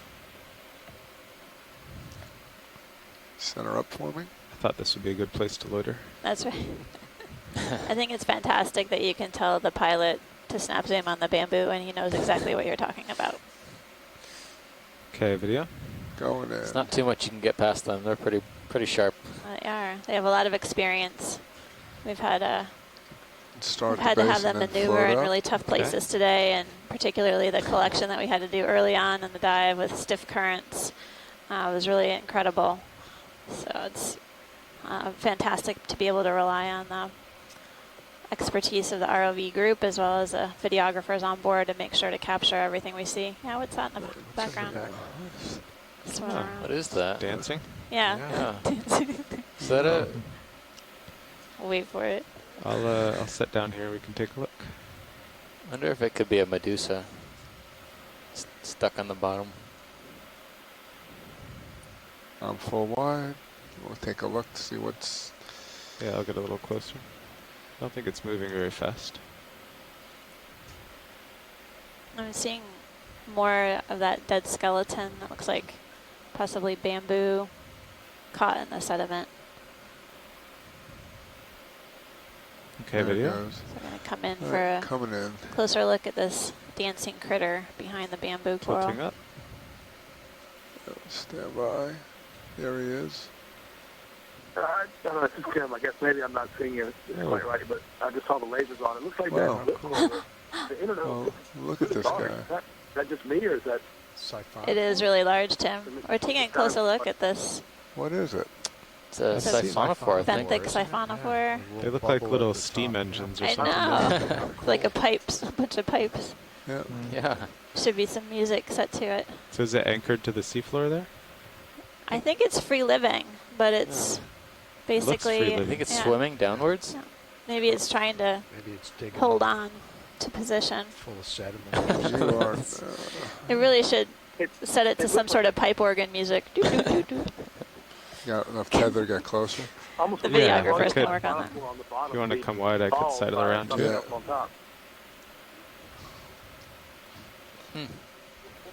No, I've never seen this before. Rattle, pirouette around the bamboo and... Interesting. I've never seen one like that before with those jets. Tubular, pumps. Jet pumps. Organ pipes. Yeah, we want to get a coming good out of the close-up top. of that. Yeah, that's neat.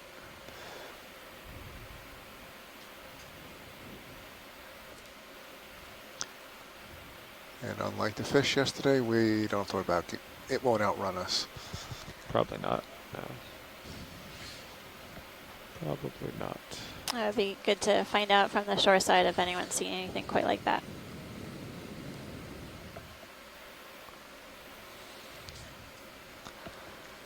That would be a great resource to have. So keep an eye on shoreside. Would be someone who works with gelatinous organisms. Okay, video. Who's fascinated by gelatinous creatures, and they're difficult to identify. There we go. It is attached. Oh yeah, it looks like it's attached to the seafloor. Yep, you can see those sort of long. Yeah, I think it's a... I've got more if you come to the water port.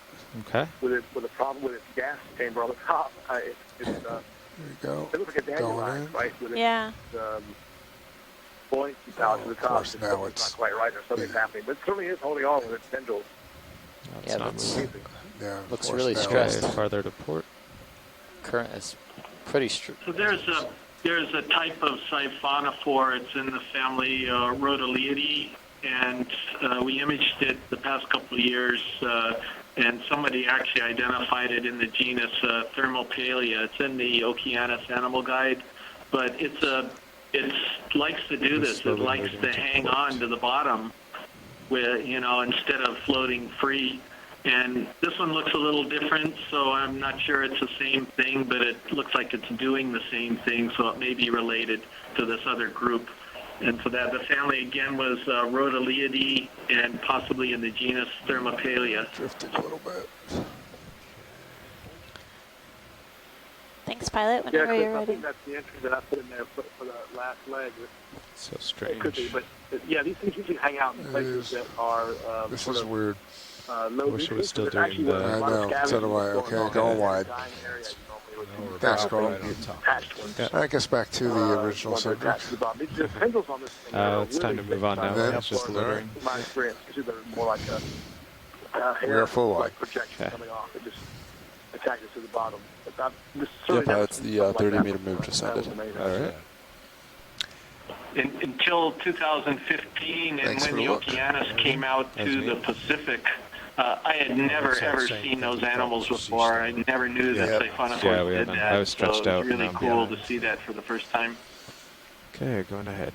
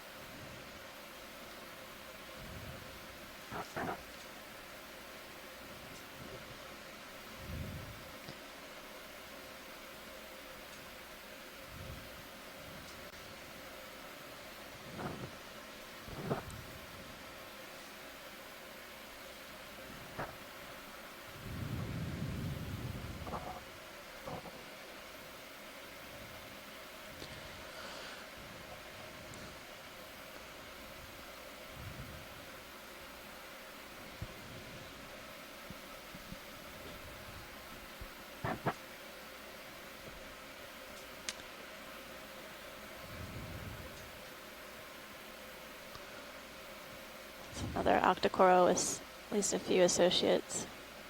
And then we're seeing a dead bamboo skeleton that's been, it's like knocked over. Pointed stick with all its black nodes.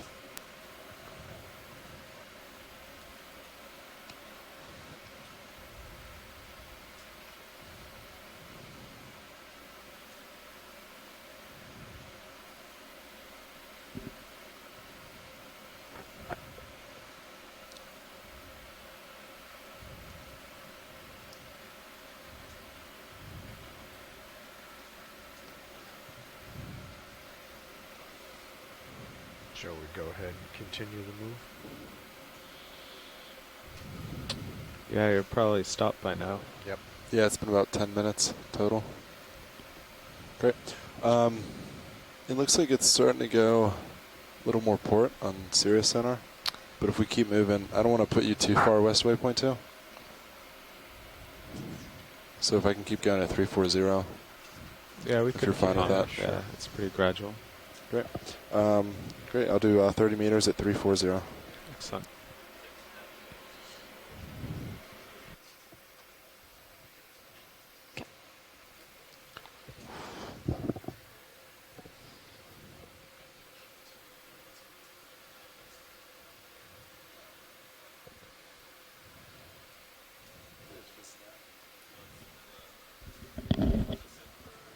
Sure.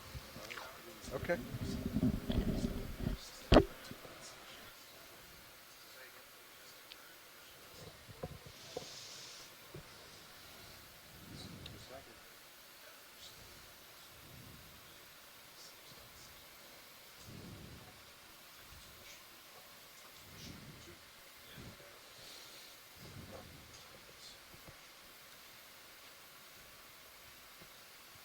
So we're getting another ship moving. We're headed over, sort of over to waypoint 2, headed up this steep slope. And then once we hit waypoint 2, it'll basically transition to the ridge line. See if we encounter different taxa as we head along the ridge than what we've seen thus far. It's interesting to be able to traverse such diverse structure and habitat types within one single dive.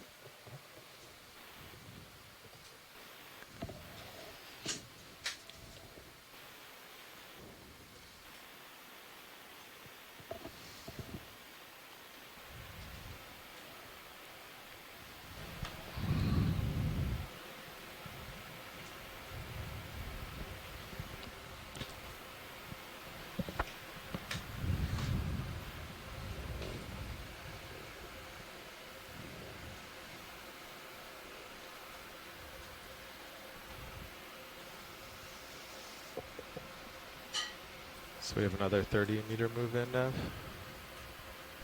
Yes, that's correct. Looks like we're about 5 meters in. Oh, great. Yep, just the snapper blanket. But we saw 2 of them. 2? Yeah, 2 individuals.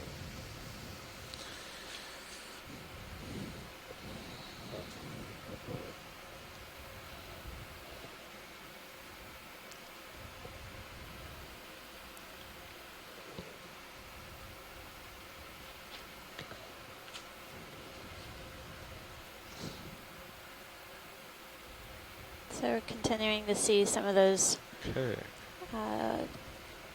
trumpet-type sponges. I guess they're Delta's 15. I say they were the Euplectella. So we're in a perfect And formation. some black corals. Looks like a good-sized individual. There's 3 of them in a row. Yep.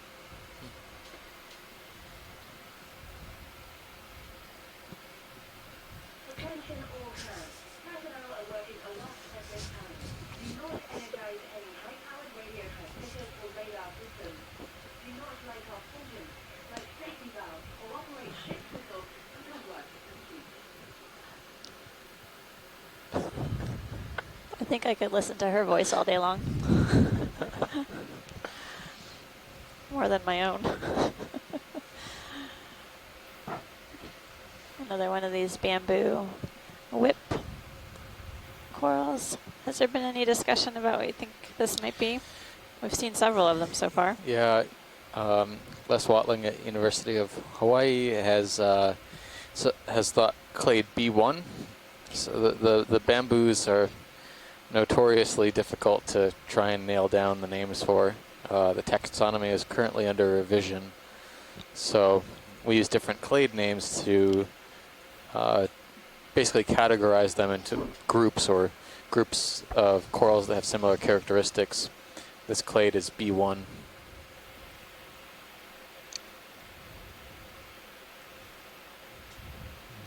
That kind of looks different there. I guess just a sponge. But it might be a good idea as we move forward if we have to are looking for something to zoom in on to take a look in closer depth at the polyps in particular. It's big no matter what. Is that a different kind of sponge coming up? Yeah, I'm heading over that way Okay. to take a look. And then Trying to find a pattern. It looks when the similar to tether the cam flickers. second Yeah, large sponge we saw on the wall. Right, the one that looked like crochet lace. Yeah. I couldn't quite nail it down. It's been random. We have some visitors here at the IRC, and we had a question. Somebody was wondering what sea state limits your work, especially deploy, and what kind of conditions for the swell, the waves. center screen. Swimming in the water. There's a fish in the water column. Just Going ducked under that lip. I think you guys saw it in the front row. It's There coming it up. is. Yep. So it is. So since they move around so much, you can just get video to snap. We'll get a zoom in on the fish, and then we'll get to your question, Bruce. Get good video, but no. It's actually a really great question for the pilots to answer because definitely the complexity of the operations I'm going in. that the ROV team has to deal with requires that they have some weigh in on whether the sea conditions are conducive for them to deploy. What was the question, Watch Lead? Going in more. So this is another one of the cutthroat eels, by the pilot. Naphobranchus. That seems to be all that we're seeing now. I can tell from this view because of the shape of the tail. It has that sort of false tail fin. He's in the I don't know if uncooperative you shadow. can likes that zoom in a little closer and niche see right again the position of those fins on the stop. back and the fins along the belly. That would help with the identification. No, he's definitely bringing I some light to suspect it him. is in the genus Naphobranchus, the cutthroat eel.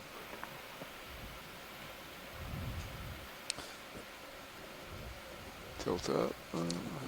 Again. There was a question, pilots, about what your threshold conditions are for launching the vehicles in terms of wind and weather. Well, for wind, it's fairly easy. Over the years, we've seen that if it is steady above 24, 25 knots, the seas start building quickly out in the open ocean, and they build enough that it becomes dangerous to launch and recover the vehicles. He's going too fast. He's gone. So we have a pretty hard limit. As far as swells coming from storms that are far away, we just have to look at them when we wake up in the morning and see how the ship feels and how much the stern's moving, and then make a decision if it's safe to launch and recover.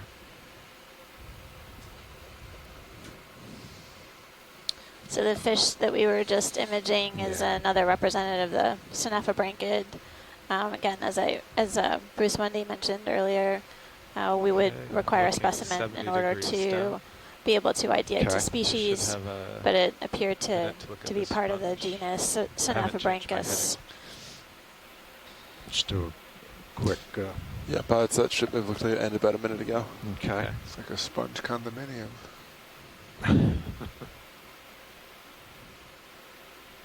This is one of those where we could just do a snap zoom and just confirm that we've seen it before. It looks like one we saw down below. Okay, go ahead. Video snap Going zoom.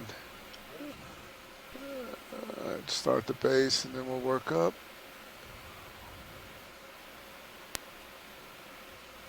Yeah, so this definitely looks like a hexactinellid sponge. Just keep floating up like that. Did we ever floating up? Yeah, I'm coming up in the water. Just like that. Try and look back at my notes to find the name. Keep coming. I don't know if that's the Fetopleura. Chris Kelly is going to have to weigh in. I'm wondering if that's the Fetopleura one that I might have totally misspelled. Yeah, so this sponge we're looking at right now is one of the pharonematids, and it's in the genus Poliopogon. Okay. So for these you. are these, again, these big, massive sponges, and I can see your confusion because there was two together, and I put them both in at the same time in the C-scribe. There was one of these and one of the Tritopleura together. But these are really interesting sponges. The taxonomy is based on their microscopic skeletal parts that are called spicules. And the way you actually study them is you put a small bit of tissue and bleach to free up all the spicules in a little glass slide or something, and you look at it under the microscope, and you can see all different shapes and sizes of these little microscopic skeletal parts that are made of silica. And that's how you can determine which group of sponges you're looking at. This pharonematids and this Poliopogon are really fascinating because they have a very special type of spicule that's called an amphidisc. And the way you picture it is think of two umbrellas that are attached by their handles. So you have an umbrella at one end of a stick and then another umbrella at the opposite end of the stick. And so if it doesn't have those amphidiscs, it does not belong in the order Amphidiscophora, which of course is named for that type of spicule, and therefore it cannot be in this family. But that one is. It's in the family Pharonematidae, and it's in the genus Poliopogon.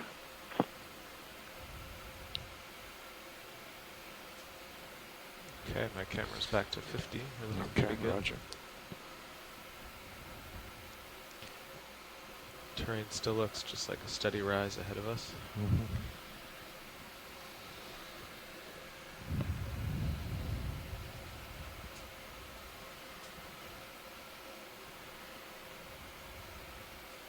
I think it needs to refresh. Okay. Yeah, there you go.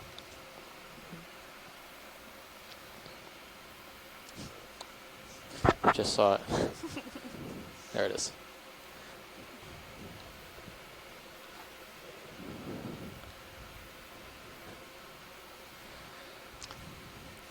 Another web to the right.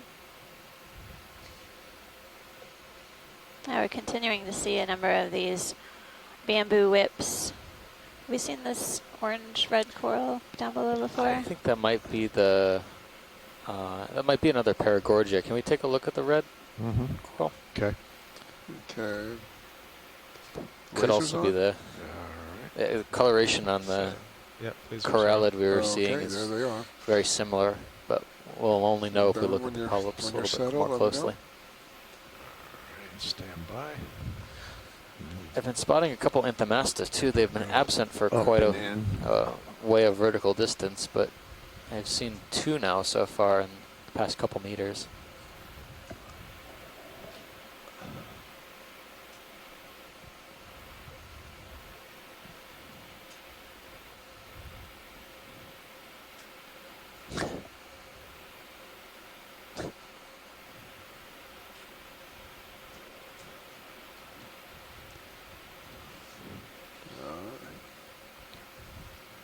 Put a toe down here, maybe.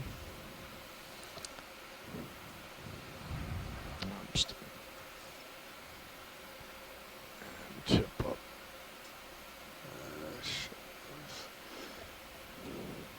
All right, you want to go in a little bit? Yep. You're going to have to come.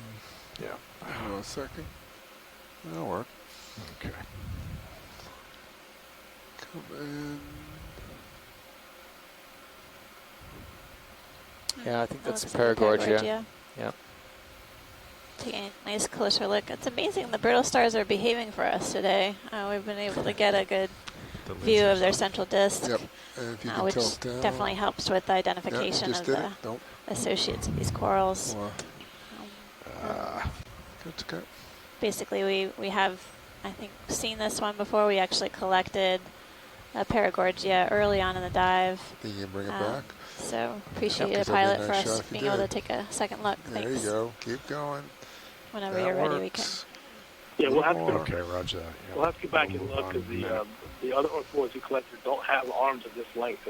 That's a single individual with tremendously long arms in proportion to the disc. That's an amazingly long arms on this ophiuroid. So again, when we spend time looking at the corals, if we could zoom down to the base, if it's visible with the lasers, to get an estimate of the width of the base, and then also get an estimate of the height. It may be that Alan can provide an estimate of the age of the corals. Going out. Thanks, Bruce. Pilot, is it possible to get the lasers at the base? Yeah. Carl, can you the base might be a little eclipsed in this case. I don't think we're going to get it. I think we're hidden by the rock. We'll try. Estimate, I guess. Yeah, if you start floating up, maybe. Yeah, you're right. The base is behind the rock there, so in this case, it's not that useful. Keep coming up. Oh, you're going to get it. You're going to get it. Oh. All right, it's going to be quick. Look at the lobe structure at the base. Could be some sort of irritation at the base, or anyway, going wide for you. It's okay. Something that's been calcified upon. It was hidden by a rock. Yeah, that was great imagery, though, Roy. Thank you so much. Okay, you want your camera back? Sure. Okay, you've got it. We are wide. We're just not looking good today.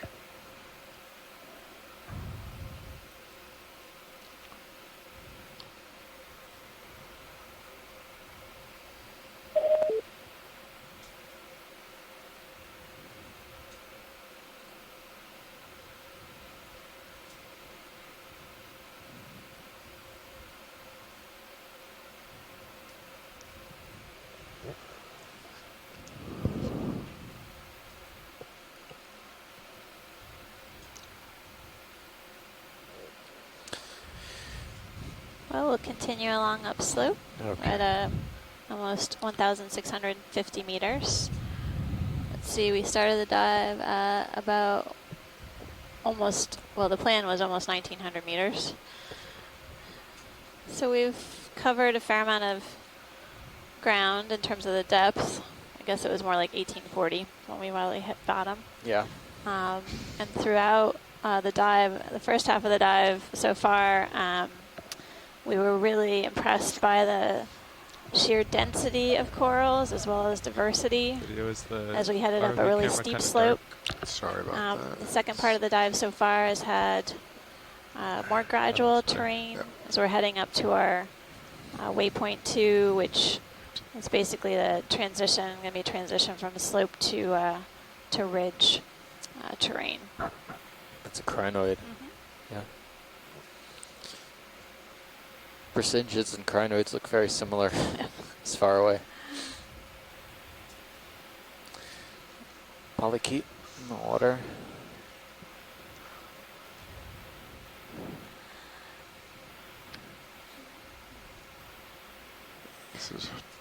These steps seems to be containing a lot of rubble.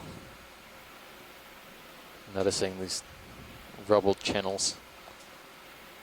Seeing a lot of sort of look like sticks, if you will. I'm not sure if they're dead coral skeleton or something else.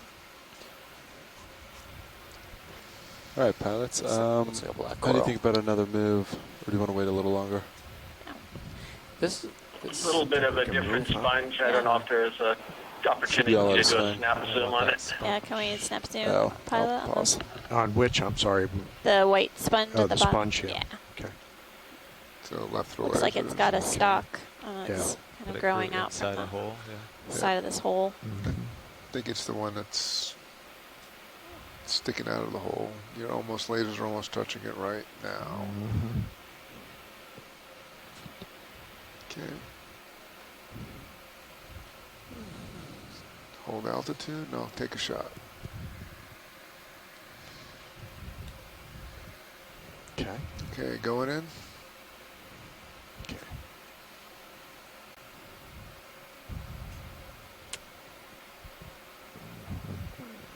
Coming out for you. Okay. Yes. Let's try that again. Yeah, I had it in auto depth and it wasn't holding there. Might go with the waves then. Yeah. So I believe this is a hexactinellid sponge or glass sponge.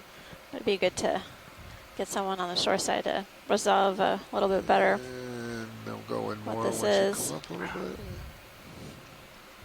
It'd be better if you wait till I'm waiting for the I come in. I'll try to stop. Yeah, I saw a couple And coral. looks like it's just, well, I think I have enough to go on here to give a reasonable guess. You're right, this is a glass sponge. I also think it's one of the stocked euplectellid sponges, because the sponges in the family Euplectellidae can either be vase-like or they can have stalks on them. This happens to be a stalked one in that family. And my best guess is it's in the genus Amphidicella. And so it sounds almost like that one we were talking about, but this does not have amphidiscs. But it's got this big osculum right on top, and it's sort of a big globe on top of a stem. And it looks just like the one that has been identified that's in the Okeanos animal guide as well. The osculum's got a little bit of a lip to it, but it's not quite the same. Anyway, that's my best guess, Amphidicella, but definitely euplectellid in stocked euplectellid. Let's call that. That's good. So I guess we saw an unstocked variety earlier on the dive, the more vase-like euplectellid. Yeah. And this shows us the diversity of sponge types along this feature here.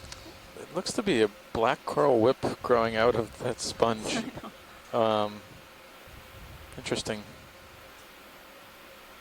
I wonder if that's just a fragment or if it's possibly part of the sponge. I think maybe it got stuck. Growing through? And then Might the be base that is one down going there. through it. It could be. So, yeah. Well, thanks, Pilot. That's beautiful. Okay. I don't Nice think job. sponges Okay, going like full this line, one are thanks. coral associates All right, necessarily, so Okay. we won't categorize full. those as such. Is that a crab down there? Well, yeah. What's yeah, that lower down right, there? lower down. That is a crab down there, or a squat Red. lobster. Since you're in a nice toe hold. Going in. Try it. Yeah. Oh, we have squat lobster on it. We come. I think if I try to saddle over, I'm going to lose There- my toe hold here. I'll try to Is there rotate an a little bit. anemone on the crab? I know he's trying to hide from us, but I'm pretty sure we can see it's a crab under the anemone. Nav, did your true wind gauge break there? Looks like it. Yeah, he's reading 40 knots of wind, and I've confirmed that is not correct. Oh, up on the So I've yeah. seen Yeah. anemones on hermit crabs.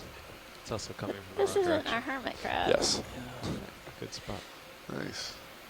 Would it be possible, Pilot, to rotate around and grab it from the front side? I'll give it a try. Thanks. All right, hold on a minute. Let me. Oops.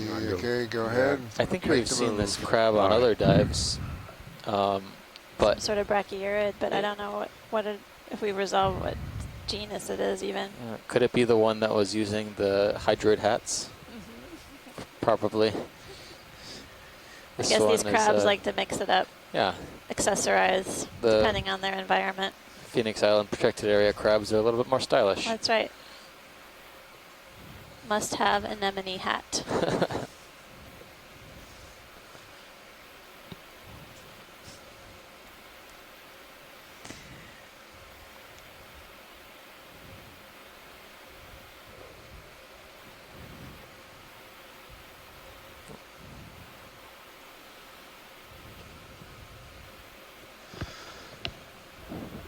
Pilot, I'll bring your lower starboard swing arm Okay, around to try yeah, to light thanks. it better. Yep.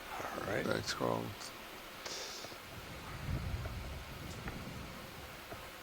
Throw some light on them.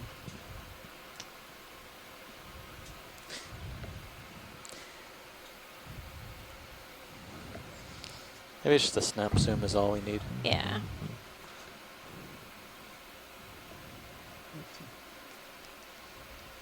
Oh yeah, for sure. From here we can get a good idea what it is. That's really Get us interesting. over I a don't, little bit more. There you like go. I said, I've seen hermit crabs If you with tilt up just a little bit, and then anemone go Hold on a second. once you get settled. houses, but I don't think I've seen this type of crab with an anemone attached. I'm gonna give it a shot. Nope. Yep.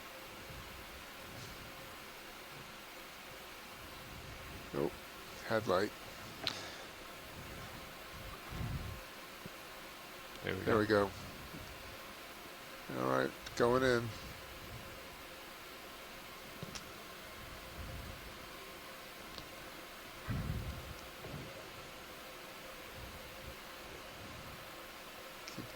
There you go, going in. Bring it home. Okay, hold that. Yeah, I think it's got the same appendages in the same position. So it's holding on to the anemone. Sorry, guys. Possibly as camouflage. Sure you want to go back out Thanks, wide pilot. again. That's fine. You got it. We can keep going up. Yeah. Put your swing arm back. So this crab, just We're all a set with note that, about pilot. it. Thanks. This is an unidentified crab in the Homolidae family. We saw these in the Marianas. It looks a little bit different, though. But the anemone is not attached onto the back of the crab like it is in Parapagurids, for example. The homolid has got it using its two hind legs to actually hold the anemone up.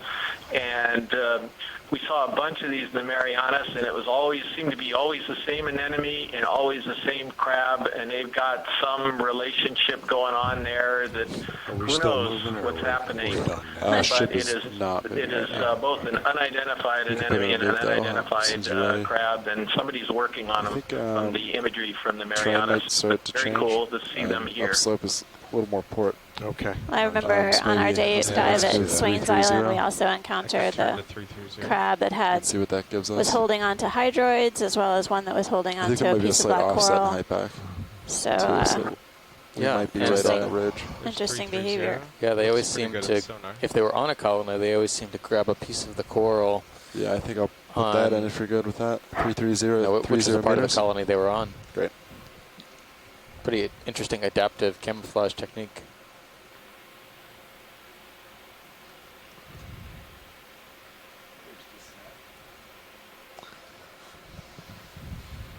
Some of the bathypathes. Looks like we've got a bit of a high profile feature here.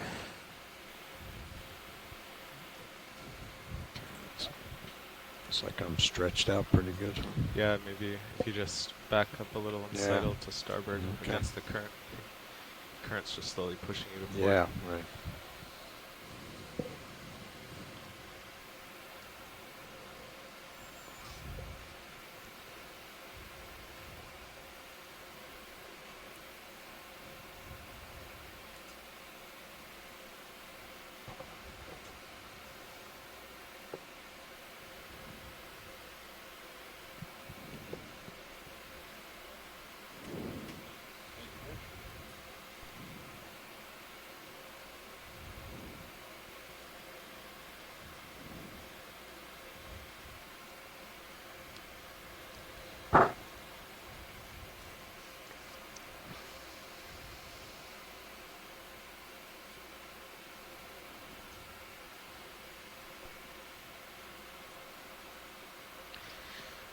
Okay, Delta's 15 and camera's 45. Hello, Nav. Okay.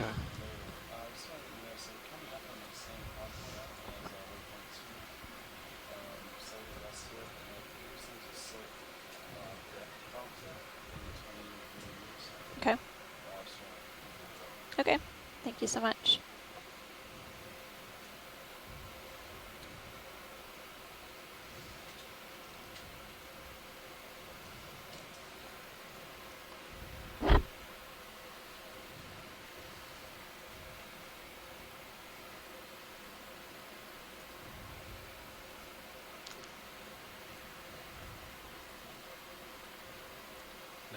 Is your wind back? Every now and then I see what looks like a small skinny whip. Yeah, it was out coral, for 3 possibly minutes more and then black came corals back. and a sponge. And Not then sure. Looks like the crinoid looks right now, as though. well. So they're able to find some purchase on this rock substrate. It is pretty rough in texture. That complexity is definitely associated with the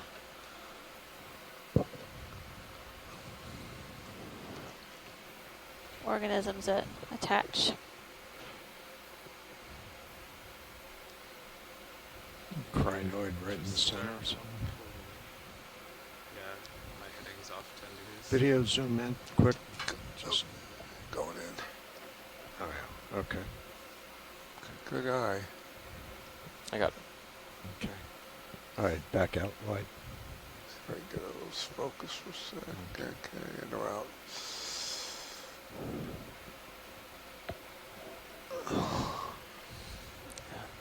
Looks like a rebel.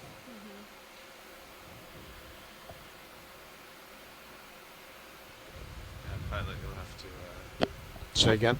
You'll have to... Yeah, I'll go wait or sideways. Yeah. Let's I'll go just back start, to port now. Yeah, I'll start my move soon.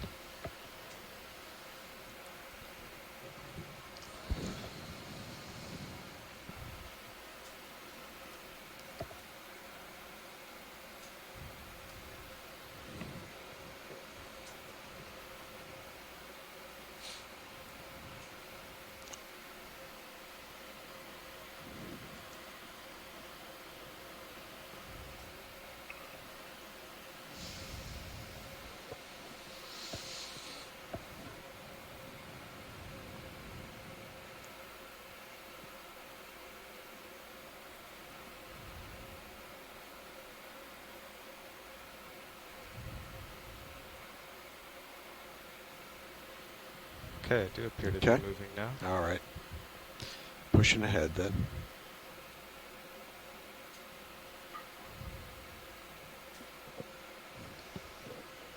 All right, we're going to continue moving upslope.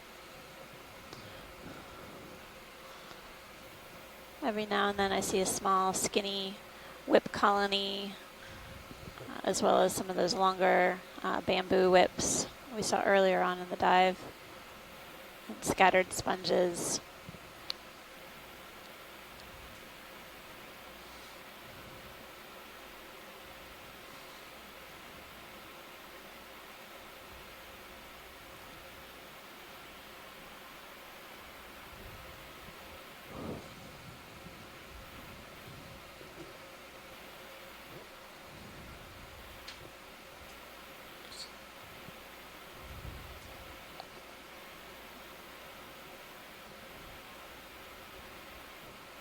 I think the Sirius camera is most fun to watch sometimes because you can basically see what's up ahead.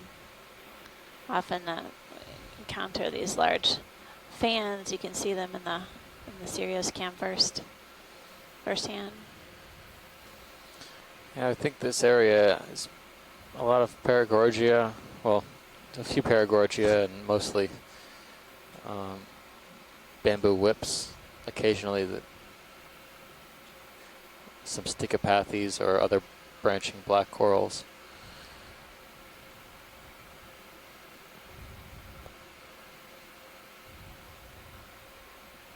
Suddenly there's coral everywhere. There's Yeah, interesting. several. We'll just keep making way, front row.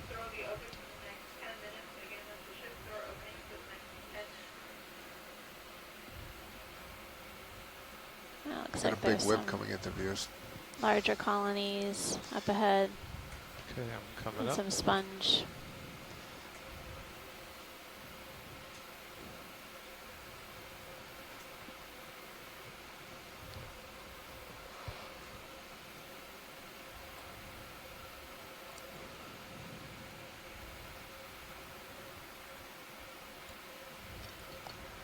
Nav, remind me, what's our off bottom time? So off bottom time is going to be 3:35 local. Okay. So in about just under 2 hours. Okay.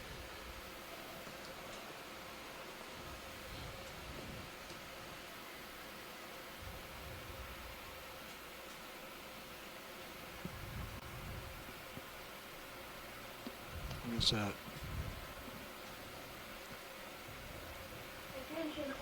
Ridge there?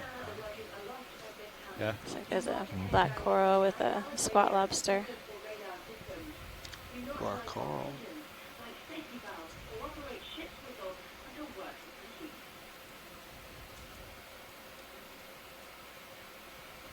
Interesting Bathypathes here.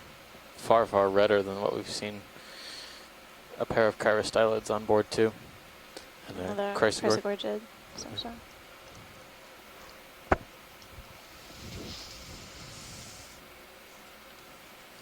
Yeah.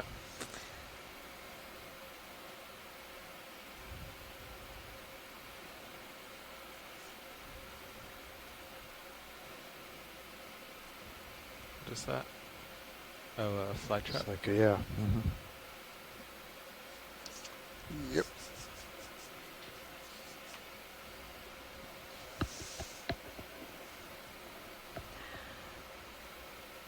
Well, it looks like a fly trap anemone. This is a very linear line in Sirius view. Oh yeah, you can see that fissure or crack in the feature of this sand. It's filled it up. What is that there? Look like something shiny? No, I guess it's just a rock. Never mind. Looks like these almost stair-step features. Pavement of rock with some pits here and there. And a fine sediment drape.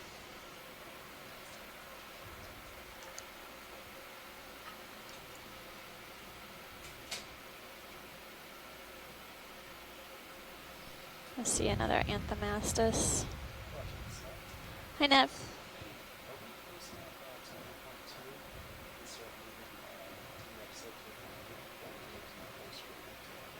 Can you zoom out on HIPAC?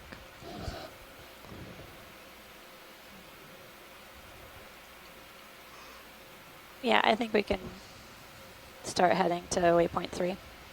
Thanks. Whoa. That whip behind. There's a Maybe giant. That's a giant web. Large bush of coral up there. And The see giant if we web can get dead a ahead size as well. estimate and look at the base to see if Alan can give an age estimate So on is the that ship one. That roughly one's stopped probably now? very old. Okay. Yeah, ship stopped Yeah, 3 front minutes row. ago. So you might have A fan on the Yeah, left that we just couple minutes panned to by. I'll turn them 15 degrees to I'll see go look here. at that. Looks like there's a lot Yeah, over take here. a look, and then we try to get lasers Okay. on the base to Okay. try to age it. I'll try. Thank you. Lasers on? Yes. Yeah. Oh, there they are. Yeah, I Yep. see them.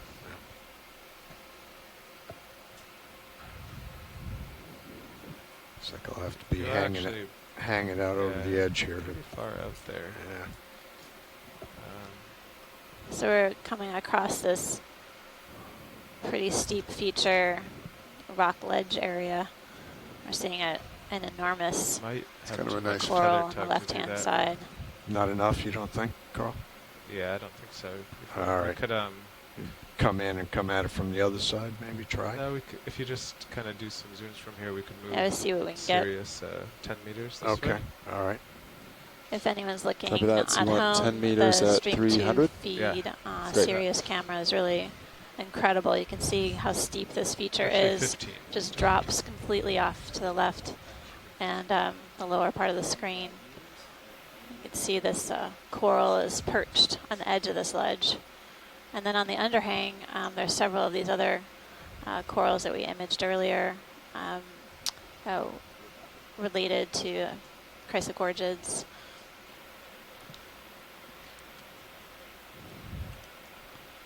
Yeah, well, actually, we have to move Sirius for me to get closer, so. Maybe if you sidle starboard and find something to look at a little closer to me, Okay. then you'd be able to comfortably move out there. All right. Because right now, Yeah, you can't see the tether right now. yeah. I don't want you to drop down too far. But yeah, if you kind of come up and look at something else back here.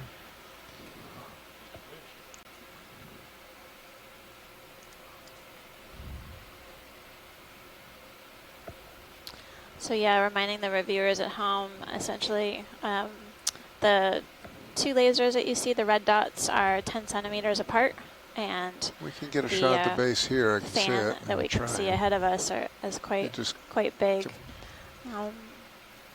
What would you say the size of this fan is relative to D2? All right. You can hold that.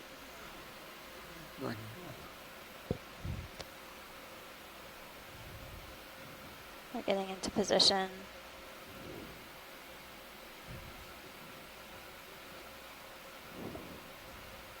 Now you're a little bit.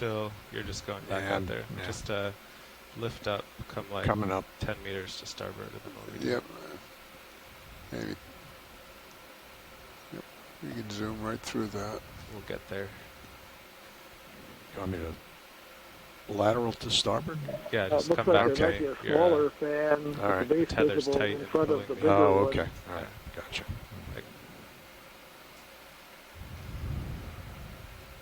But in Yep, 2 or 3 there is one, minutes, we'll have Bruce. more room. I'm just going to try and take a look, possibly get another perspective. I'm hoping that Alan is watching. He's splitting his time today between working in his office and watching this, and then working in the laboratory to get more age estimates from the bomb radioisotopes that he works with as sort of markers for age.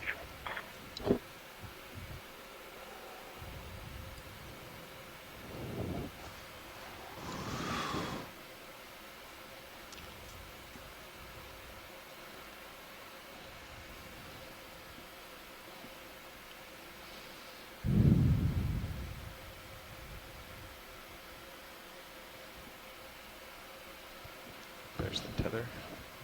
Yeah, okay. Well, it looks like it's at least as wide as the front of the vehicle, probably. So he is watching. I just got an email from him. 9 feet maybe across, I think. Okay. 9 feet across, my goodness. That's what I'm guessing. It's taller What do you than think, I am. Carl? You probably know better. Yeah. That's yeah, short. maybe bigger than the vehicle. Yeah. Oh, maybe my even goodness. bigger, yeah, as we get closer here. I don't know if we can zoom from here once you get situated, pilot. But again, if anyone's looking at the Sirius view, basically the D2 is poised Am I to up take a against better something there?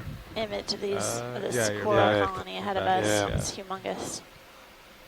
Yeah. There's no good flat spot to sit on there. I'm coming towards you. I think in a minute you'll be able to go back out there. Yeah. Oh, around the other side again. Yeah.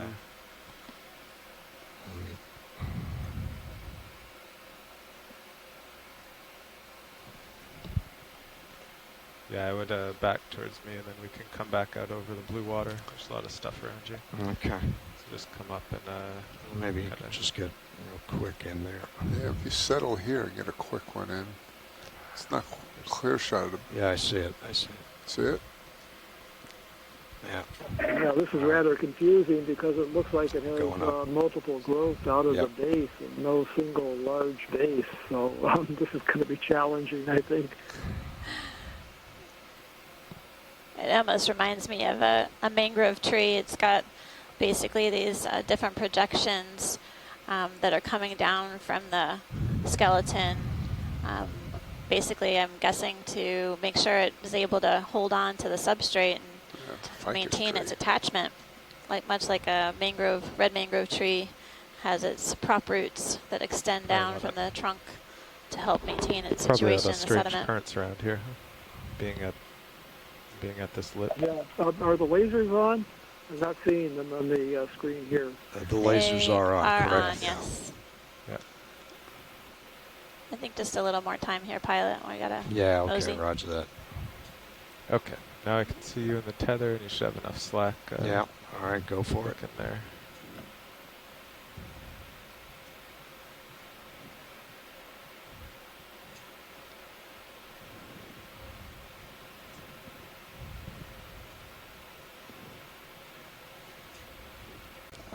This is again off the left-hand side, that large colony we're looking at.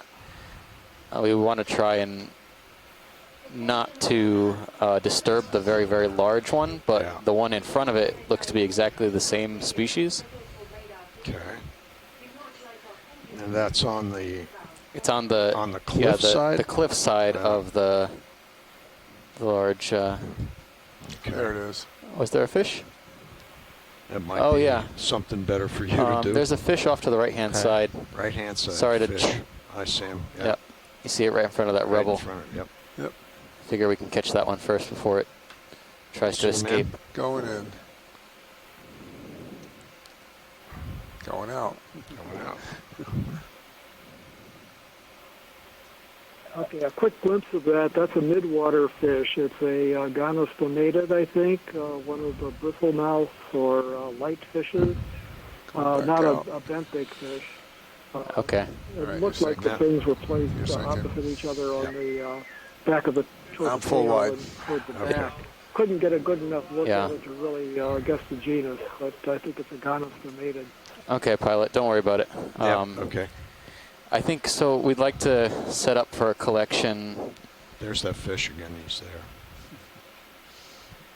there. Yeah, okay, roger that. I understand. Set up for a collection. I think what we'll probably wind up doing is changing pilots. Okay, so that's okay.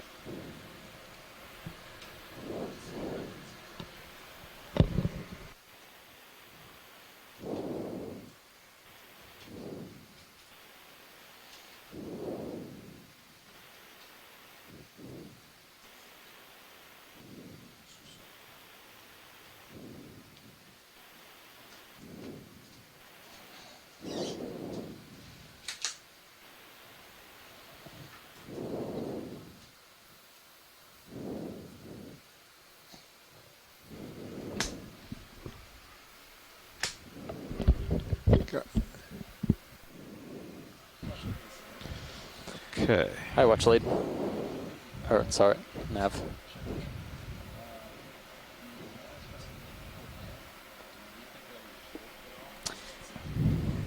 So that that's Paragorgia that will not float, so it is safe to open. So we have Sirius stopped here. Okay. So, pilot, do you see the colony I'm talking about, the one that's on the cliffside in front of the ancient coral? Yeah, between me and the large coral. Yep.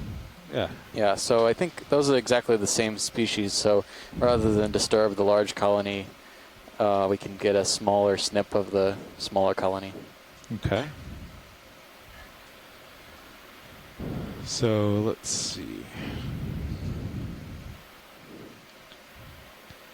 Right where the lasers are, you're talking about? Exactly. Okay. Yeah.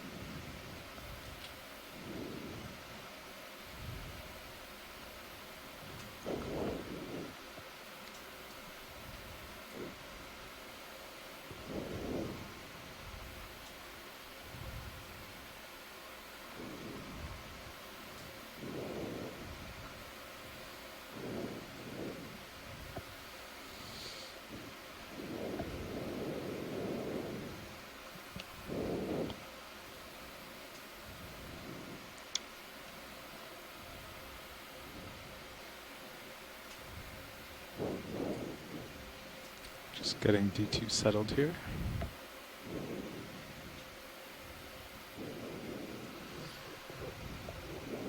Co-pilot, do you mind reaching over and turning on joy lock, the right-hand mouse button? Ready? Yep. Thank you. Okay. Okay, auto head on, joy lock on. Seem pretty stable. Okay. Hydraulics are up. Excellent.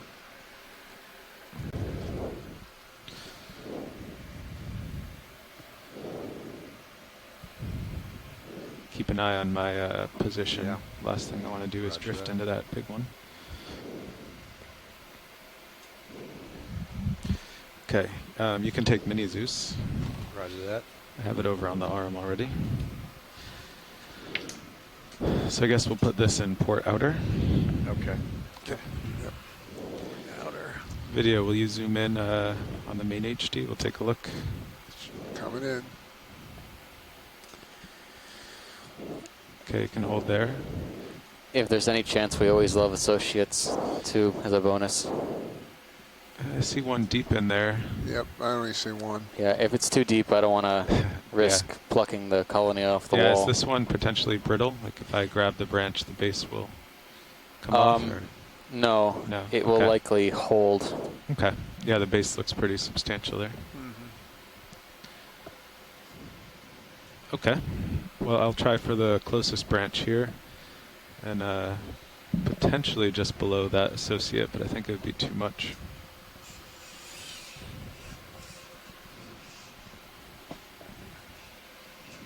So like a wider view pilot? Yeah, you can come wide on main HT there.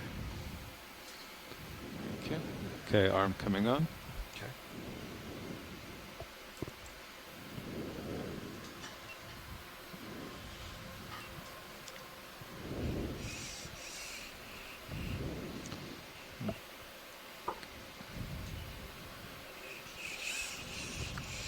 HD2.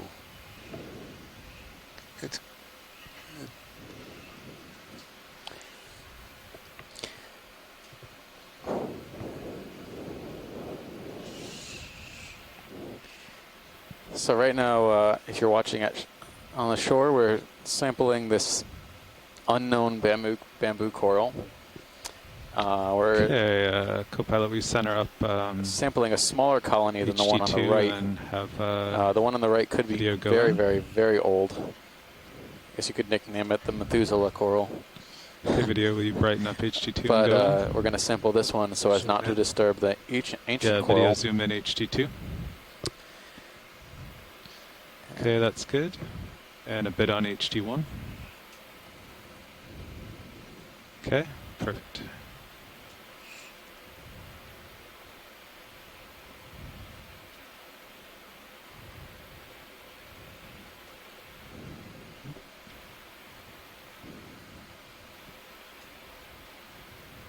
Okay.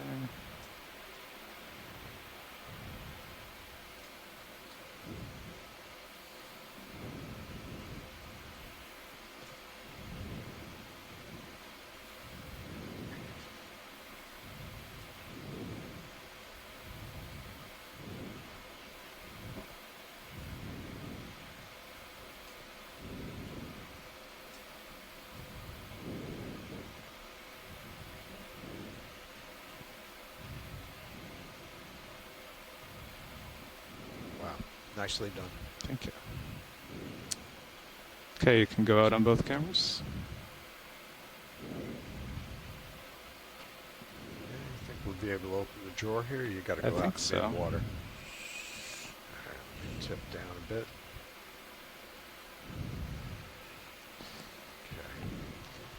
Okay, video, want to go in on HT1?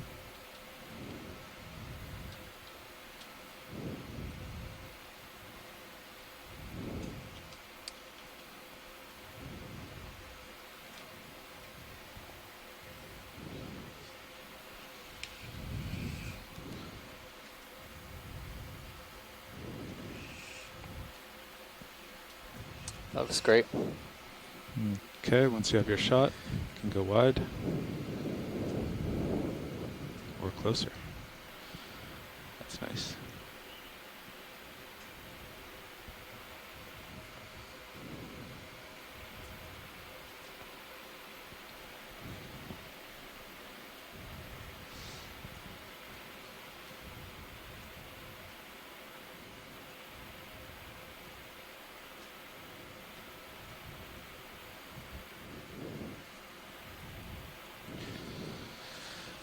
Just move the arm up. Okay. Out of the way.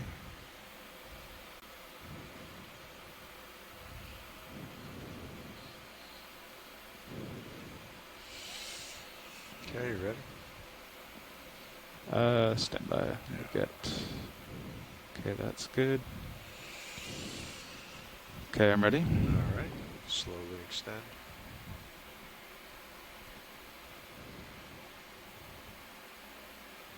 There's a fish coming to see us. Oh, yeah.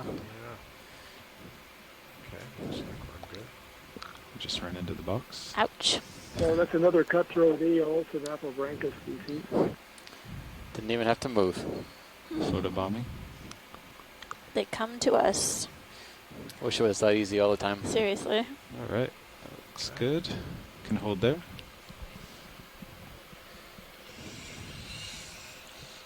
That one also has a short dorsal fin, so it's probably Synapobranchus brevidorsalis. And there is a chance that it could be this other species, Oregoni, which is a little less known and has a slightly longer dorsal fin. But I think we're only seeing one species of fish on this dive, and it's the cutthroat eel, Synapobranchus. Just a little odd bit of information. I was talking with some other people here. These Synapobranchus have very strange larvae. They have a larval stage that's in the plankton, but they're very rarely sampled in standard plankton toes in the upper 600 feet or so of the ocean. So the larvae may stay below the thermocline, below the area of temperature change. And the odd thing about these larvae are they're leptocephalous larvae, flattened and very transparent like other eel larvae are. But the larvae have telescopic eyes. They're sort of cylindrical with a large lens. That are shaped just kind of like telescopes and probably have enhanced vision for feeding on very small plankton. They're very odd larvae. And some of the larvae, not in this genus but in the other genera, also have long extensions to their snouts, like a rod, like a Pinocchio nose sticking out of their snouts. And I don't think anybody knows what they use that, or if it interferes with feeding or what, but there's some very odd morphology in the early stages of these cutthroat eels that disappears in the adult stage.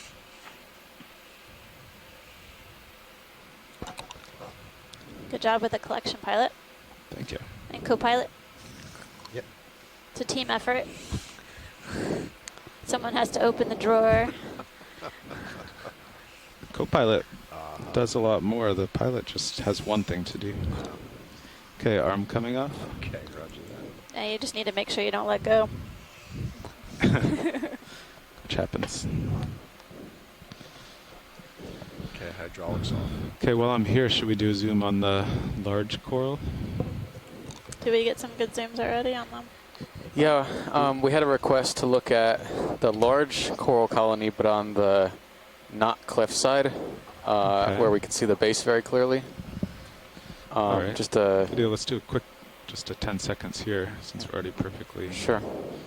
So you want to do the non-cliff side? Yeah, because we want to see the base, and we want to put the lasers on the base. You can go full in here, just get the polyps. Okay. This will be a good. Yeah, it's stable in black background. Yeah, it's exactly right there. A little more. Sure. Come up. Get a little more to come up for me. I'd say let's skip it. Gotcha. Okay, hold that. Hold that. Carl, you were present when we tried to do that before. If you think we can get a good view of the vase, then we should do it. Otherwise, I would say we head upslope. Okay, this is from the non-cliff. Yeah, I think we can head that way. And if you can just tilt down a little bit, Carl, and then we'll go. Right. Just 10.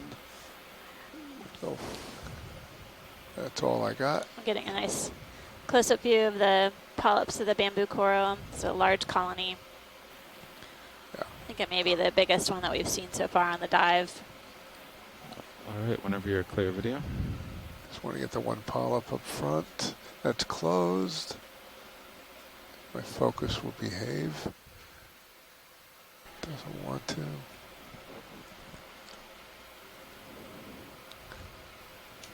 Okay, let's go get the base. Okay.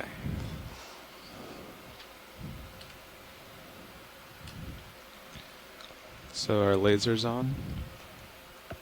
Yep. Yes. Okay.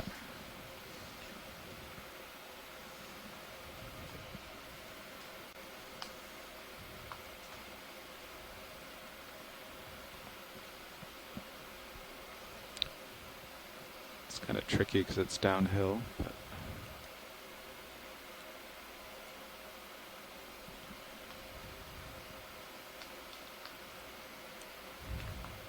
I do feel like a broken record, but looking at the serious view, it's really incredible. You can just see the large coral that we were just imaging close up, and now in wide angle view, essentially providing us a perspective of the corals perch on the edge of this ledge. Looks a little precarious to me, but what we were able to see earlier, you can see now in the D2 view, is that the bamboo coral is extending. Sure. Yep, that actually will help. Kind of like tendrils, if you will, that come down and attach to the rock, likely to help stabilize it on this vulnerable perch. The lasers are on, right? Don't see them. They are. They're there. They're barely there. They are. Oh, there. I see them now. Yep. Wow. Yeah, they're in the lower left. Right. They're now right on the. Okay, video. You can zoom in on the base here. Oh wow. Yeah. Upper swing arms coming in a bit. Oh, look at the light's going to change. See a closer look at it. Are you good where it's at? Oh, Video, or should I keep coming? All right. And move them. So there, what looks to be multiple bases of this coral. See, you're helping me out. Keep coming all the way. All right. The Then rotate lasers them are out 10 once it's centimeters apart. And, keep coming. Definitely seeing what look like multiple attachment points. Okay, now you got it. For this bamboo coral. That's strange. It looks like the branch fell and then became a base. Yes. Is that how it works? Yeah, I wonder if it was potentially damaged or it basically sent down extra shoots to make sure it stayed put. That's a giant base too on the left. Yeah. Oh yeah, the dead coral base. Yeah. On the left. Something's been productive here for a very long while. You tilt up just a hair. Oh, thanks, pilot. A little more. Yeah. There you go. Now you'll sink for me just a little bit. That's what you think. Yeah, I know you will. There you go. See? So Alan Andrews just sent an email saying that he believes that this coral, some strange water moving around over this. Yes, I can. Over Probably why it's perched there. Yeah. Based on aging studies that he's done. Let's try it again. Corals.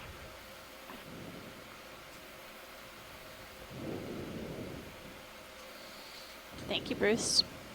This twig and thanks, Alan. Right in the way of the perfect shot. A piece of debris. There we go. That's good. It is a really unusual bamboo. Definitely something different. Okay. It's kind of like a banyan tree that's sent down the roots that become separate, or rather connected trunks. So with Just multiple growth points and multiple trunks. Keep going. A true tropical. Come to the top. Native. I'm surprised in all that time a sea star hasn't found it. Yeah, well, there definitely that's usually the clear fate. dead skeleton we just passed a little shrimp-like creature. Okay. Well, thanks, pilot. I think we're ready to mosey on upward. Keep coming. Okay. That was a big detour there, but. Well, it's a good sighting for sure. Yeah. I'm going to return your lights. Beneficial stopover on our way up slope. Thank you. Yeah, we've almost reached the crest of the ridge. Yeah, full. Yes, it drifted far away. Okay. All right. Put the light back. Okay, you're one step ahead of me.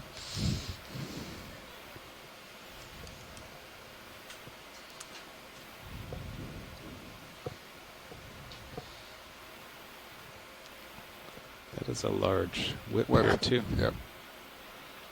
I'm looking at it, and I'm 5 meters above the ground, I think. Well, but I'm on a slope. It's still tall. Yeah.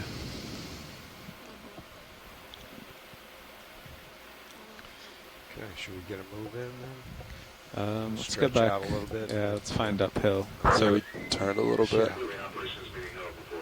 What do you think is uphill Alan now? says thank you for the so amount of before time it was that you spent about 330. and getting with the really turn. good views of it from all sides and of the bases. He really appreciates Okay, you it. are full And it's wide helped him get on that all estimate cams. of over 200 years to the age. He's going to work on that a little bit more and refine it.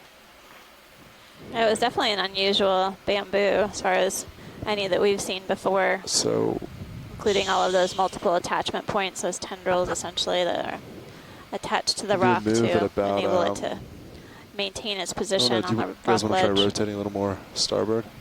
Yeah, we'll get stretched out the direction In we'll addition go. to how large it was. And we didn't see any clear example of or evidence of predation or damage to the tissue in particular, so it's apparently healthy.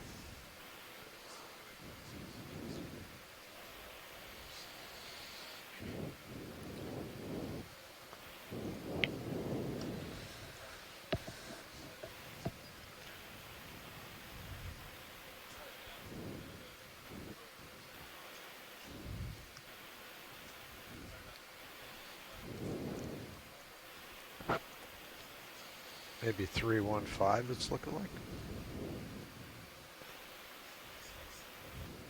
320 maybe. Yeah, that should work.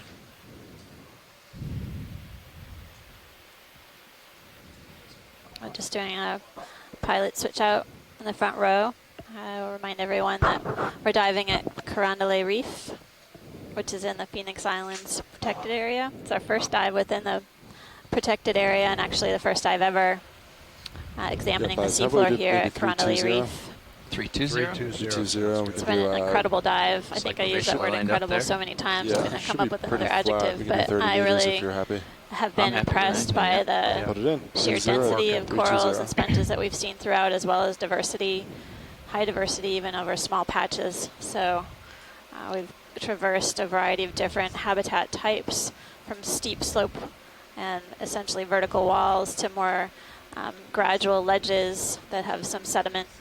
And throughout, we've seen transitions from one type of substrate to another, and associated transitions with the fauna that we're encountering. It hasn't been a fish-rich dive like yesterday, but that wasn't too unexpected. We have seen a few synaphobranchid eels, and we may encounter more as we head upslope, although we won't be going too shallow today. Yeah, we're just coming up at the crest of this ridge. We'll carry on for as long as we can go during the remaining duration of the dive. We have 2 samples collected so far. We'll keep our eyes out. Probably have time to take at least one more sample, for sure, if time permits. We were hoping to get a rock sample, but we just haven't been able to find anything that's of removable sufficient, movability, or even something that's large enough that will accommodate the analysis. But ultimately, the rock sample will help us get a better estimate of the age of this area, and provide us with a better understanding of the geological context. There have been several rock samples collected at other seamounts within the region, but to our knowledge, Carndelet Reef remains unsampled. What's that plate like? Bottom left? Yeah. Looks like a dead stock of some sort. Okay. But we can Maybe dead we have a new pilot. Partial. Hello, pilot. Hello. The voices keep changing. Yeah. Take a look. Do you want to look at this? No, it's fine. Oh, okay. I just thought it was interesting. Yeah, continuing on then. Got another big Probably whip one of those coming off the fan-shaped port sponges. side. Dead ahead. Or some coral debris. Got to move on the ship, so I'm just moseying here until it starts catching up. Okay, thanks. And then we'll give a good push.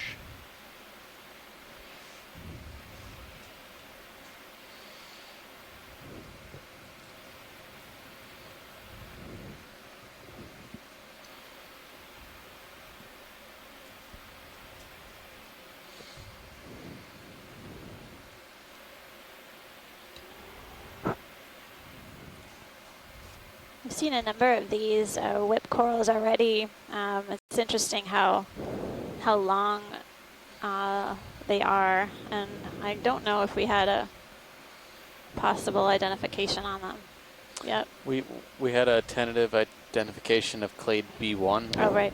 That's right. You gave a good synopsis of the difficulties with identifying bamboos. I don't know if it was a good synopsis, Well, but it's definitely a complicated synopsis. Oh, that That's pretty much my tether. But it is definitely one of the more that's it. challenging families to work with. Can mosey back this way. It's I taken suppose. like Yeah, we've been seeing 5 about or 6 minutes before we Yeah. see anything. So you used might to still have another 2 minutes before you get movement. Okay. I've been got used to so used to the shallow dives.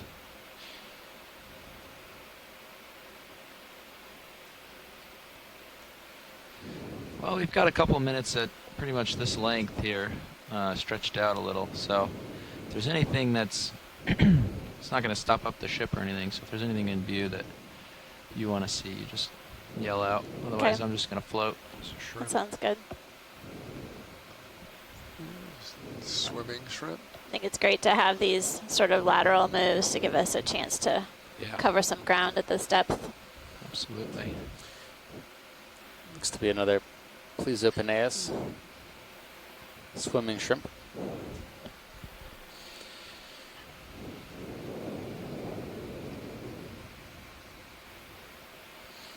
We're entering more like a volcanic pavement area.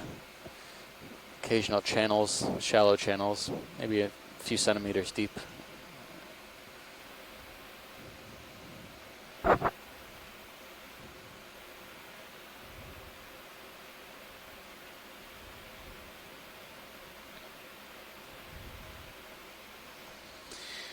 No more sea pens up here that I can see, but I see an Anthomastus in the background. That looks like that Anthomastus species that I need to find in my notes.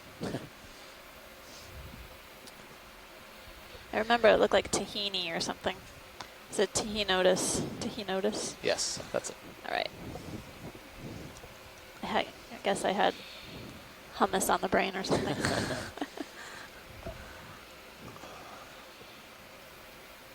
We're seeing a number of different species of black corals as well. Several representatives of the octocoral group, as well as we did see a couple cup corals. So I think as far as scleractinians, those are the only type that we've seen so far. Or stony corals.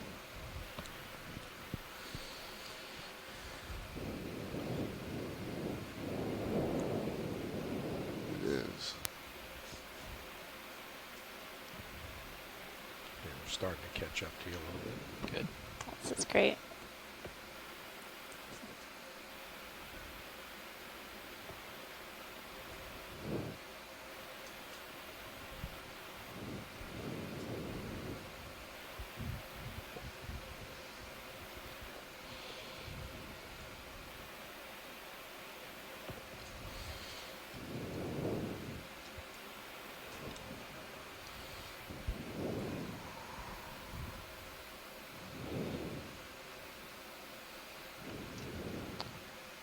Looks like some more possibly dead sponges, as well as live ones up ahead, more white in color. And then some, looks like that black coral that looks like an umbrella. Yep. Umbellapathes. Umbellapathes. These sponges are also enormous. I don't have a great understanding of sponge age or how to age them, but I do know that they grow slowly as well, much like the corals do, and anything that we see is as large as these have been here for quite some time.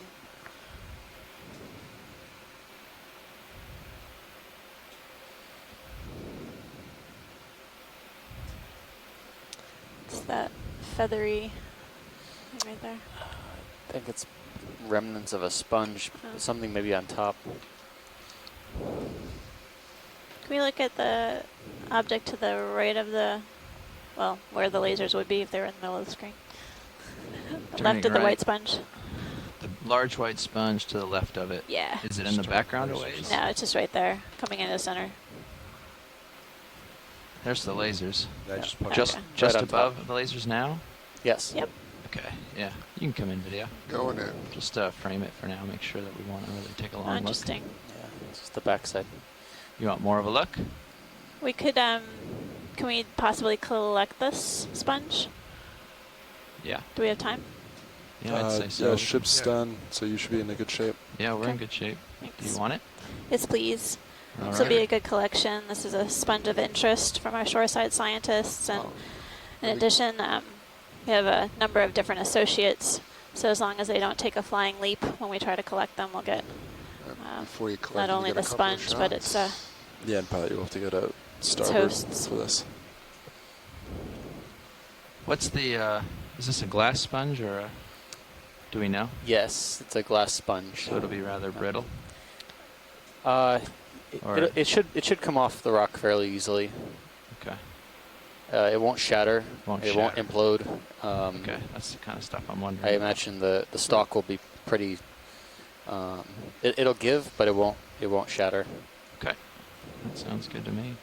Well, I'm going to sneak in on a little Well, further. Steve, and I'm then not we so can get a sure really about good shot that. of it. I've changed my mind on which sponge this is, and this could be something in the family Eurydidae. It's really bizarre, that texture on there, and I'm a little worried it is a hard sponge. Okay. I'm not worried. I'm interested. But, yeah, it may just break off when he gets it, and that's not a problem if they want to break it somewhere on the stem. Okay. And it comes off that way. So, But, Chris, we don't need yeah, I the wouldn't we don't need the expect it base to or be anything. pliable. I suspect it's going to be hard. Okay, so we don't need the base, Chris. I mean, if you can get the whole sponge, that'd be great. If you're able to pop it off the substrate, which might be one way to do it. But it looks a bit big for the box, and I don't know how the PIPA folks feel about taking the whole thing.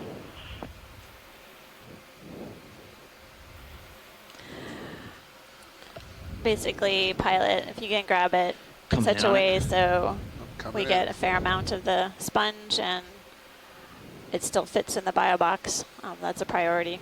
Okay. Looks like there's still some significant areas of live tissue on this. And we're seeing at least a brittle star, I think, and I believe a crinoid associate.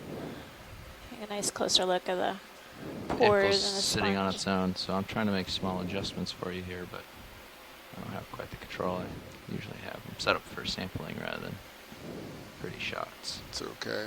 Just tilt down and get the base, and then we'll let you do your thing. Yeah. Okay, a little more.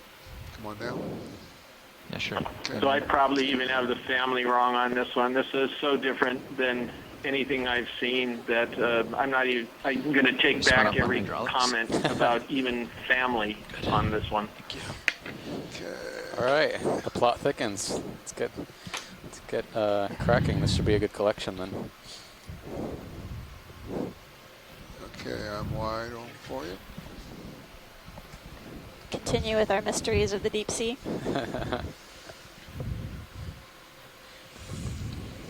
Not a problem.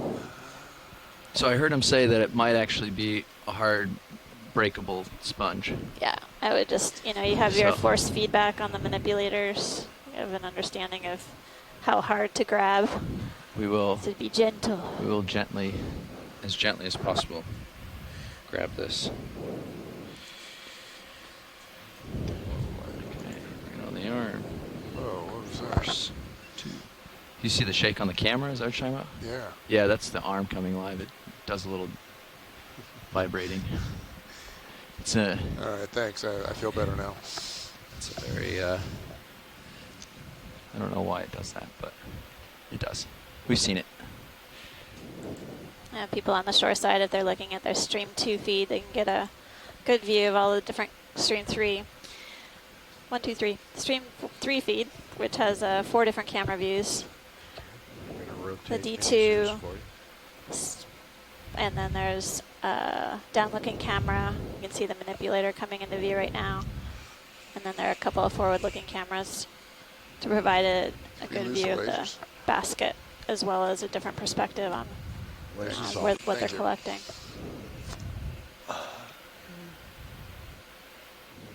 Oh. The inverted grab.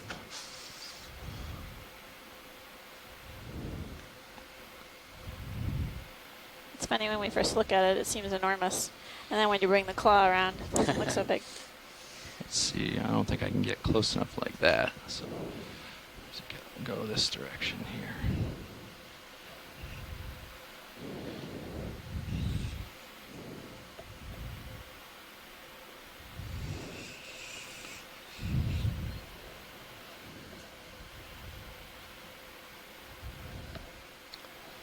Okay, this will give me what I want. You want Mini a little closer, or are you okay with it? Oh shit. Not the ship, the ROV's moving a little on me here. Crinoid's getting ruffled. I'm hoping it stays I'm not on going to there. use the cutters. Thanks, Roland. Yeah. You want to zoom in on Mini Zeus a little bit? Sorry. Huh? Sorry, what did you say? Oh, I was watching the Crinoid. It looked a little ruffled. Oh. I hope it stays. I hope it doesn't take leave. All right, so I'm going to grab it with the fingers rather than cut it like we would Steve, coral. I Do you agree. I guys think agree when he with that? grabs it, it's just Or going to would you come like me to right cut off the substrate really easily. So hopefully the crinoid So pilot, won't that sounds good. guess what's Grab it happening. with the fingers. Got it. Okay. Sorry, I had another voice in my ear. That's okay, yeah.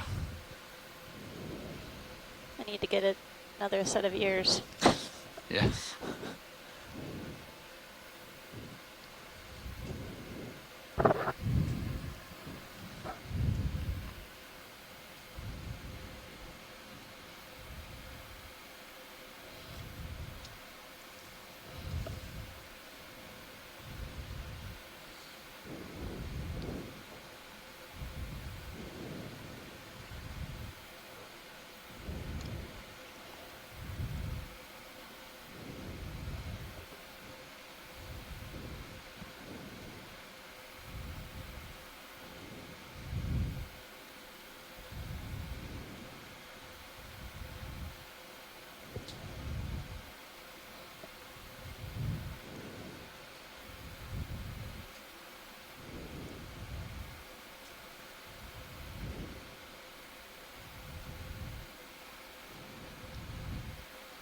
It looks like you listened to it. Yep, you got it. Nice. Nice. Little face and everything. Well, I guess we'll never know until we bring it up on shore how pliable it is, because it seemed to come right off the rock. Yep. I would say it's very hard. Yeah, just by the way it's behaving, I'm almost certain it's a hard sponge. Yeah. So it's going to be in this group that has what's called a dictyonal framework, which means that these long spicules let it sort of inside the sponge actually are glued together with silica to form a very firm support for port it. boxes So are it's not full. waggling From around or starboard waving eye. or anything like that. It looks like it's quite solid. So that actually narrows down to at least an order or so as to where the sponge belongs. Pilot, is there any way to look down into the sponge on there? I mean, once you have it on deck, certainly. Yeah, we can definitely do that. But I can go like Looks this. It's cooperating there with Mini Zeus anyway. Oh, with Mini Zeus, Yeah, if you have like a definitely. zoom, if you have a little bit of zoom on that. We'll line up the other camera if that's okay. Okay. I was just thinking You can before look- we collect it, Yeah, at least we for sure. can, You can look down it on Mini Zeus. Going down. so we see what we might be grabbing. tip a little Oh, it looks bit. like several ophiuroids or brittle stars are hanging on. And if we kept that crinoid, then we'll be in good shape. So I think I count 5 brittle That's okay. stars. You're fine. It's a relay camera, so it's Yeah, sort of right. on and off, Oh, is it's it? on and So off, yeah. you don't have the fine-tune Let go of the control. stick, it's still You know, going. I can adjust for you here. a little. That's actually really great. I just wanted to make sure we had an idea of what we might be encountering once it gets on deck. Going Okay, in. great.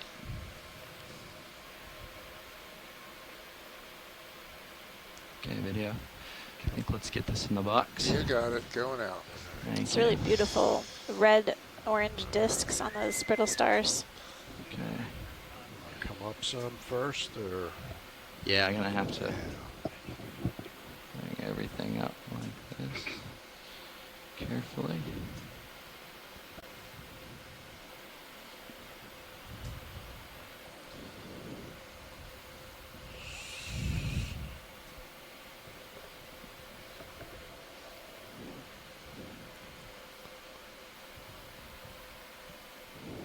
Just bouncing around in here. Gone for a ride. okay. now. All right. Opening the drawer. Thank you.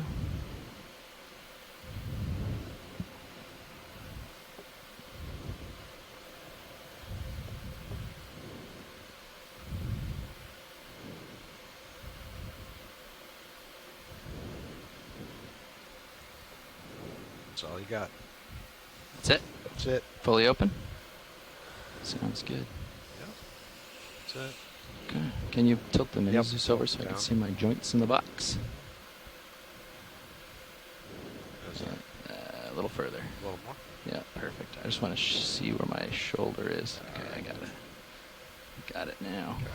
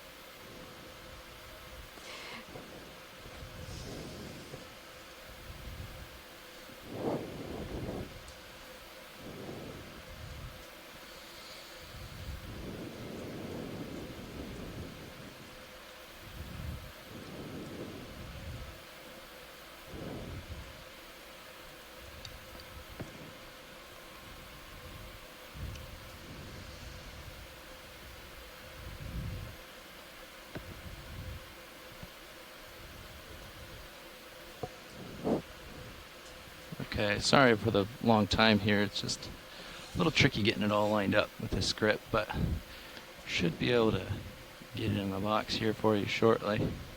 That looks good.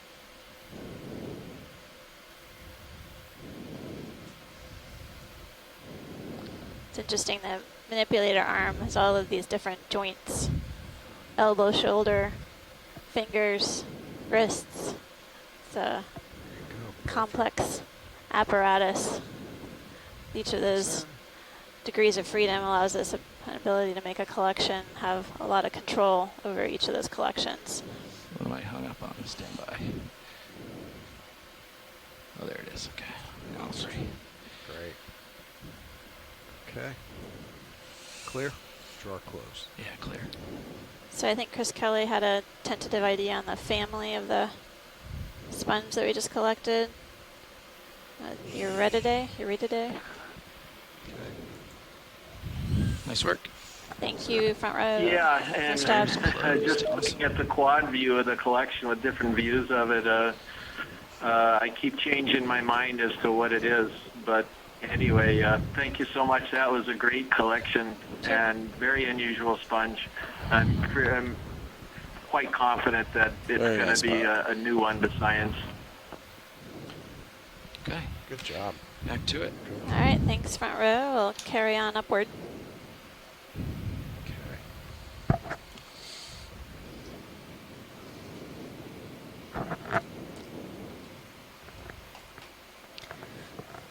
Hydraulics off. Thank you.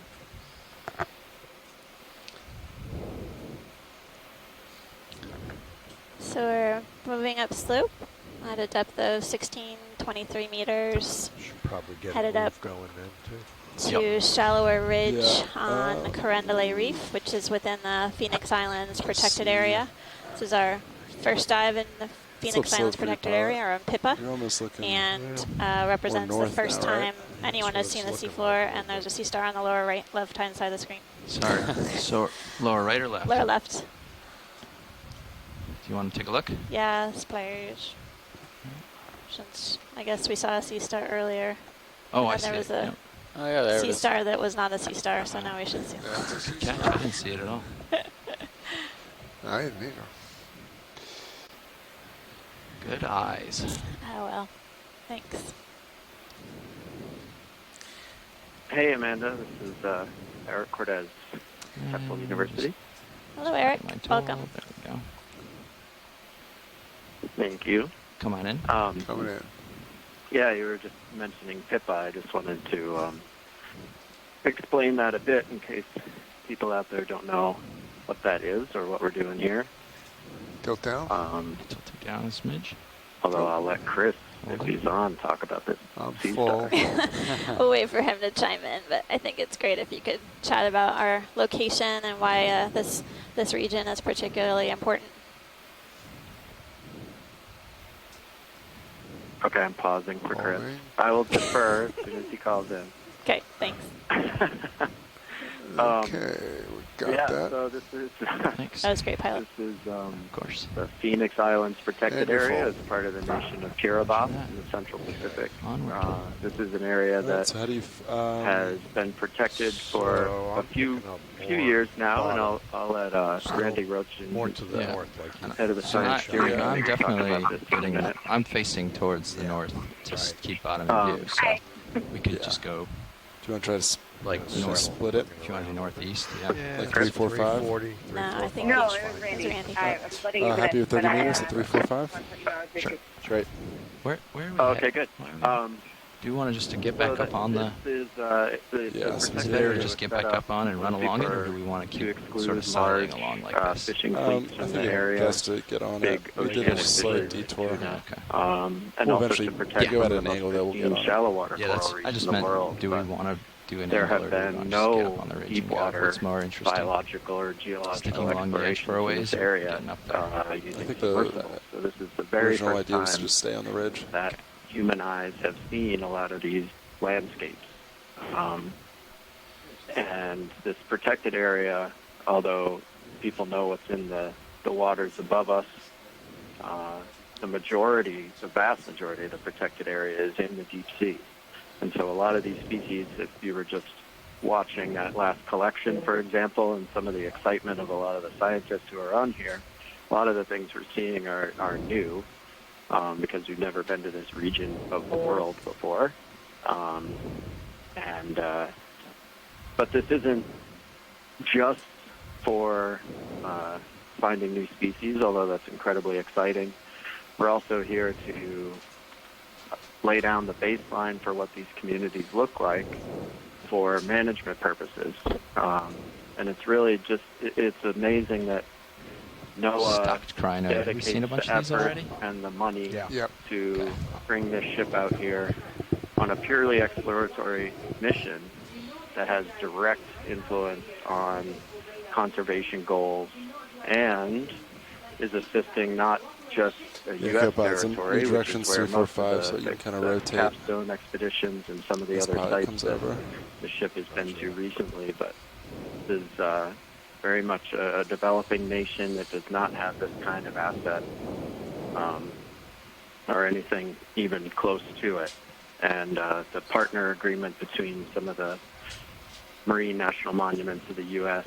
and the Phoenix Islands Protected Area has been a great justification to get here and do some of the exploration that's really needed to properly manage this area. Gorgia or something. And let me turn it over to Randy, and she can explain some of that better than I can. But there's a fish. I just wanted to say that fish. this Where's is the fish? Oh, that looks like not a fish. just a giant quote-unquote fishing expedition. We're not just out here with our butterfly nets. We're doing fish. There's a whole theory. Yeah, but what's the scientific purpose lighter colored for object, conservation. tail-looking thing right to the right of it? Oh yeah, that could be. What's that on the ledge of the I rock? want to take a little peek and find out. Oh, it definitely is a moving thing. It's a fish. Oh, let's go. So I was right. There we go. Yeah, you're right. Pointing at the wrong thing.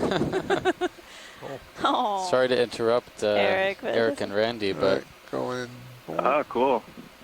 Yeah, definitely we're waiting for it. I didn't spot that. There he is. Settle down. It's our. We'll get a Holothurian photo bomb. Reminds me of batfishes. We've doubled our census of fishes. Yeah. On this 1 second. It looked like a batfish, didn't it? Uh-huh. We're trying to. Oh, he's just not. Yeah, this is Bruce. You're absolutely correct. I think that is a batfish. He'll get tired.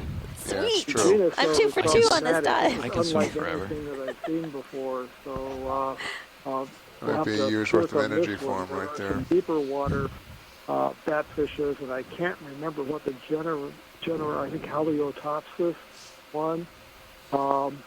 But it's in the family Okeanos, which includes the batfishes. Yep. Just in other areas, some of them are shallow water. Most of them are deep water.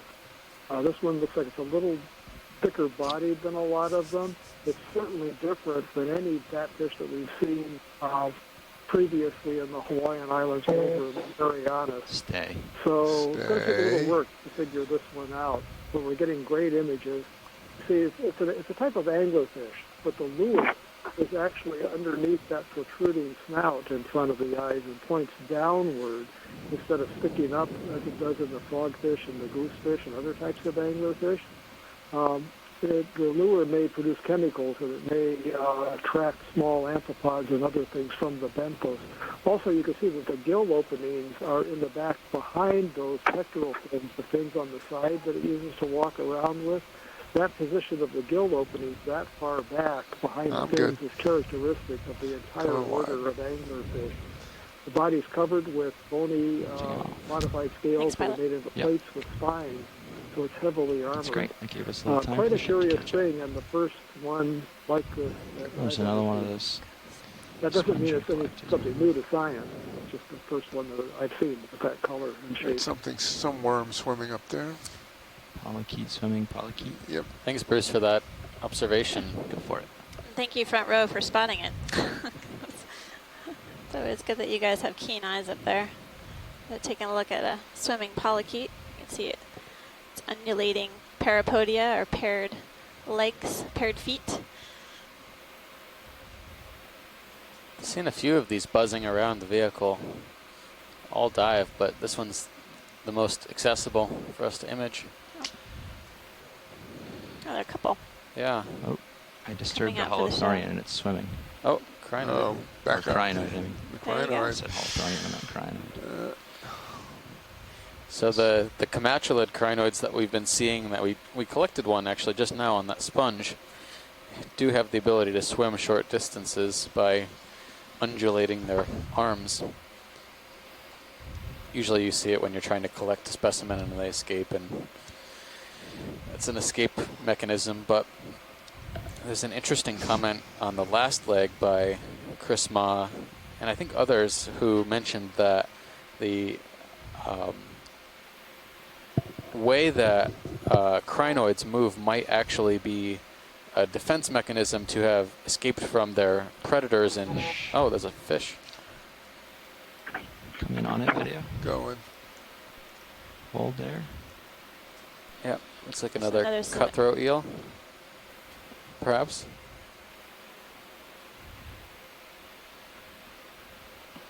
Yep, exactly. It's the same type that we've seen before. You see that funny-looking tail. Can't see the mouth shape on this one.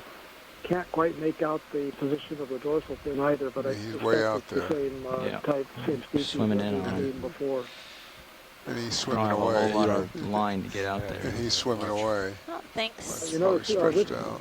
This eel swims more Some actively swim out. than most fish at these depths. So it's we got a a second roving here. Go for predator it. taking You just larger had- prey, and apparently it can gather more energy.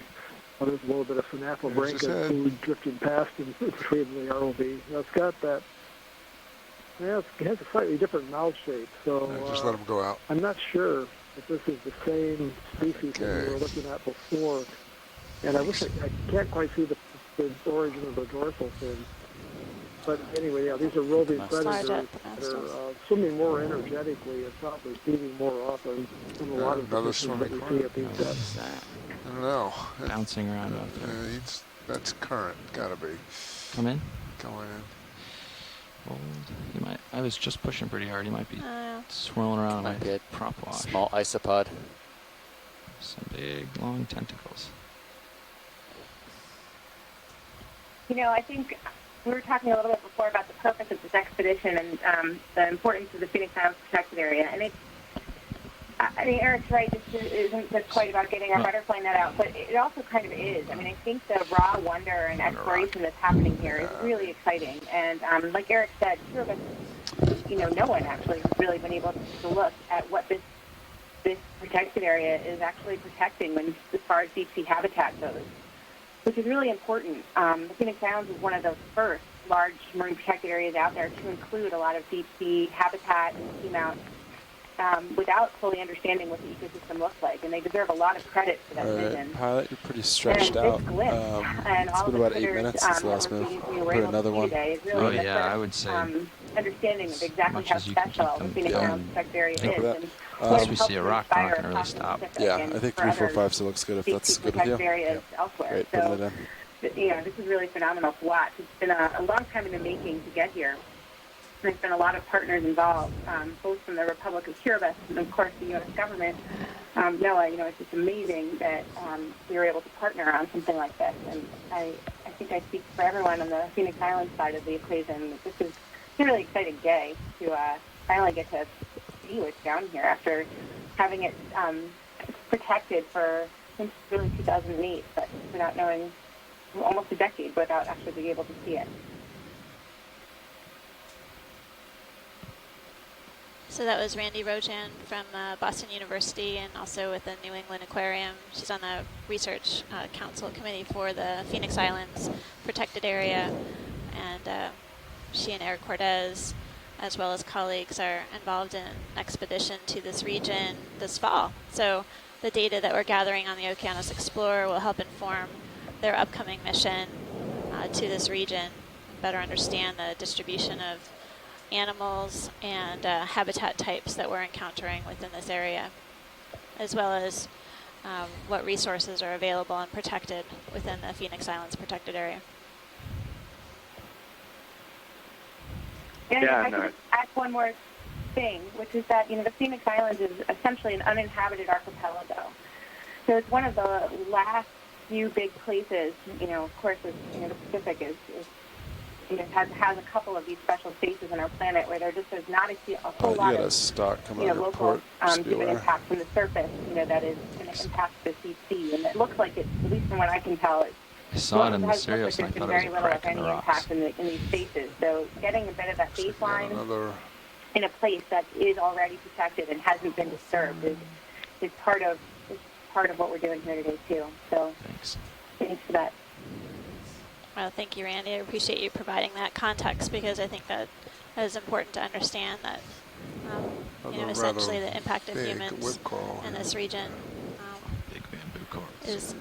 is minor to nil. We've also not really seen any trash to speak of on this particular dive or even any fishing debris. So it's still not there. Also, the corals appear to be long-lived, growing slowly and continuously over several years to hundreds of years for some of these older colonies.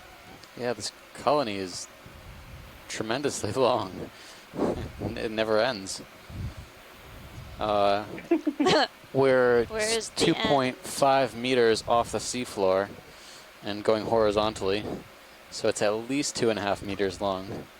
Keep lateraling. And there's the tip.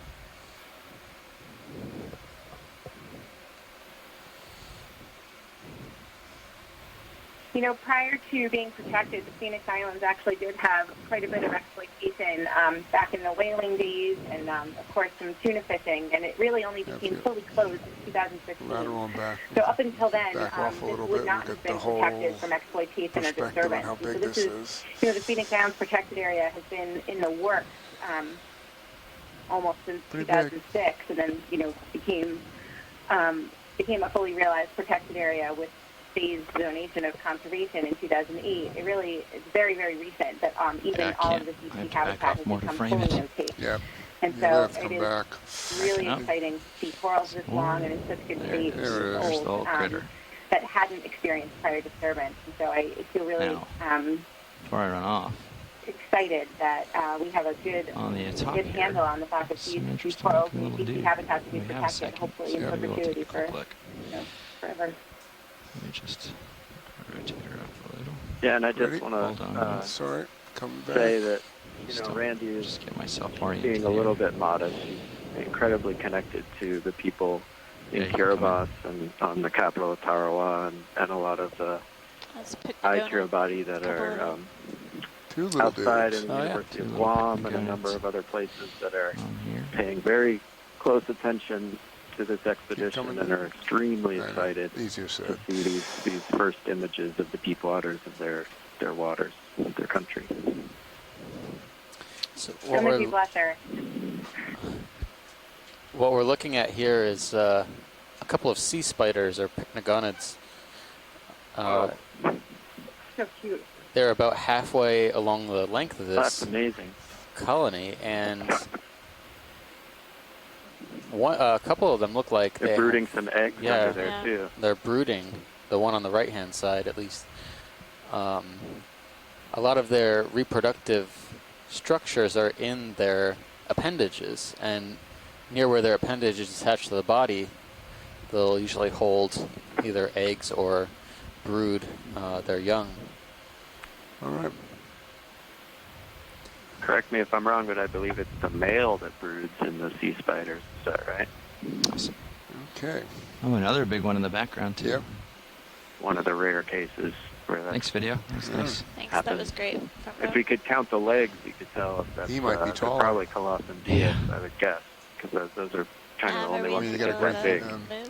Co-pilot, you okay with zooming in a little bit on Sirius? Yeah, sure. Okay, That's fine.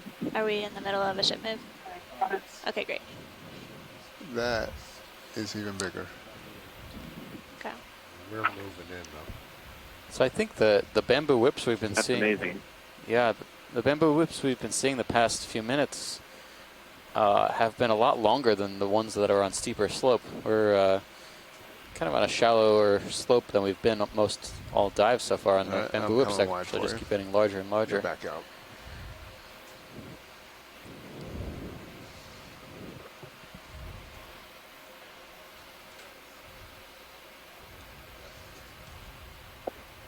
Okay.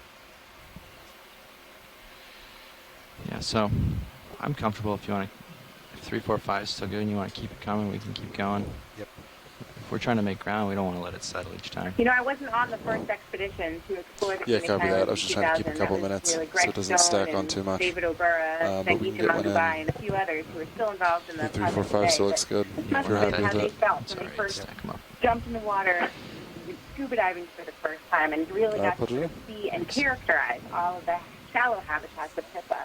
It's kind of amazing that really, you know, less than 2 decades later that we get to do this again at the bottom of the ocean and be a part of that. So, and that everybody who's tuning in gets to be a part of that with us. And that's really, it's really incredible. You're asking too much for that, huh? No, that's not this. Okay, good. Onward.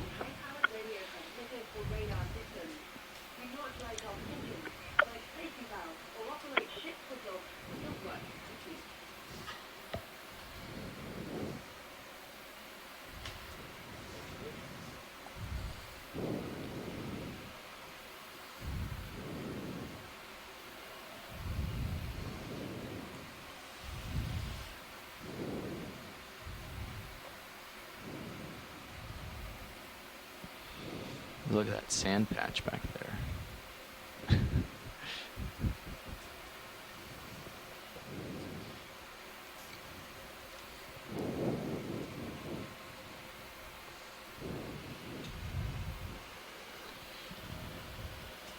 The heaves are getting bigger, huh? Yeah. Mm-hmm. How's the wind?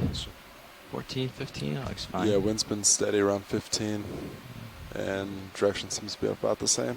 Yeah. Might ask the ship what they think the swell might be, if it's building or not. It doesn't look dangerous or anything, just out of curiosity. Yeah, I can do that.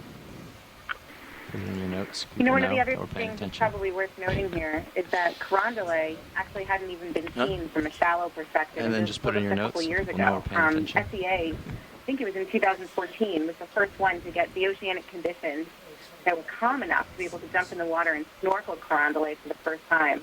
And so, again, it's sort of a short duration to be able to swelling. look at the seamount top to, you know, nearly bottom, which is pretty great. But SEA has been sampling the pelagic habitat around Carndelet for the past couple of years and noted some of the high productivity around the seamount. That probably is part of the story for some of the high diversity and abundance of life we're seeing down here. Yeah, definitely, Randy, you hit on something we were observing when we first started the dive, which was a fairly decent amount of particulate material in the water column. This organic matter as food is what the deep sea corals and sponges and other organisms in the environment require. And we noted that as we traverse the steep slope, a number of the corals were oriented essentially perpendicular to what seemed to be the dominant current flow, enabling them to capture particles as they flew past their polyps. Coming up this rather gradual slope, we definitely have transitioned to a different terrain. And as Steve noted, we're seeing more of these long bamboo whips, or at least they seem to be much longer than the ones Fish down bottom below. right. Yep. Fish. Another eel. Kind of in the There it is, mid-screen coming now. in mid-screen. Still on the center right. Just getting a little closer, but you can start coming in. A little chase here. I was sidling backwards down just because I hadn't seen this part of the slope yet, but we're here. Stop my momentum and catch up. More of the same, it looks like. So this looks like yet another Synaphobranchus, another one of the cutthroat eels. Very active fish. They swim quite energetically for a fish at this Way to depth. keep up. This one, again, is not letting us see it very well, so not sure what we can do for an identification beyond families. Just There are a trying not to couple of rise too much deep-living because I come in closer, the image will Synaphobranchus rise already. and Iliopus. There The Iliopus have the dorsal fin placed very far forward, often have white spores on the lateral line. That line could peel on. That was a great pilot. I'm backing with you. Fish, but and more rounded snout, not as pointy as a snout, kind of bulbous snout. I guess Maybe it's he'll just settle a right Synaphobranchus. there. Yes, he goes on Yeah, the it main. looked like I guess the pelvic fin had a little damage or a split in it. Hello there. Come in. So there's an ophiuroid in the just off to the right that looks to be free living, not associated with any corals. It's kind of in this canyon. Yeah, the one crawling down. Yeah, I can see it's heading for cover, and I thought it'd be a good idea to catch it before it does. Be aware, you have a good return on your starboard side. Yep, roger that. Come on in. Come in. There he goes. We've been seeing a lot of sea stars. You know, one thing we have. Brittle stars, but this one is one of the few we've seen that seems to be free living, free of any mutualistic symbioses with corals. Also, looks to be going. Potentially, he's cut up, and I've got a little bit of a return. Victim of some predation. It has a really different shaped disc. Look, it's more circular than some of the more angular types that we've seen earlier. Pushing north. Morphology is different. That's a great pilot. Thanks. Yeah, full wides. So we were just taking a look on the sonar. There's actually a pretty hard return coming up here, so we might be able to see if there's any life associated with this topographic feature. Certainly a fish on it. Mm-hmm. There's definitely a lot of sediment here. I'm just going to be, well, I guess we got to get the fish before it swims off. Usually we would You know, one acquire thing the we wall haven't and make talked a lot sure, about but yet is take a the snap on the fish geology before of the it swims region. off. I'm actually not confirm well what it is, versed in and this then at I all, should but I was wondering if explore anybody this there wall. would be willing to Go comment too a little close bit to on what Sirius. we're looking at Slightly different geologically than the last speaking. one. Well, it's a great pilot. Looks like another Synaphobranchus eel, or cusk eel, cutthroat eel.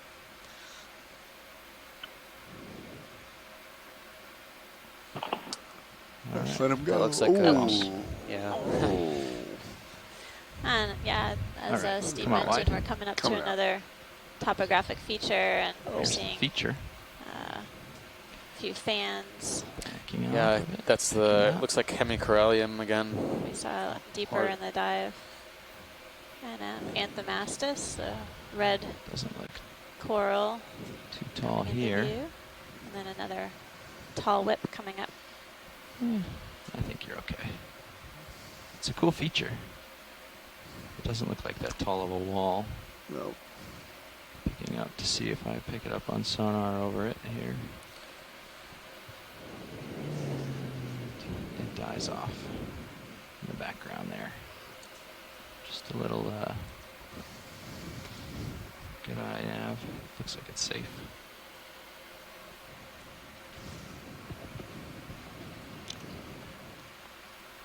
I'll stay down and look at the face here because that's probably where most of the interesting things are living, maybe.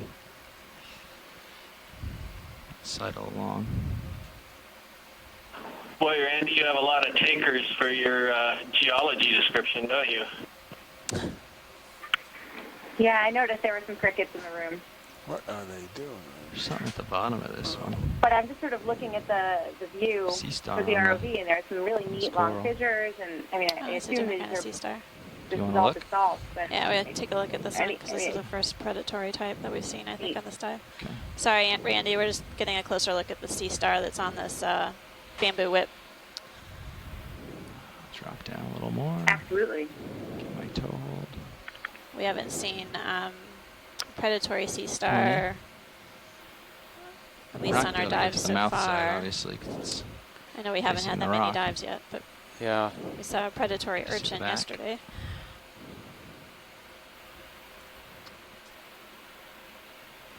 Spinning my head. So they're thing about these, like the associates, they're always facing the wrong direction. You can never see the oral surface. But yeah, I have no idea.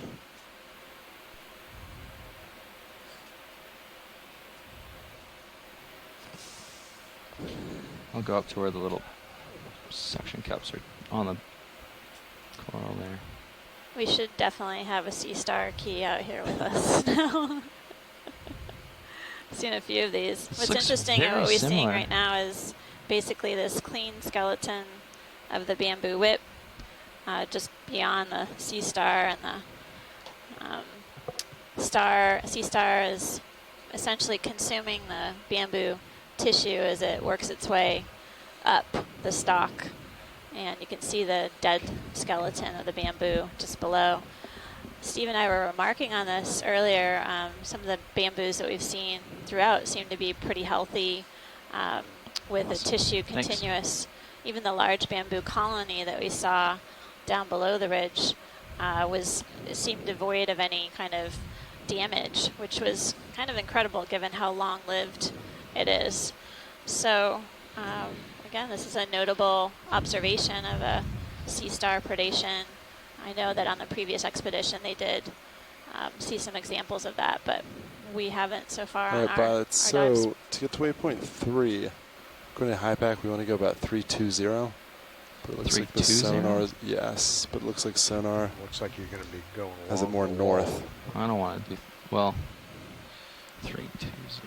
But that's like, yeah. Well, last watch, they'll tell you still what's, going what up, to do. but- Yeah, What's that- happening? So is that enough time to give Chris Ma? I hope so. I don't know. Yes, Nav?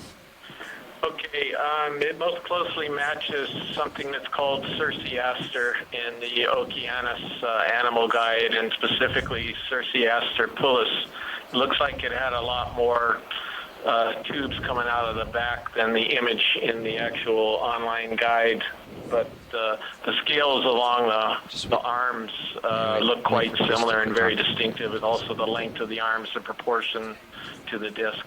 So in the absence of Chris Ma, I'll take a wild guess at it and say that it's a Cerciaster pullus. It's a Asteroid, one of those very common families of sea stars. You can't hear me? Sounds like a good ID. Do you think you're still swinging? No, I don't think we're moving. Well, you see, Steve, I'm not hampered by a whole lot of knowledge about them, so I can just freely fire out an opinion.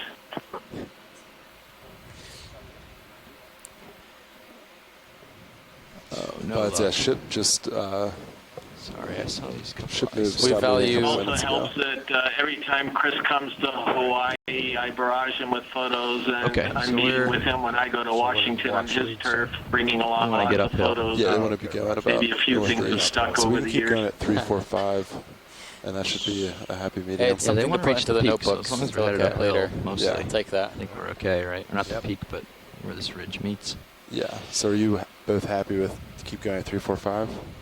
Yeah. Great. Yeah. Yeah. 345, 350 I mean, maybe.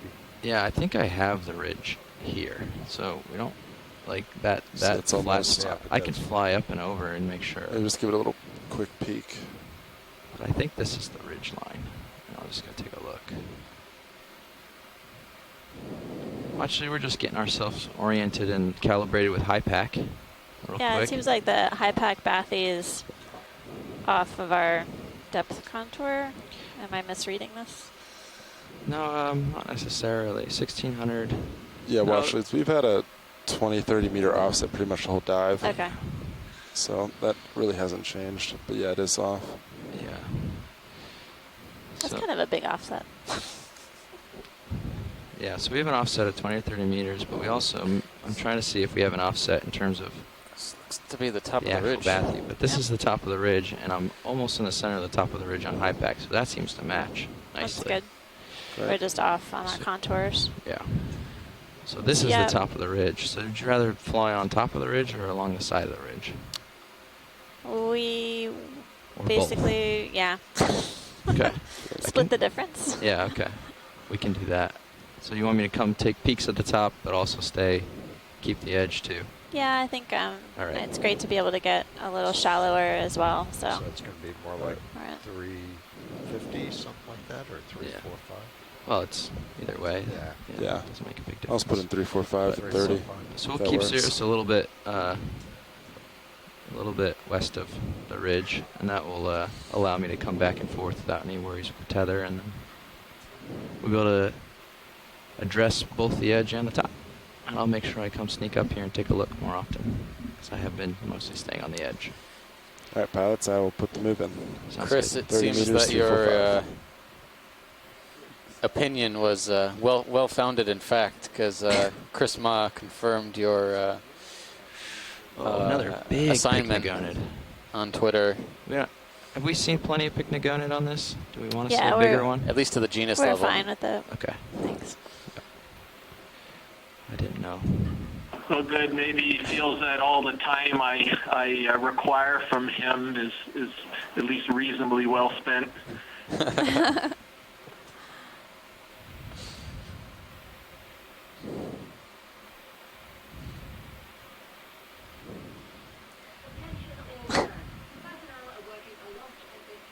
Pilots, back off to the right-hand side. Could you pan to the right a little bit? Yeah. If you are right. not too That's okay. in a rush. You're not holding this up. What's up? What are we looking for? On the bottom right-hand side, there's something fleshy. Oh, Does that look in the- fleshy to you? it's like in the crack of the Looks rock. like a crack, stuck in the but crevice. maybe. Yeah. Yeah, okay. We'll take a partial and see if we want to stop and Yeah. get a long look. How's that sound? Coming in video. See if it's something that we want to see Oh, more. It's fleshy. interesting. It is a little something. What kind of worm is that? Do you want a closer look? Because I can settle down and take a long look. We have plenty of time with the ship. Okay, I'll take a look at it. All right. We haven't Come seen on, it on video. this dive before. It almost looks like maybe a Nemerdian. Yeah. Caught my eye. I just didn't think it would be something we wanted to see. I mean, it doesn't look like an acorn worm or anything like that we'd expect to see on a hard rock like this. No fecal trails. It's good spotting on your part because it blends so well within the substrate. Yeah, come on in video. With the Well, you know, sandy substrate. look like a crack in the rock. Seems Yeah. like a good strategy for avoiding predators. That's right. Come on down a little more. Okay. Hold that. Going in. Turning accidentally, sorry. It's all right. Yeah, Back I over. would say Nemerdian. I mean, I think the head end is on the left side, and it looks to be probing or sniffing around.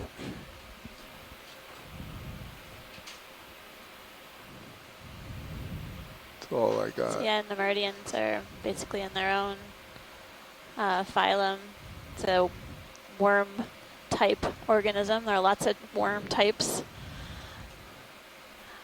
in the invertebrate world, and known to be predaceous, some of them. I haven't seen one quite this size before. I study animals in the sediments, and typically ours are microscopic. So it's quite incredible to see one this size. Got the lasers on. Try and get a size around. Sorry, video. Huh? Interesting.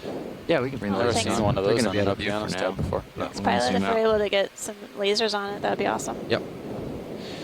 Lasers are on. Come on out when you're Looks ready, like a video. scaphoid shell up on Just the upper trying to part. keep it Yeah. in focus. Also looks like there's some sort of leg sticking out of that Wow. crack. Okay. That is a giant Nemertian. Lasers are 10 centimeters apart. Probably All right. 17 to 20 we're centimeters out. almost.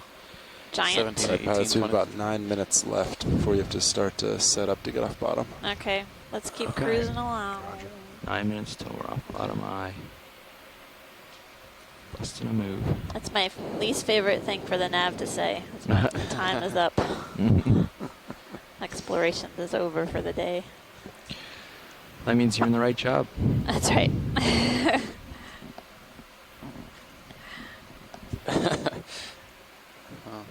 We can go explore the samples when they come up. That's right. Definitely a productive sampling day as well. Yeah, we're gonna be busy with subsamples, I think. Yeah. Okay. Got a lot of mileage out of our collections today. Do you see this? The surface right here, doesn't it look weird? Or no? Maybe it's just a little change. Never mind. Just look like I had a little forest or something on it. There are a little, what looks like whips that are coming up off the bottom, but I'm not sure if that's what you're talking about.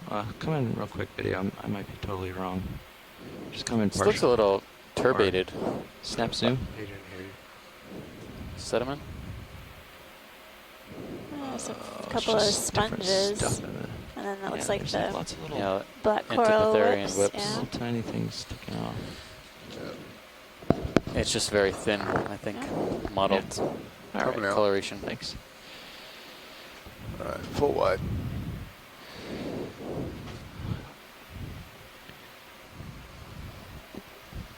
I've been staying pretty stretched on these on the move, so I won't waste any of your time, I promise. Oh, I know. You guys are really good up front at making sure we make way, so I think it's us in the back row that have a hard time with efficiencies. Oh, we have our But so far, I think we've done a decent job making sure we manage to keep going on our dive track and cross a variety of different boundaries within our dives, from more steep topography to more gentle slopes. But it seems like each transition we're finding something different. But so that last move looks like it just ended. like a big I could do anemone one last one. You might feel a little bit of it if you want. Yeah, I mean, if they want to reach as far on the ridge as we can get, then we should try to do that. All right, great. So Let's do another 30 meters and you'll get some of it. sounds good. What do we have? 5 minutes left or something? 6. I thought he said 20. I don't know what you're talking about.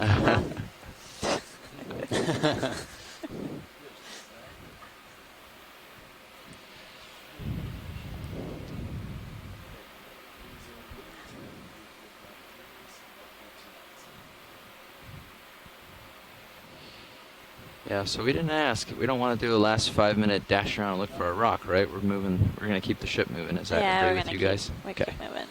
All right, good. Thanks. Yep. I assumed, but I wanted to make sure. Appreciate you double checking.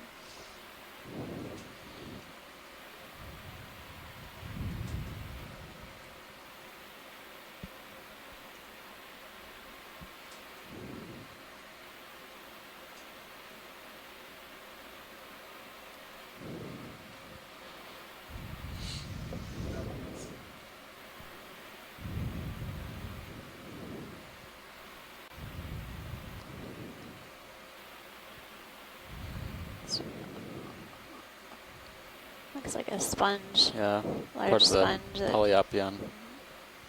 Poliopogon. Several umbellula sea pens in these sediment pockets. So I'm just sort of moseying down the ridge to see what's here, and then the ship starts going, I'll mosey back up to the ridge, and Okay, thanks. we cover the most ground that way. So I know it looks like I'm going backwards, but going somewhere we haven't gone yet. No, it's all new territory for sure. Yeah. All of this hasn't been observed before, so it's true exploration.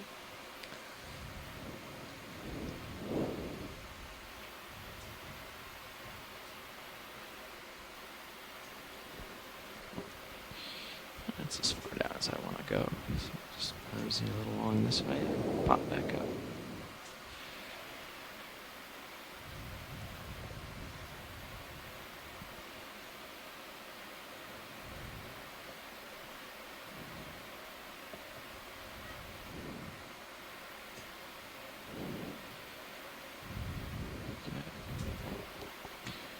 Back up we go. Getting a little downwelling here. Oh, interesting.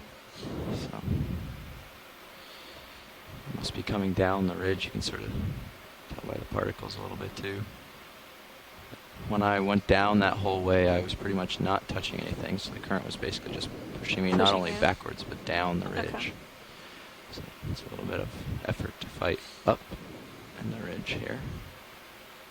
Just as a current check.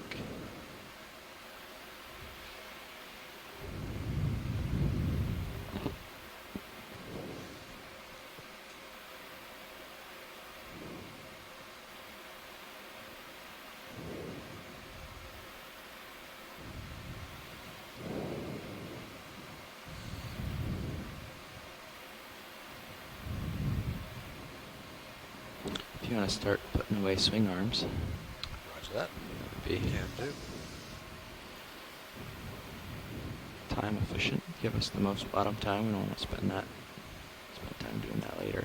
Seeing as we traverse this somewhat steeper slope, we're seeing Anthomastus octocoral on the right hand side of the screen. Again, sedimented ledges have a really characteristic winnowing feature, basically these linear striations in the sediment that give us an indication of dominant current flow. Every now and then within the sedimented ledges we'll see sea pens, umbellula specifically.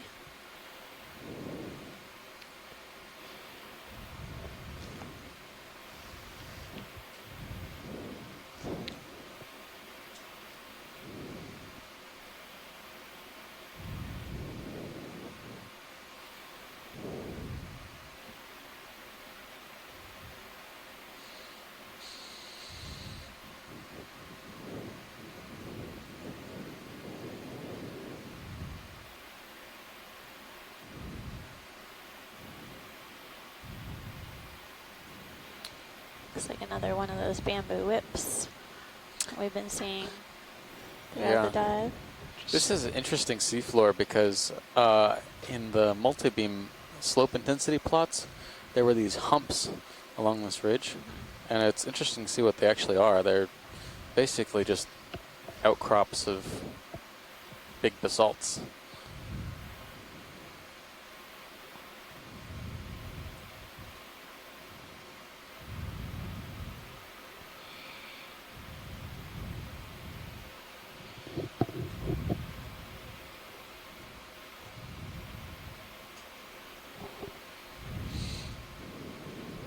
Yeah, the multi-beam only gives us a bit of a clue into the substrate that we're going to encounter on the seafloor. We look at a variety of different features or variables within the multi-beam mapping, including the Looks like a perfect rock too.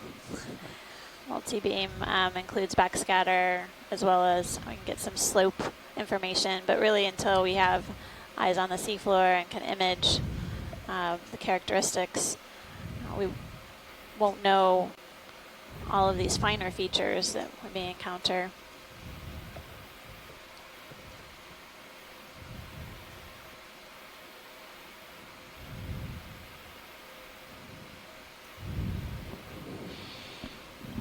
back to the top of the ridge.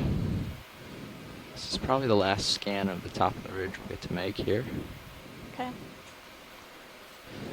Yep, you can Thanks take for the warning, pilot. the last view and start to come up.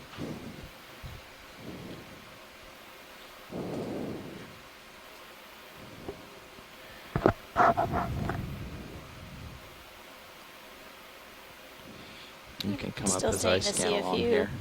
Sea fans I'll as make well it as under you. sponges. Okay, and all the swing arms are in. Looks like a Easy stop dead the ship. coral Are we skeleton almost there? coming into view on the lower right. Ship's done. It just stops. Thanks. Great. So he's just going to swing a smidge more.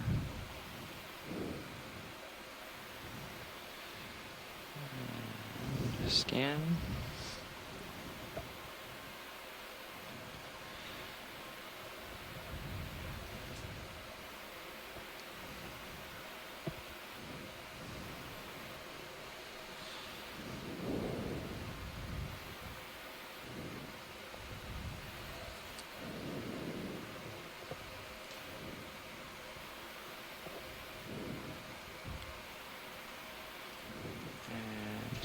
Scanning back this way, and how are we doing on time? Are we done? Yeah, you should come up. Okay, Roger. And that's it. All right. What's the last to the bottom? No last final spectacular thing, sorry. That's a wrap for the first historic dive at Carndelet Reef in the Phoenix Islands protected area. Definitely never a dull moment today. Really incredible dive. Thank you so much, Front Row, for making it possible.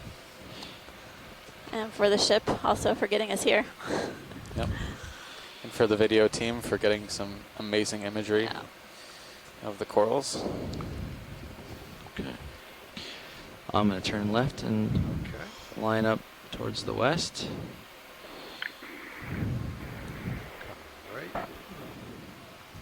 Such an amazing dive. Gosh, I could do this forever. We've had such a huge list of species today, and it's an incredible diversity of critters and of spaces, too, really. The benthic composition has really changed as we've moved up the slope. It's been really incredible to watch. Yeah, so I'm going to touch base. With my line up with the ship ship, side compadres. I'll follow up with you guys to set up a time for our post-dive recap and pre-dive planning for tomorrow. And just stay tuned. I'll be back in a minute. But before then, I really want to say thank you to everyone on the shoreside, our shoreside experts, as well as interested people curious about the seafloor. We really had an incredible dive. And if you want to listen about our recap later, I can definitely fill you in. Both Steve and I have been annotating the dive, as well as our experts on the shore have provided us with their expertise on the species names of taxa that we encountered to the best of our ability. But let me check in. I'll follow up with you guys about a time for the recap call. Coming up. Okay.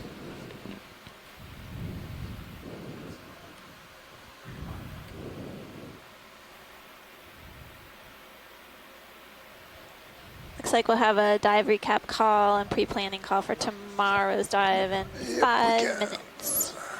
Thanks again, shoreside. And for those of you who are signing off for the day, this is Amanda Demopoulos from the U.S. Geological Survey. And I've got Steve Oskovich from Temple University. Appreciate everyone watching the D2 ROV descend and head up slope along Carndelet Reef, our first dive ever within the Phoenix Islands protected area, and it was incredible.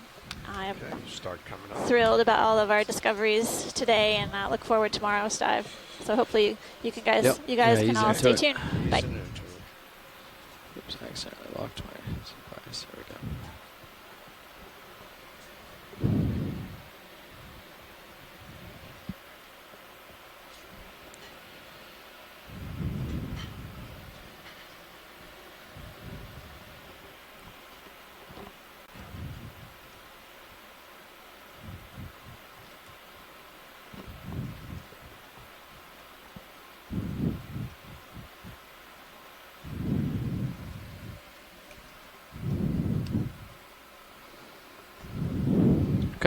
Okay, coming up to 30.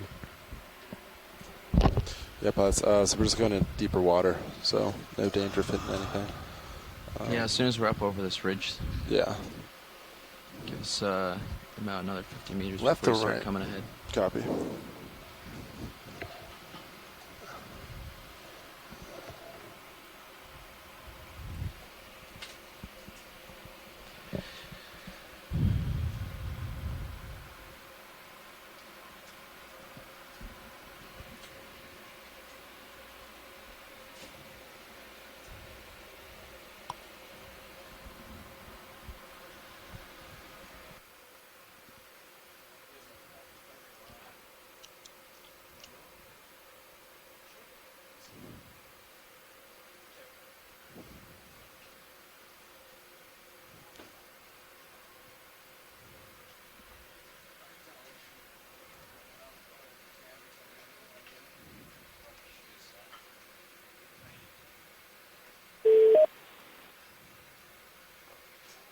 There we go.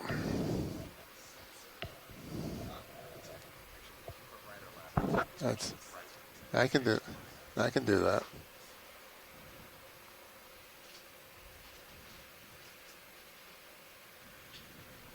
Well, maybe. And we proc 3 right.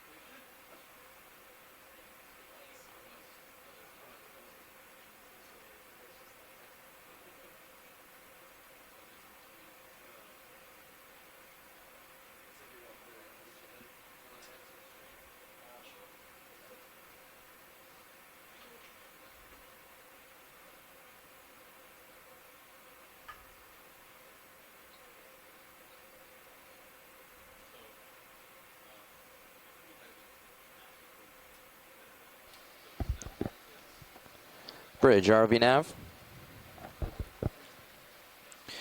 I'd like to call up and let you guys know that on the bottom here we're all clear ahead and we'd like to start to go a half knot over ground, please. So this is Amanda Demopoulos on the Okeanos Explorer. Before we start our post-dive recap, can I get people on the conference line to introduce themselves? Really appreciate you guys joining us today. I just want to have an idea of who's on the call and Titans being who all is participating. Yeah. You gotta push it like you mean it now. Scott is here. Why. No, it's like Hello, Scott. Eric So, Cortez pilot, here. I left you Randy Rogen is here. a surprise. You have to figure out Chris what it is Kelly to is fix here.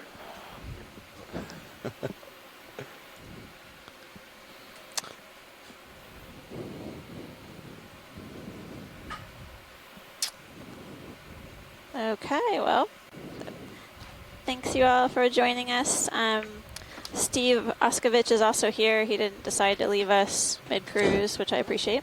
Am I supposed to say I'm here, or is that implied? Just want to make sure everyone knows you're present as well. But I'm present. we had a No, great, this isn't like a in my opinion, we had a fantastic looked at it dive visually. at Carndelet Reef. And you all know it's within the Phoenix Islands protected area.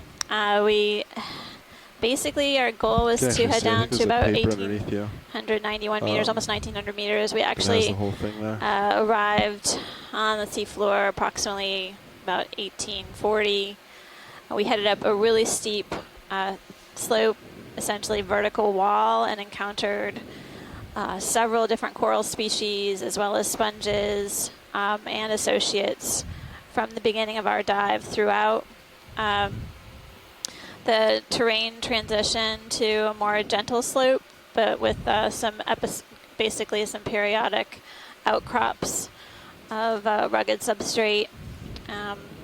And we then essentially approached the ridge and basically were able to run along the ridge and along the side of the ridge for the latter part of our dive. I know we spent a lot of time at the beginning of the dive taking a look at and imaging a number of the different corals, but I think that was a really fruitful exercise and worth our time because, again, the expedition and exploration of this area had never been done before, and we really needed to get some good records of what we were seeing. We did encounter a number of different species, and Steve has a tally of what we saw throughout the dive, so I'll let him discuss that. Sure. So the hot group was actually the corals, obviously. I counted 32 species. Copy that. Thank you. Of different species of corals, soft corals, hard corals. Sponges, 4 species. That's amazing. Yeah. It's incredible. I'm sorry, you cut out for a sec.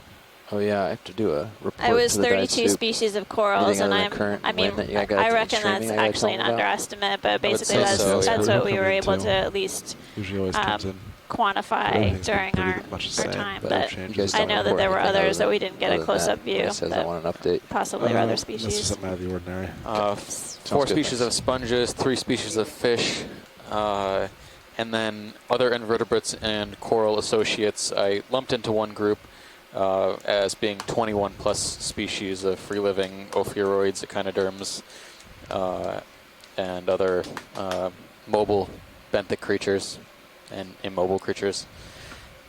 So that I'm probably underestimating a number of associates, so that number will probably go up. And I would say, I Is there guess anything that's on this the is there most anything I gotta do that diverse isn't on the of checklist that you guys the just know dive to so do? far in terms of Or is the all of checklist the pretty taxa solid? represented. Sorry, I interrupted And I someone. did all this. No, checklist should No, cover this is everything. Bruce. So Ken Sulak, who's an expert Everybody's on these listening to that cutthroat guy. eels, was able Yes. to Cool. join very late in the dive. He was having trouble. He couldn't get onto the chat room until the very end, but he sent some emails at the end, and you can bump the number of fish species up to 5, I think. You had a small midwater fish, Okeanos donated probably. You had the batfish, which was very pale, and cutthroat eels. And according to Ken, there were 3 species that we saw. The one that I kept referring to is either Brevidorsalis and Oregoni. One that he thinks might be Synaphobranchus affinis, a species with a longer dorsal fin. Dive super calls for And then one E-stop, that right? was in a different genus, But not only a calls for nice fish. Synaphobranchus, although he couldn't actually say what genus it was. I mean, anybody from the can do it. video. So you had 5. I don't want to step on his toes. So Bruce, what was the questionable, what was the other genus? They'll do it. Can you say it Okay. again? For the Synaphobranchids.